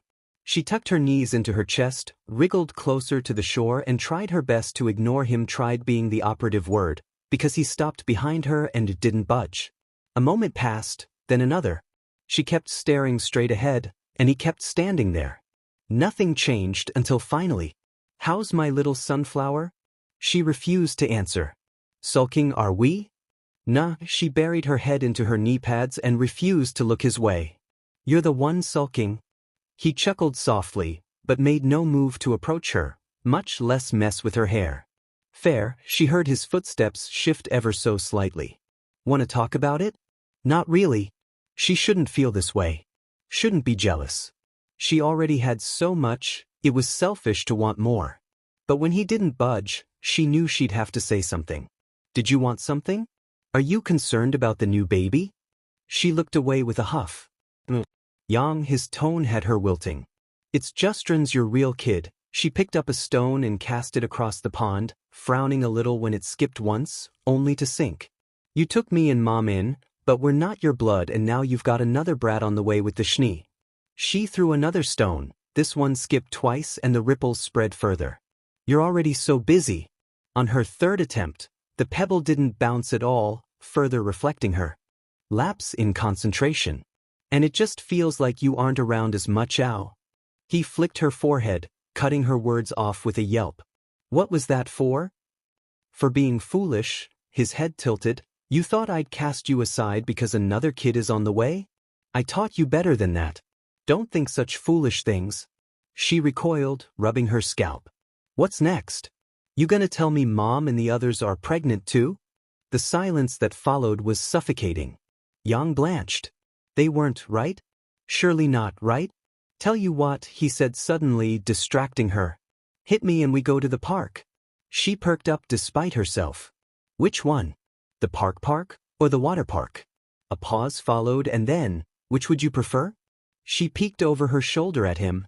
"More training?" We're talking about parks here, yeah?" Then I want the water park." He beckoned. "Come at me." Young needn't be told twice. She vaulted as she'd never vaulted before, not at him, but past him, letting her momentum carry her up and past him into the trees in a torrent of movement. She vaulted from branch to branch, bounding from bough to bough, darting in and out of sight in a grinning streak of gold. Dad didn't even deign to open his eyes, nor did he watch out for her. Mama would have called that pride. Papa was strong enough to get away with it. She kicked off a branch and launched herself at him in a flying kick. He swept out an arm to block, only for her to grab his bicep and use it to vault upward at a different angle, flinging herself at him in a storm of fists and feet. His eyes widened in momentary surprise, his telltale smile faltering for a moment. Only a moment. She used that moment to slug him right in the face. It was a perfect punch, the very definition of surprise. Naruto's head snapped to the side, a soul grunt of pain her only reward. Bemused blue eyes blazed a baleful red. "You call that a punch?" Little Yang gulped. "Ah, crap baskets." She lashed out again, but this time he was ready for her. His head swayed left, right, then left again, easily evading the blistering barrage. Then she saw the telltale twinkle in his eyes. For all her speed, she was just a second too slow and he was way too fast. She had time enough to slam her aura into place and guard her face. Rasengan. Face plus ground equals pain, apparently. Not her. She'd always been bad at math. Stunned and dazed, she didn't even feel it when Dad picked her up. A hand settled itself against her forehead and she gasped as she felt his chakra rush over her. "Ow! You're only 4, Yang." She huffed, rubbing at her tummy. "So? I'll be 5 soon. So you're a lot stronger than I was at your age." He ruffled her hair with one hand. "I couldn't do half of what you're doing at this point. But you," in that moment, his smile outshone the setting sun. "You're doing just fine." She peeked up at him through her messy hair, eyes shining, and not just with tears. Really? Yes, really, he smiled. Dry your tears, young. We're going to the park. She grinned and pumped a fist into the air with delight. Yay! This was her life, and if anyone tried to take it, she would be ready. Crow wasn't ready. Not for this, not to make this call, not for any of idiot he had to. Tipsy though he might be, he knew what he'd seen. Part of him almost he wished he hadn't seen it, but damn it, he did.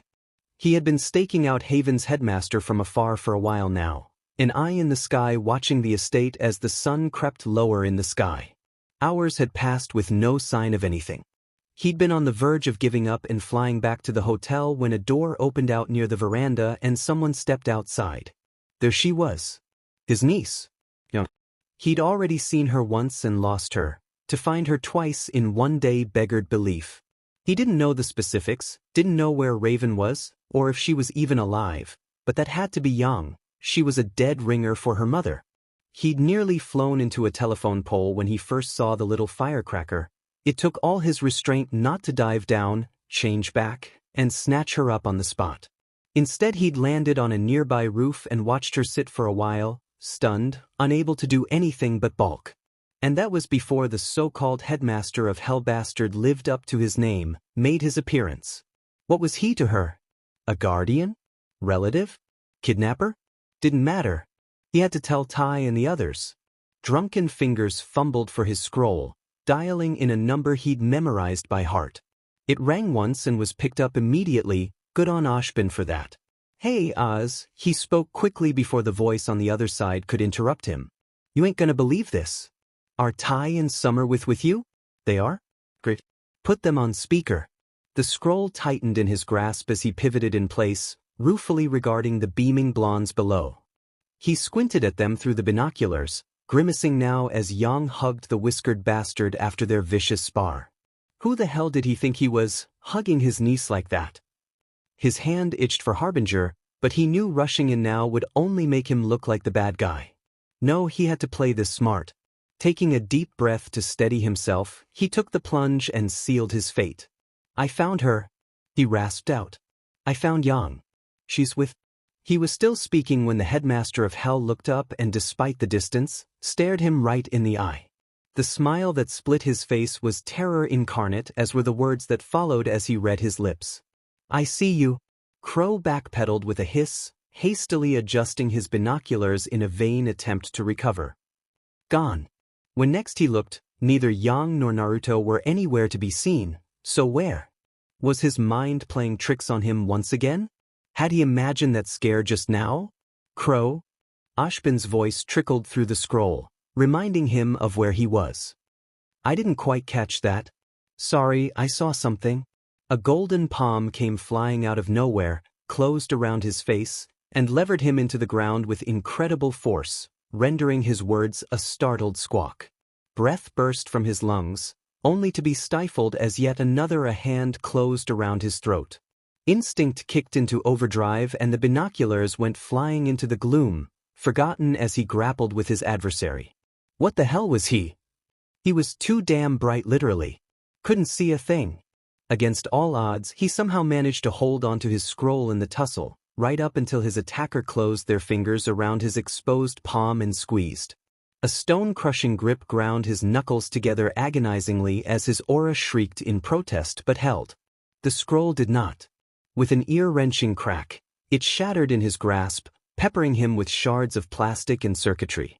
That soon proved the least of his concerns. A fist slammed into his gut and folded him over, bringing him down to his knees.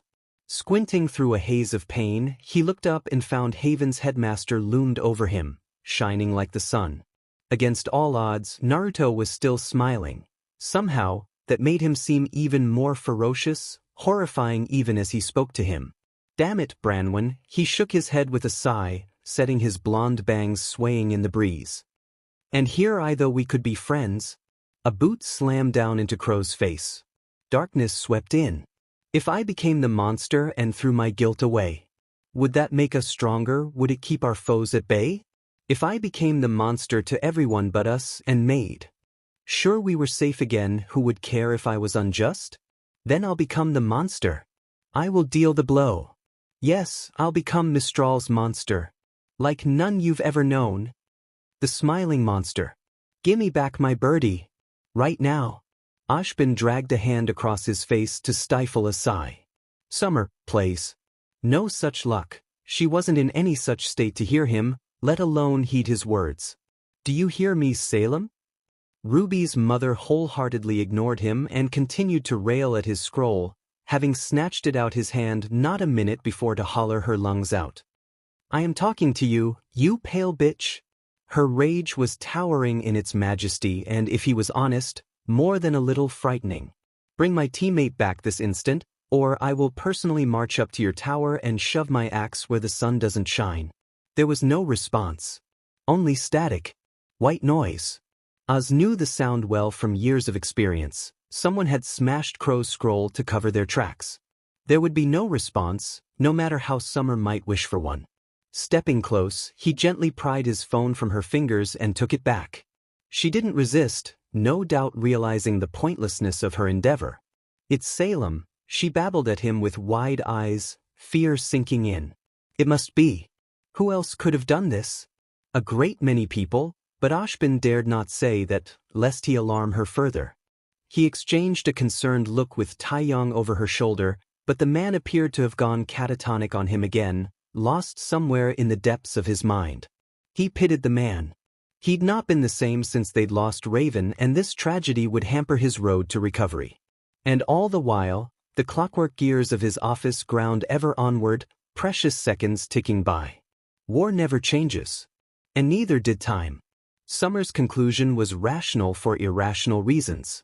He could understand the need to blame Salem for such, but it was simply implausible.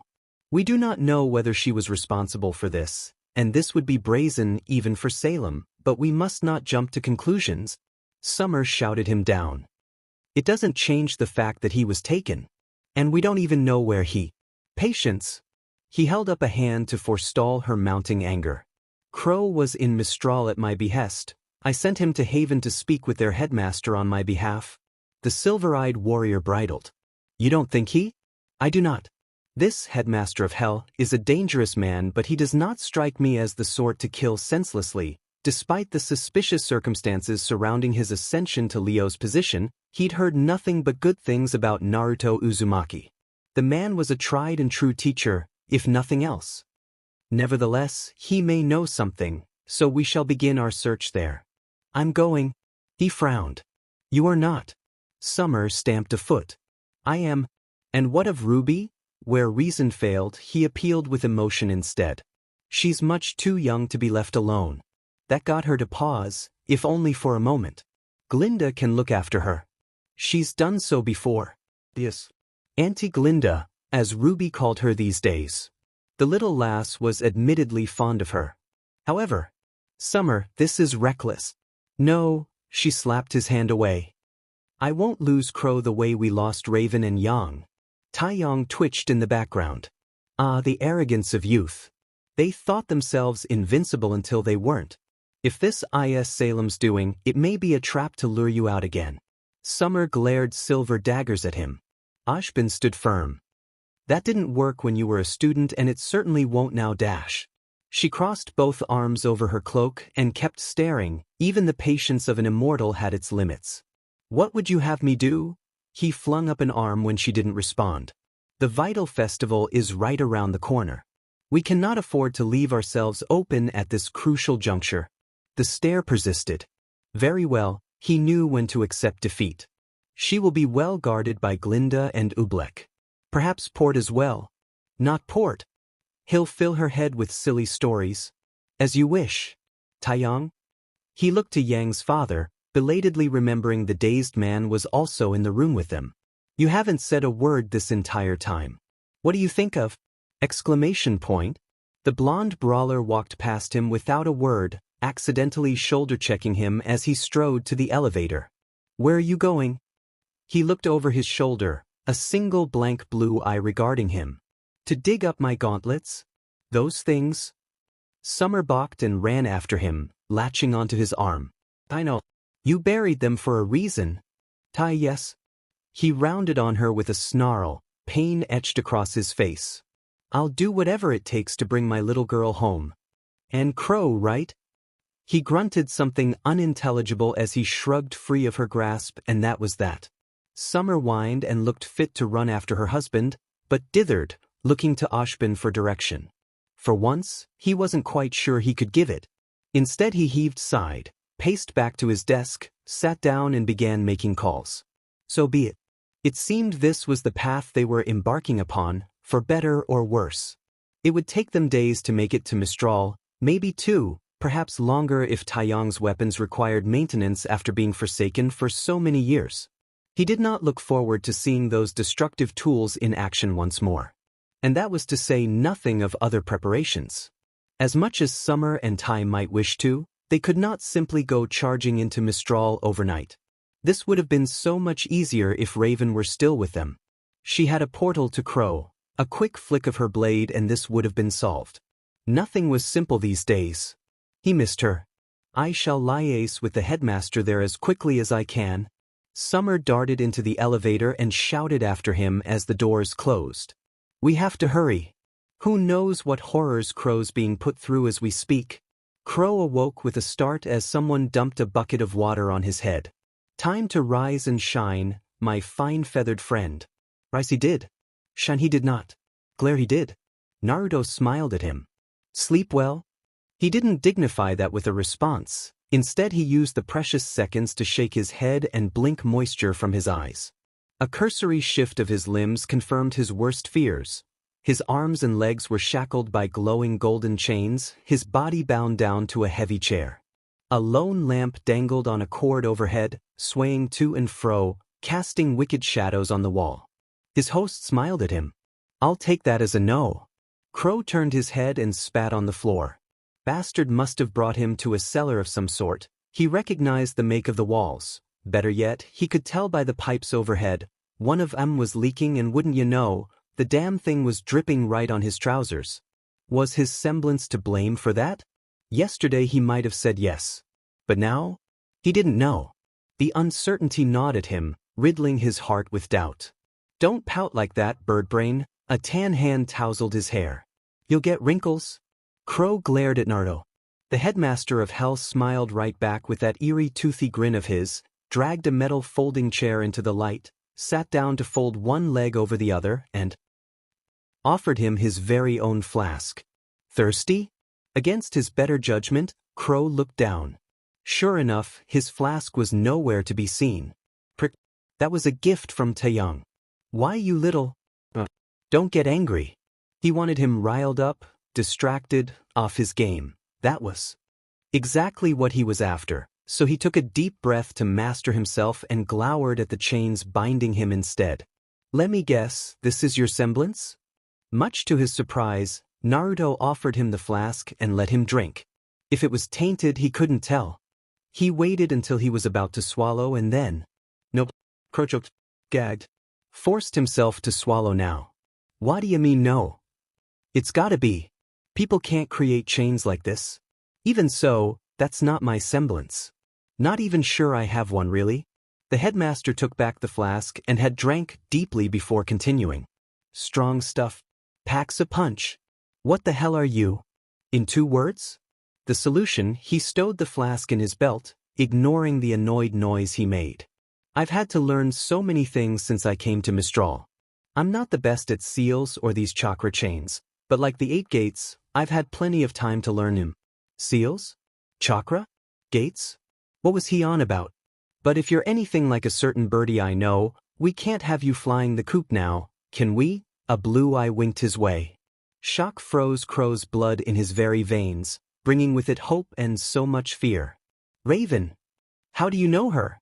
Something flickered across that whiskered face, there and gone in an instant before he could quantify it. Please. He leaned forward, straining against her chains. I'm her brother. She... Alive? The headmaster finished. She is, but you might not recognize her. Damn this bastard for being coy. What did you do to her? Funny how a single syllable can convey so much anger. I'm the reason she's still alive. If it weren't for me, she would have lost her life to a certain scorpion in the rain. There were blocks of solid ice in his blood now, sending chills shooting down his spine. Tyrion. That's the name. The headmaster snapped his fingers. Real nasty guy. You don't know the half of it. Tell me you killed him? Because if Salem knew. Don't worry, the blonde leaned back in his chair. He's definitely dead. I can guarantee that. Crow released a breath he hadn't realized he'd been holding. That was good. Really good. They'd been wondering why that psychopath hadn't shown himself lately. Oz would be happy to hear that, assuming he was ever able to tell him. Against all odds, that was looking likely. This Naruto guy could have killed him a dozen times over by now. That he hadn't yet gave him hope. All right, he allowed with a growl. I owe you for that much. But it still doesn't change what you did. The lamp overhead dimmed. What I did, The headmaster of hell hummed once last time, thumbed his chin, and leaned forward to loom over him. Why don't you tell me exactly what it is you think I've done, besides save the life of your dear sister and your niece, of course? He had him there. But still. You played me. No, Naruto tapped his forehead, smile still in place as he jerked back against the chains. You played yourself. I specifically waited for you to follow me once I knew you were Raven's brother. I knew your obsession with your family would give you tunnel vision. I knew you'd do whatever you could to keep an eye on me. And thus, I knew you'd expose yourself. Steepling his fingers, he shook his head. Did you honestly think I would let you near me without taking some precautions? His spirit sank. You actually thought that far ahead? Naruto's smile would have made a grim cry. I've made my mistakes. One of them was being naive. I'm not anymore. You won't get away with this, Sao. His words peaked into a yelp when the blonde plucked a single strand of hair from his head. Cut that shit out.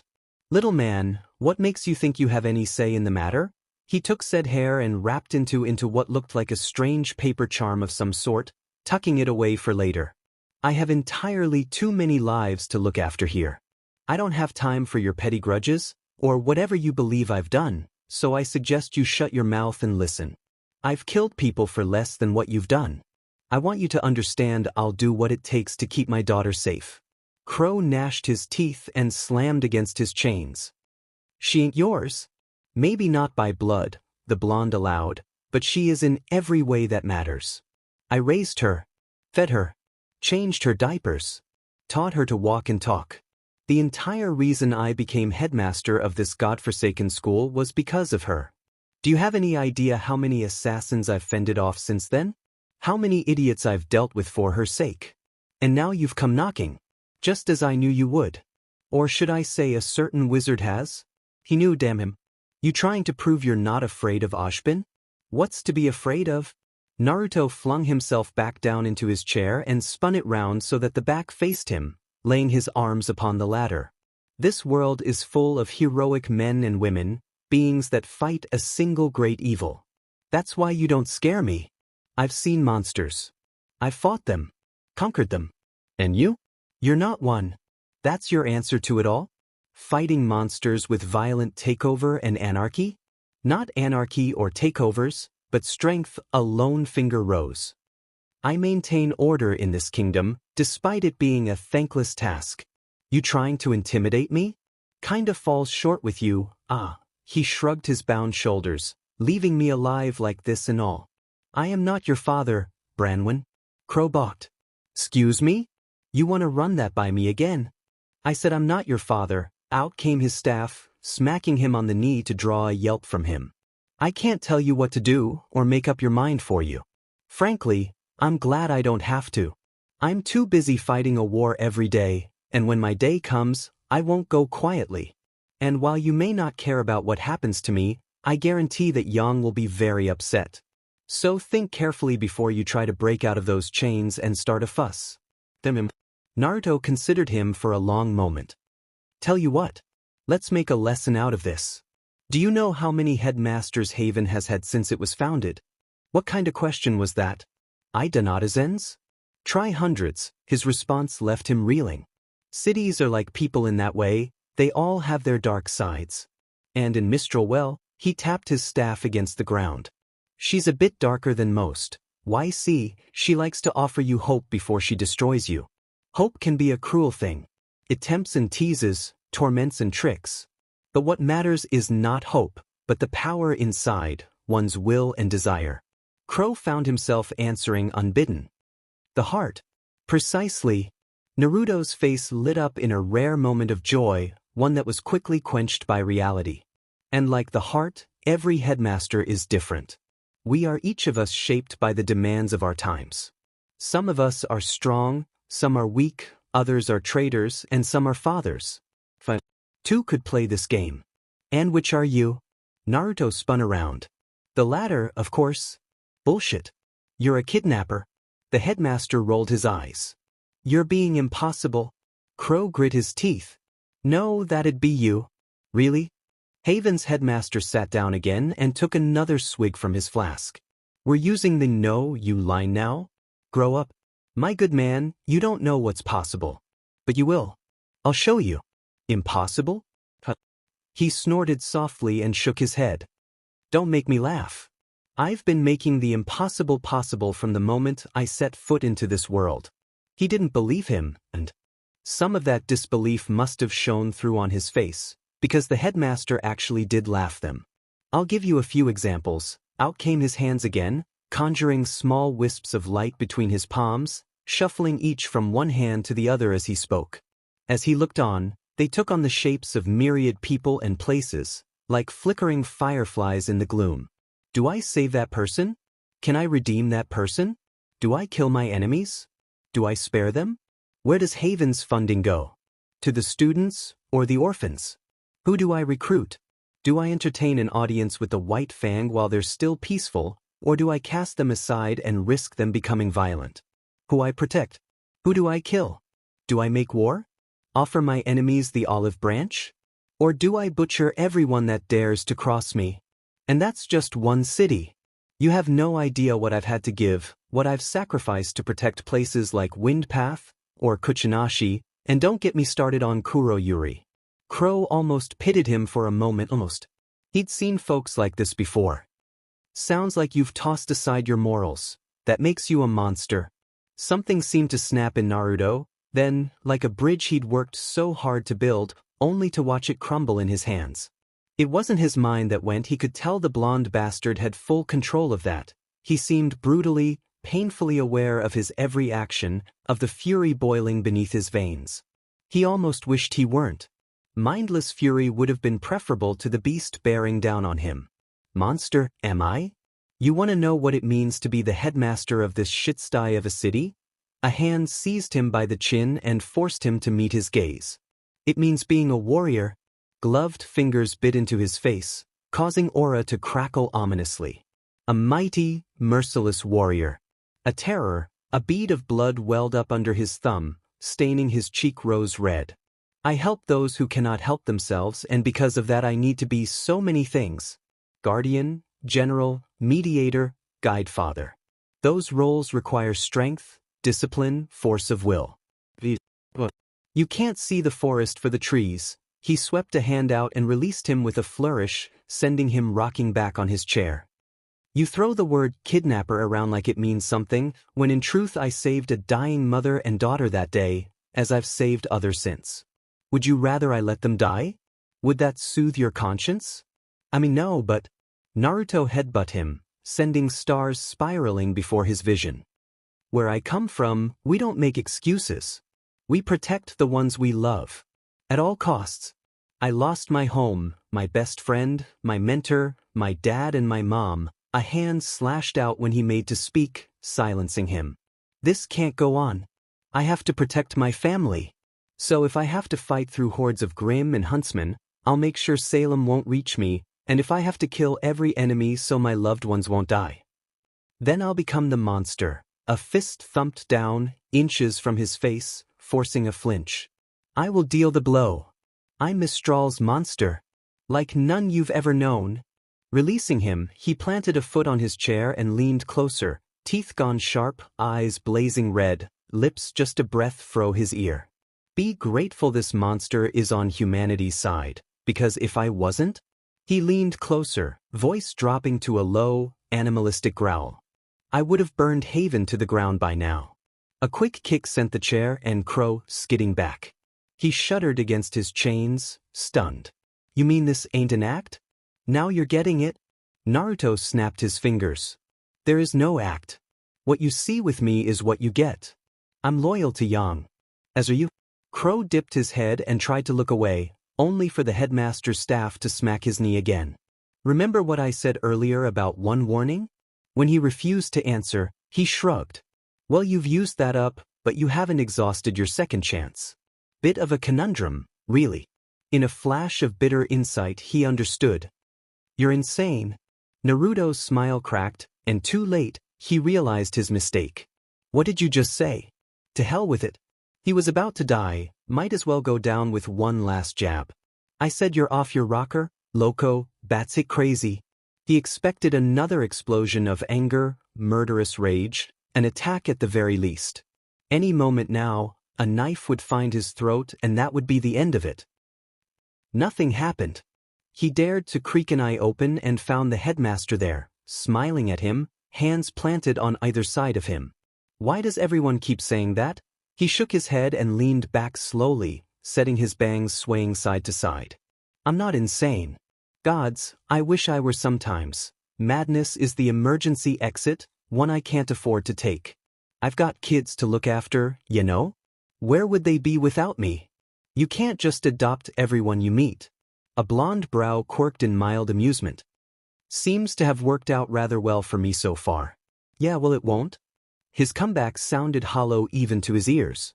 Sooner or later, this is gonna backfire on you.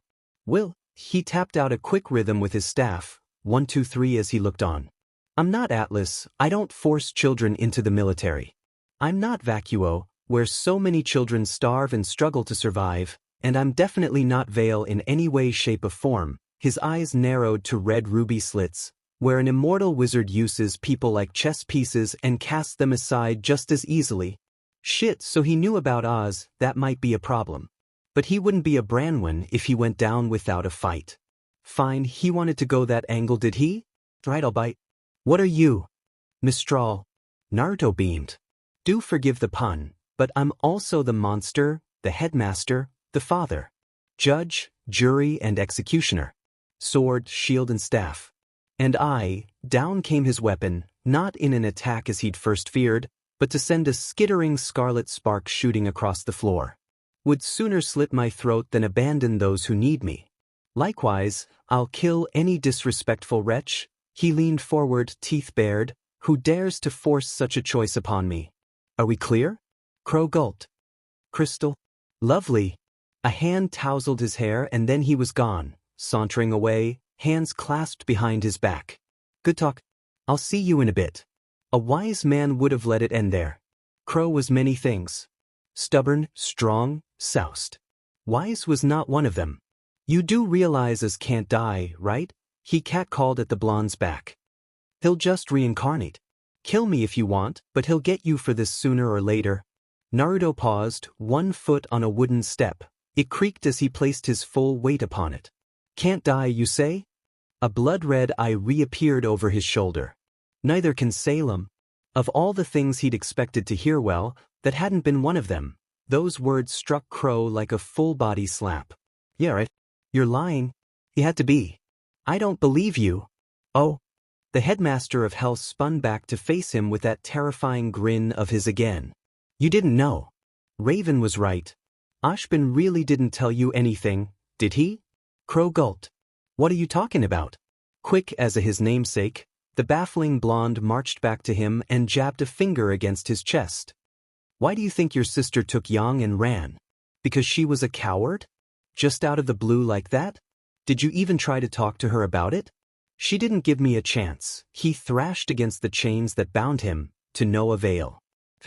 Just left. For a fleeting instant, that eternal smile became sad. And again, why do you think she did? He tried to speak, but the words would come. Damn whiskered brat did the talking for him. I was afraid once too, you know. But I mastered my fear. Don't look at me like that, he tooted once when Crow tried to stomp on his foot. You're not a bad guy, your heart's in the right place, and that's a rare thing. Honestly, I'd let you go, but you'd fly right to your master, and I can't have that. Still, I'm a nice guy, and you're technically family, so. He offered him his hand. Let's make a deal, shall we? Crow eyed those fingers as one might a king taijutsu. What kind of deal? Naruto's smile didn't waver, and that was his first warning. It's simple. If you can get past me in the span of let's say a minute, then you're free to wander around the mansion as you please. But if you can't, his red gaze flicked down to that outstretched palm and then back again. You'll kill me? Heavens no. That would make Yang sad. She's ever so eager to meet her uncle. Crow damn near choked on his own spit. You told her? Here at last, the headmaster grimaced. You didn't leave me much choice after that unsightly display last night. She had questions, and what kind of parent would I be if I didn't answer them? The words stung high, rousing him to anger. She's not yours.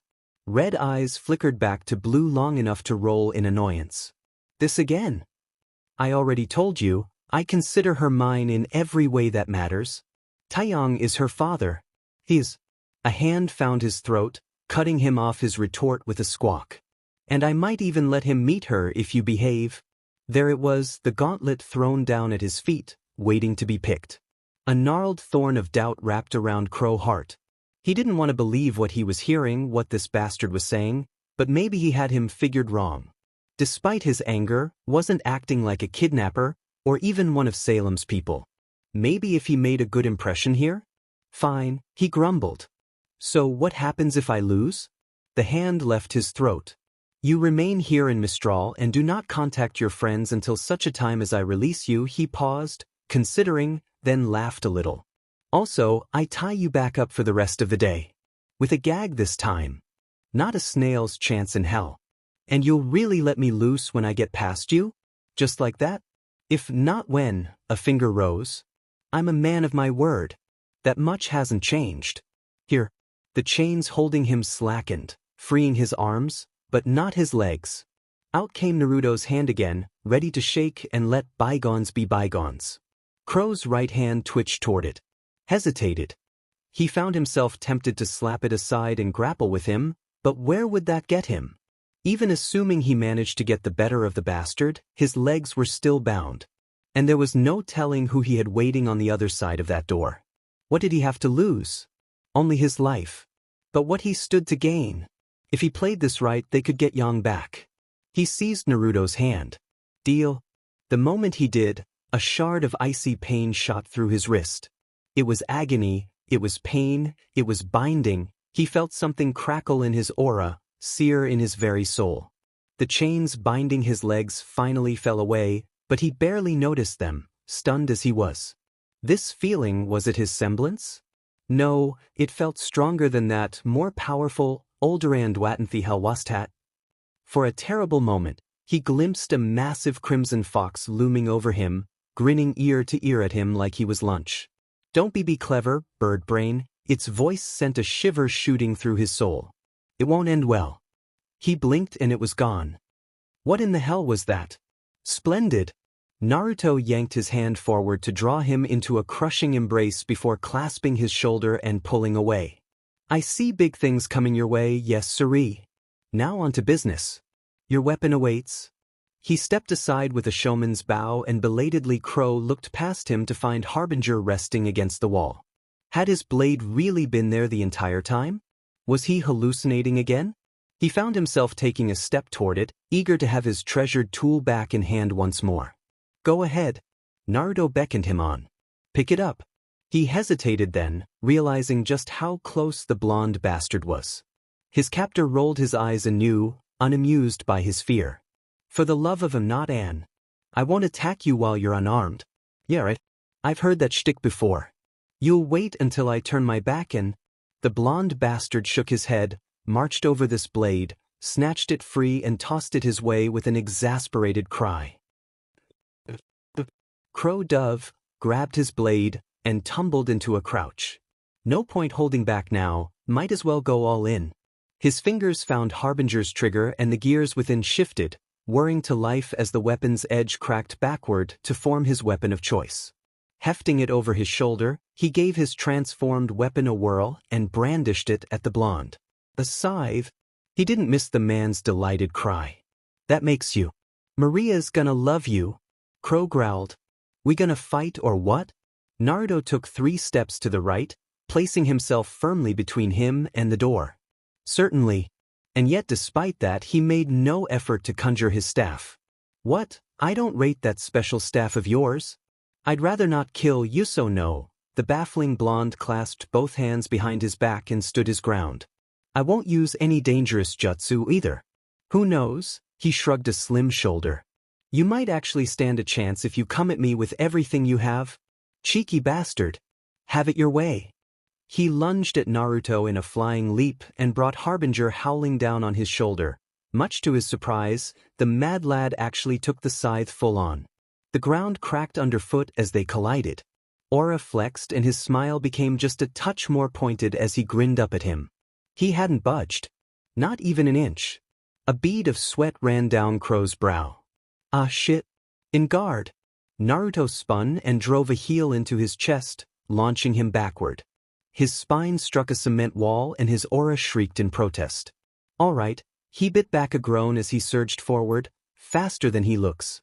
Nothing I can't handle, Black? Oh, a fist found his chest and launched him into the air. Rather than risk being smashed into the ceiling and lose more of his aura again, Crow changed into a bird out of sheer instinct and raced toward and the leaky pipes above, seeking a better vantage point. It was not to be. No sooner had he taken flight than he fought himself caught him between his hands. Naruto's smiling face dominated his vision. Do you have any idea how easy it would be for me to crush you right now? Crow cawed weakly. I thought so. Back you go. He tossed him down into the chair, forcing him to revert. The instant he did, chains of wicked saffron light latched onto him and in an instant he found himself bound once more. You huntsman. Naruto alighted before him in a pointed crouch and stood, shaking his head. So single-minded. You didn't have to fight me, you know. You just had to get past me. But you chose to fight. Crow grit his teeth. You wouldn't have let me walk past. I might have. Somehow he had the feeling he'd been tested just now, and worse, that he'd failed said test. Ask yourself this. What kind of man wields power in a land where criminals stalk the streets? The one who schemes in the open? Or the one you never see? He tilted his head, irritated by the wordplay, but refusing to be silenced. He hadn't been gagged just yet. The second one? Correct. Naruto's face lit up. There's a saying out here in anime, that every man has 3 hearts. One in his mouth for the world to know.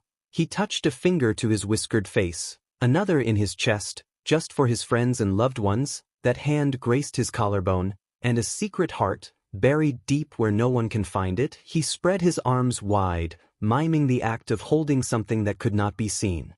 That is the heart a man must keep hidden if he wants to survive in a city like this. His brow furrowed. I don't get it. You'll understand soon, Crow. Naruto patted his head, drawing a fresh growl from him. And who knows, maybe your semblance brought you here for a reason. Maybe you'll live long enough to find out what it is. This prick was even more arrogant than Salem, wasn't he? It rankled him in the worst of ways. You think you've got everything figured out, do you? Unfortunately, Naruto's smile became a bit sadder, somehow. The man who stands at the highest peak has the best view, even if he's the loneliest in the world. He spat at his feet. Ah, you pitching em some sob story now? I ain't about to fall for that. Not at all. I just want you to understand my position. Riddles upon riddles. And what position is that? That I have a duty to this school, to this city. He walked to the steps, placed 2 fingers to his lips and whistled at the door once. A sharp piercing note that was doubtlessly heard by whomever lurked on the other side. If you threaten that, then you're my enemy. Please don't be my enemy, Crow. They'll come for me, you know. He tried for a bluster he didn't quite feel. You might have smashed my scroll, but us knows I'm here. He'll find meaned you. Good. Naruto smiled. It was not a nice smile, entirely too many teeth for his liking. I'm counting on it. Or should I say we? The door opened behind him and the wooden staircase creaked again as someone descended the steps. You always were a stubborn one, little brother. Breath caught in his throat. Raven. Hello, Crow. You look like shit. So did she. She'd lost both an eye and an arm. He could see the scars on her body, the way she held herself with the faintest limp.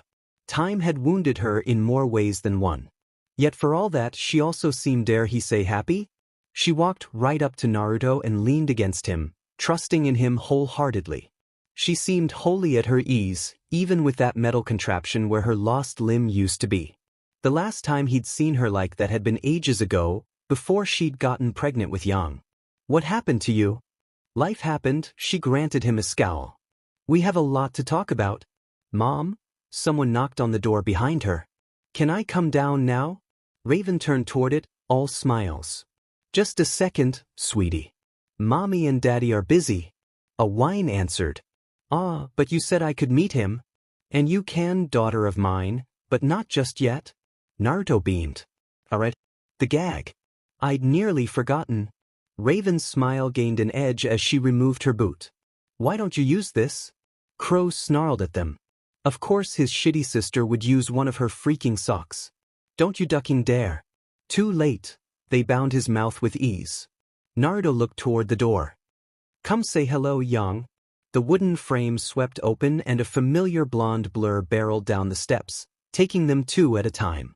Seeing her up close, knowing without a doubt that it was her, was worse. So much worse. He looked at her and saw his long-lost niece. She looked at him and saw only a stranger. Yang tilted her head and planted a tiny fist on her hip. Suthies is my uncle? Why is he tied to a chair? Why has he got a sock in his mouth? Crow thrashed against his bindings and howled imprecations into his gag, to no avail. Oh, that's why. It would prove to be a long evening. And not just for him. My lady, I have news. It would seem that a certain bothersome bird has paid Haven's headmaster a visit. Salem opened her eyes and looked up from her throne to regard Watts, knelt patiently before her. Ozma had made his move at long last. Too little, too late, as usual. The old fool, there were so many moves she had yet to play. A smile tugged at her lips. Tell me everything. You can feel it, can't you? That moment when your dream becomes a pursuit. When your pursuit becomes a wish, when that wish becomes reality. It's a heady feeling. But once those dreams become real, once they become reality, so too do they become yours to protect. We do what we can when we can. At the end of the day, we can only hope that it's enough. Confront the girls. Naruto left Crow down there. Once morning came, he plodded up the steps, closed the basement door behind him, and stumbled into the kitchen. Someone had left a piping hot mug of coffee for him with a little sticky note tucked against it. He recognized the elegant cursive easily enough. It drew a smile fro him. Thought you might need this after a long night. Ever and always yours, Vanessa. She'd gone ahead of him, it seemed. All the more reason to hurry up and make it to Haven. He had a school to run. Smiling, he tucked the note into his pocket, knocked the mug back, drained it in a single gulp, and set about making breakfast. Better this way, really. Easier to keep himself distracted than to think on what transpired last night. He had done his part in intimidating Crow, and in doing so proven that he wasn't to be messed with. But any words that were said now were for Yang and Raven, not him. He'd told Yang that her uncle was in a timeout to explain the gag away at first, and Raven was hardly going to let Crow do anything stupid. So yes, better this way. Are we certain that was the right thing to do back there? He stifled a yawn with the back of his hand. It was. For what it's worth, I'm sorry. No need to apologize. Kurama heaved a sigh. This world has certainly left its mark on us, hasn't it? Remnant certainly had, for better or worse. I don't mind being a monster for the sake of my loved ones. They know what it's like. They know who I really am. Nothing else matters. And what of Mistral? Really? He made an exasperated noise as he flung open the fridge and withdrew a gallon of milk, which he summarily poured into many glasses. Not you, too. Why does everyone want me to take over this damn city?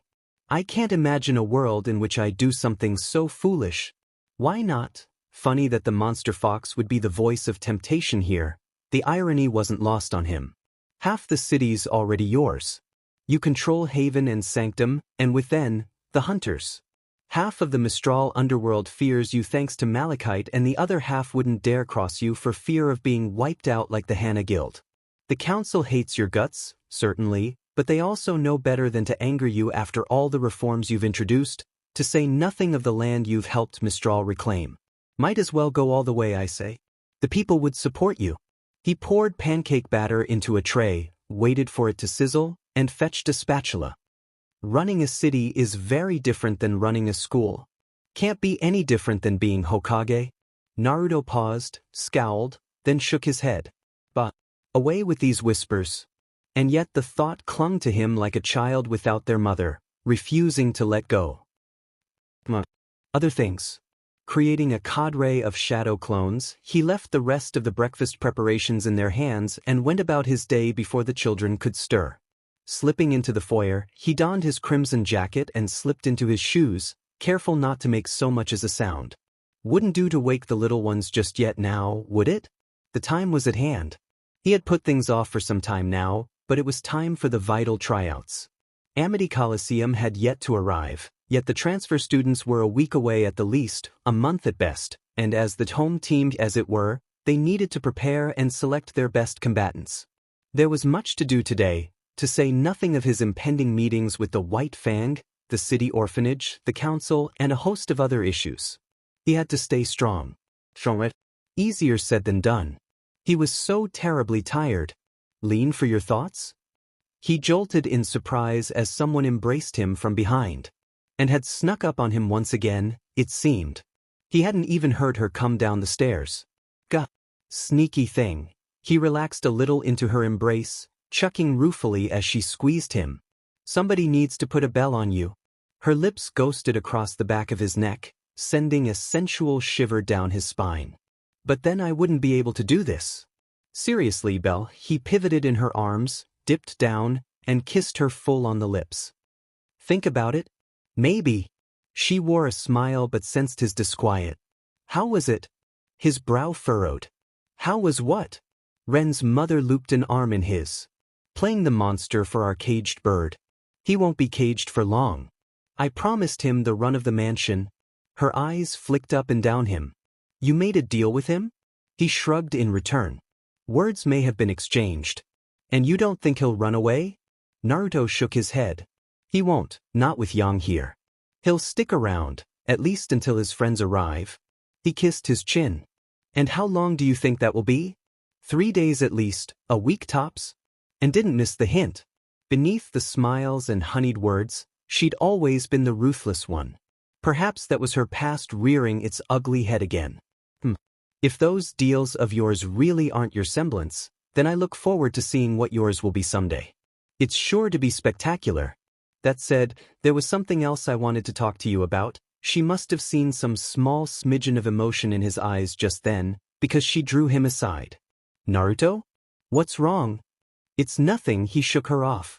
Just thinking of things. When she didn't understand, he jabbed a thumb over his shoulder. Raven and Yang don't need me down there. Best to let them have it out. She whipped the slipper off her feet and smacked his chest with it. Bullshit. Anne. Another smack. Bullshit. You can't just bullshit your way out of this. She thumped him over the head. You bet I can. I call bullshit. Come. She seized him by the hand and dragged him away from the door.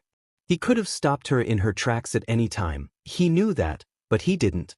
A small part of him was curious. He couldn't help but wonder what she was up to, where she was leading him, what she was planning. It distracted him from his melancholy, albeit momentarily. Where are we going? A bright eye of pink gleamed over her shoulder at him as she continued to haul him away. To deal with a very naughty girl who just unlocked her semblance. He perked up, not so much intrigued by her words insomuch as the promise therein. Cinder found hers, did she? She most certainly did. Burned a perfectly good pillow yesterday. You and I need to have a talk with her. He laughed despite himself. I don't think she'll like that. Too bad. By luck or misfortune, they encountered Ren in the hall stumbling out of his bedroom, bright eyes bleary as he ran a hand through his messy hair. Mother? He looked their way with a yawn, squinting a little as he blinked. What's going on? Why do I smell pancakes? Naruto tried to wave him down too late. The second and laid eye on their boy, she rounded on him. Son. The boy blinked, baffled by her behavior. Yes? Do you love your father? He yawned again for a moment, then rallied. More than anything. Anne's smile was sly, the sneaky girl. Then hug him this instant. He's in dire need of affection. No need to tell him twice. With scarcely a shrug, his humble son pivoted and glomped onto his leg for dear life. Anne's hummed, supreme in her satisfaction. There's your son. Your flesh and blood. If he isn't proof enough of the good you've done, then I don't know what is. He knelt and held Rin close. And hugged them both from behind. That's my headmaster. Together, the three of them embraced. And if he felt just a little bit better, then all was well. Now to confront a skittish little mouse. Cinder jolted awake as someone knocked on her bedroom door. Who was it now? What did they want with her? She'd already had a talk with Mama and then Winter and Roman, followed by Neo, if one could call glaring at a murderous mute conversation, so what was it now? Who else could possibly want a piece of her this week? The knocking intensified. Reluctantly she climbed out of her bed, so comfy, snatched up her teddy bear and padded to the door. Steeling herself, she stood on her tippy toes, reached up and grasped the handle. It swung open with barely a creak, but the slight noise drew a wince from her skittish soul regardless. More so when she found the smiling man beaming back at her in all his terrifying glory. Hello. Cinder yelped, slammed the door in his face and flung her back against it to keep him out. Panic bleeded in her heart as she cast a frantic look about the room, seeking an escape. The window beckoned. She considered it for a moment. Would she survive a fall from this height? Probably not. She might have acquired her semblance, but she hadn't unlocked her aura completely. A fall from this height wouldn't just break her legs, it might kill her outright. Cinder, my dear, even muffled through the door, Naruto's cheery tone didn't waver. Please open the door, I will. Against her better judgment, fear made her obey. One look at his grinning face had her quailing. Nope. The door slammed shut again. Alrighty then. A soft sigh was her only warning, then a gloved fist slammed through wooden frame, showering her with splinters. It struck like a snake, reached around, grabbed the handle and wrenched it open. The sudden bout of violence caused her to jerk back and fall hard on her rear. She barely had time to recover, to crawl backward, before she found his face inches from hers. May I speak now? Cinder wanted to flee, but she couldn't, because Mama and entered behind the smiling man and her hemmed in, blocking her escape. All right, kiddo. Time to talk. Nope. The smiling man was scary. A tiny squeak parted her lips. Can we not?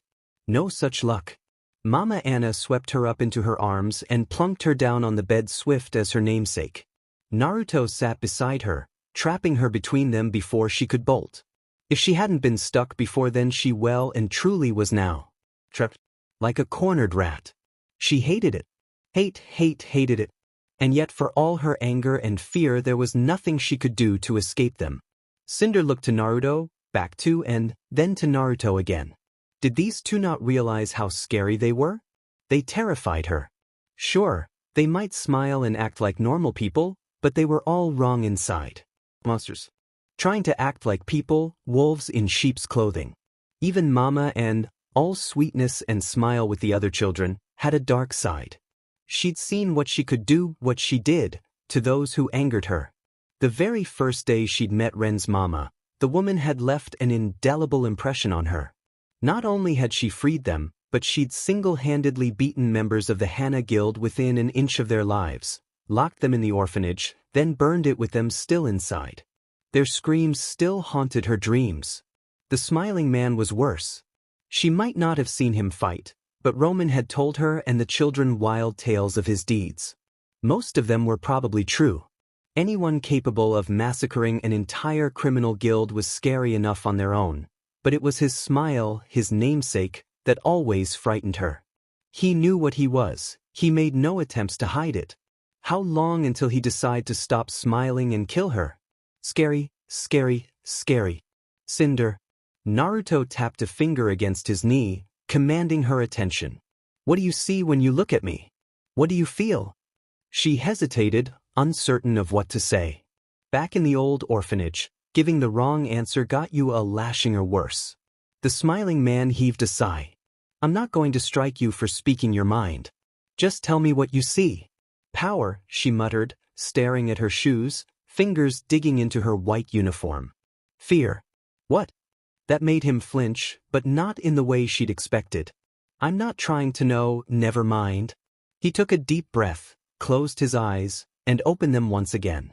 Let me tell you a story, Cinder. She tried to wriggle free. Do we have to? Can't I just have breakfast with the others and… Mama and guided her back down to the bed. You like this one? Naruto patted the space beside him. Once upon a time, there was a wise man with a fox. He was a bit of an odd duck, but despite his eccentricities, he decided to share his abundance with someone less fortunate. Even though he already had many daughters and several sons, he opened his home to another child. Blue's eyes met hers, and now it was her turn to flinch. She was an orphan girl, broken by the system from an early age, troubled and violent, a lost cause some might say, every word burned into her, darkening her face with shame. And yet the man opened his home to her all the same. And when this girl destroyed his pillows, this good man didn't mind. When the girl refused to go to school, this good man showed understanding and patience. When the girl lied and growled and hid, this good man showed compassion, love, until the girl who had never felt anything like being wanted or loved in all her life, finally did. Cinder whimpered a little. Mama Anna patted her head. Naruto simply continued. But still the girl hesitated. Even when she finally had a chance at a good life, her fear threatened to snatch it away. His head tilted to regard her then, as an orange fox might a small black mouse. Are you afraid that we're going to wake up one day and think you weren't worth saving? Is that it? Can you not bear the thought of us doing that to you, of throwing you away like a piece of lint or a bottle cap? Or would you rather not find out? If that's the case. He drew a dagger from his belt and handed it to her. And hissed out a startled. Naruto. What are you doing? Shoo. He held up a finger. Don't interrupt. She needs to learn this lesson. If she doesn't, she'll never master her fear, never be whole. Cinder eyed the weapon, heart hammering in her chest. I don't understand. What am I supposed to do? Here. The smiling man pressed the dagger into her hands as he rose from the bed, only to pivot and crouch down before her. If you want to kill me, if you want to be rid of me that badly, go ahead. A hand settled on hers, guiding them forward. I won't stop you. Attack me. Heck, you don't even have to hurt me. Just the intent will do. She looked to him, doubting. Really? Yup, he smacked his lips, producing an audible pop.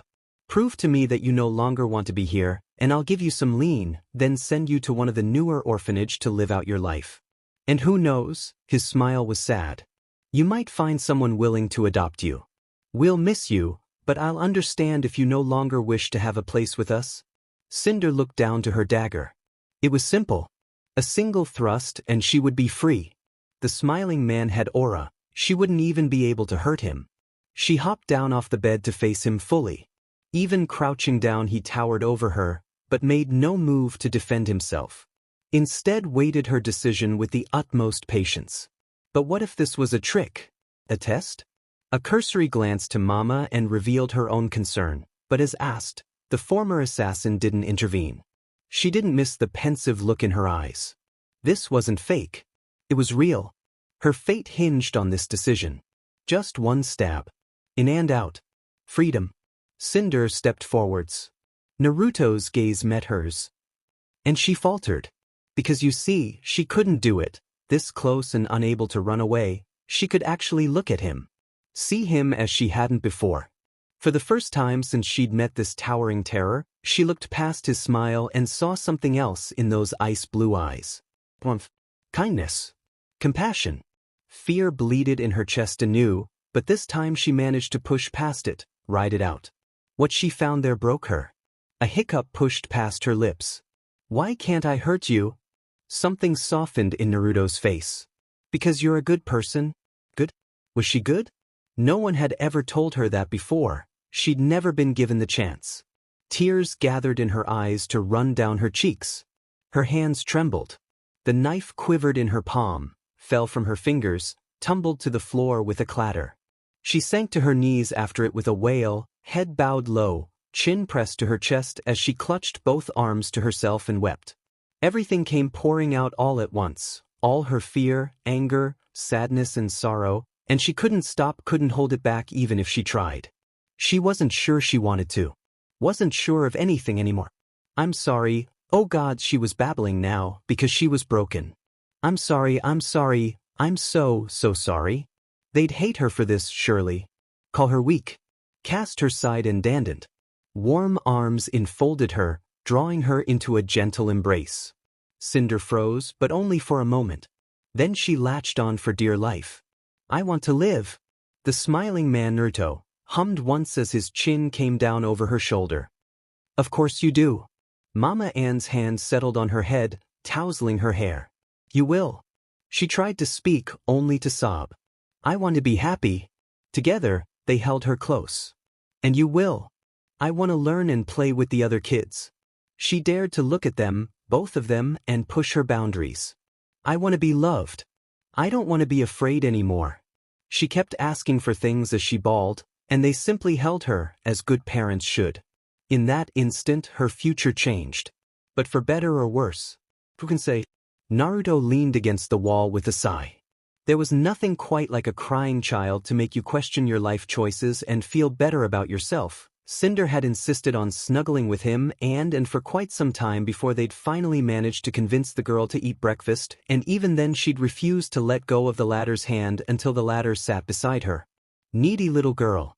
The look on Roman and Winter's faces had been priceless. The other kids were simply happy that she'd finally come around. His scroll chimed, heralding a call. A quick glance confirmed his suspicions. An unregistered number. 10 Lean says that's bloody. But he spared a quick glance for his family and considered opening a video call with whomever it is, then thought better of it and retreated to the hall, setting it to his ear instead. Hello. Greetings. A rich, resonant voice answered immediately. To whom do I have the pleasure of speaking? He'd never heard the man's voice in all his life. And yet somehow he knew. You must be Ashbin. Indeed, it was impossible to read his tone. And you are Naruto Uzumaki. I've heard a great deal about you. Oh, I bet you have. Now how did you get this number? Nevertheless, he plastered his signature smile to his face. Leo spoke fondly of you as well. Did he now? Ashbin chortled softly. He never mentioned you to me. Was that a challenge? I preferred to keep to myself. Yet now you've stepped into the limelight. Well, we can't all hide in the shadows forever. He heard someone laugh and looked back into the kitchen just in time to see Cinder wallop Winter with a plate of pancakes over some perceived slight. Naturally, the young Schnee didn't take kindly to that, and it kicked off a food fight of epic proportions, one that he watched with fond amusement as and Willow and even Raven were drawn into it. A smile tugged at the corner of his mouth as he observed it all. Is there a particular reason we're having this call rather than meeting in person? I appreciate your candor. It's refreshing. It also lets me understand that you're not a man to be trifled with. And now they came to the meat of the matter at long last. I'm not. How nice of you to notice. What do you want? An associate of mine was attacked in Mistral and has since gone missing. I was hoping you could help me find him, or barring that, enlighten me as to his whereabouts. Certainly, he feigned a false chirrup as he ducked a flying stack of waffles and breadsticks besides. I'd be happy to help. But please understand, I'm rather busy what with the vital festival being right around the corner. But of course. His name is Crow Branwen. What to say? He could lie all day, but it would only make Ashbin suspicious. This confrontation was bound to come about sooner or later. Might as well be this year and on his terms. Oh, him. Yes, I had a rather productive meeting with him. He heard Ashbin's breath hitch on the other end, but he brutally barreled onward before he could fin to speak. Your body birdie is resting here at my home. Technically, he was just not on a couch. We had a rather wild night. He and I broke his scroll and everything. Can you believe it? The silence that followed was deafening. Naruto grinned into it, voice dropping to a low growl. Why don't you come pick him up? He didn't give us the chance to answer. Instead he closed down the scroll, snatched a flying breadstick out the air and waded into the food fight. You've got some syrup in your hair, Headmaster. You're one to talk. Naruto wiped the food detritus away with a laugh. Going with the cowboy getup again today, are we, Pickerel? Flynn flicked an annoyed look his way. You're not funny. Really? He planted both hands on the table and beamed. Because that thing's downright ghoulish. Pickerel flipped him off, scarred face twitching in a grimace. We can't all be handsome sons of bitches like you. It really was too easy to tease him. He waggled a blonde brow his way across the round table. You do realize some of our students are calling you the ghoul these days? A styrofoam cup bounced off his head. Piss off. Vanessa poked his cheek for good measure as she settled in beside him. You're some kind of masochist, you know that? Perhaps he was. So we're all here then? He looked at everyone in turn. Flynn Pickerel, Vanessa Nikos, Honora Valkyr, Maria Calavera. He had a fine staff here, and with and recently acquiring her license, they would be finer still. Come to think of it, wasn't she supposed to be here today? So, what are we going to tell the council? Maria piped up. We'll need more dust. They won't like that. Vanessa coughed into a fist. We could always ask Willow. Pickerel rolled his eyes. You do realize you can just run Mistral yourself if you want. If you need dust, just requisition it. Nonsense. Maria tapped one of her sides against the ground, commanding attention. You can't be both the headmaster and run the city. Rules are rules for a reason. Even that boy James can't do both. Headmaster of Altus he may be, but at the end of the day he's also its general. Flynn rolled his good eye. Only she says. Maria whacked his ankle. Ow. Naruto restrained a smile of his own as the old-timers squabbled. Maria certainly had some pep in her step these days. Seemed taller too, not quite the hunched old biddy she'd been when they first met. It was almost like she was aging in reverse, slowly but steadily regaining her lost vitality and height. It seemed absurd, but had giving her a bit of chakra to heal really helped that much? Shaking his head, he focused on the task at hand. I have no desire to run Mistral at this time. The counselors can plot and plan all they like, but it won't change a thing. Our plan is set and decide. The door slammed open behind him. Sorry I'm late. Anne bustled in beside him, a folder tucked under her arm, snapped off a quick salute and sank into the seat beside him. Anne Wren reporting for duty. Maria Tutate. Finally got your license, did you? I don't suppose Miss Branwen will be joining us? Flynn looked like he'd sucked on a lemon. Anything but that, please. The kids are still scarred from the last class she taught, if you can call it that. Guess the early bird didn't get the worm this time, eh? Honora ribbed him under the table with an elbow. Yeah. He steadfastly ignored her attempts to flirt. By the sage, he really didn't know what to do with her. He wasn't blind, but Nora and Rin were getting on so well. He didn't want to get in the way of that by shacking up with the girl's mother. Just didn't feel right, you know? Kurama chortled. How noble of you. I wonder how long you can hold out. Hush you. His old friend merely cackled at him. Not a chance. Maria snapped at something Flynn had said, something he hadn't heard, drawing him back into the conversation once more. We have transfer students due any day now, to say nothing of the preparations for the vital festival itself. No vacation days. Drat. And tilted her head. Can we win? Maria rasped a laugh. Without a doubt. Now, then what's next on the agenda? Vanessa hummed and flicked through her clipboard. Our dead headmaster has quite the itinerary this week. Her tone had Naruto's head kissing the table all over again. You've been requested at the House of the Hearth Orphanage. The council wants a budget for the festival. Gyra and Kali Belladonna are in town to meet with you personally at your leisure, and don't you dare attend that meeting without me. And today, he chuckled a little. I believe today is the vital tryouts. You wanted to test the students personally? Naruto's grin practically split his face. I'm looking forward to it. Vanessa smiled. Please don't break the students, sir. I make no promises. Vengeance was at hand. With nary a sound, the warrior opened their eyes. Retrieving their blade, they rose, bowed before the statue and donned their tinted glasses. Cold hate etched across her face before she was upon him. She was fast, he would give her that, very fast, quite possibly the most agile person he'd seen in all Mistral. But he'd seen faster. Her blade swept in with superb speed, stabbing for his face right between his eyes. There wasn't so much as an iota of hesitation in her swing. It was magnificent. He swayed aside, blocked her next strike with his forearm, then flicked out his staff to end the fight then and there. He would hold back. A single blow to her solar plexus would knock her out.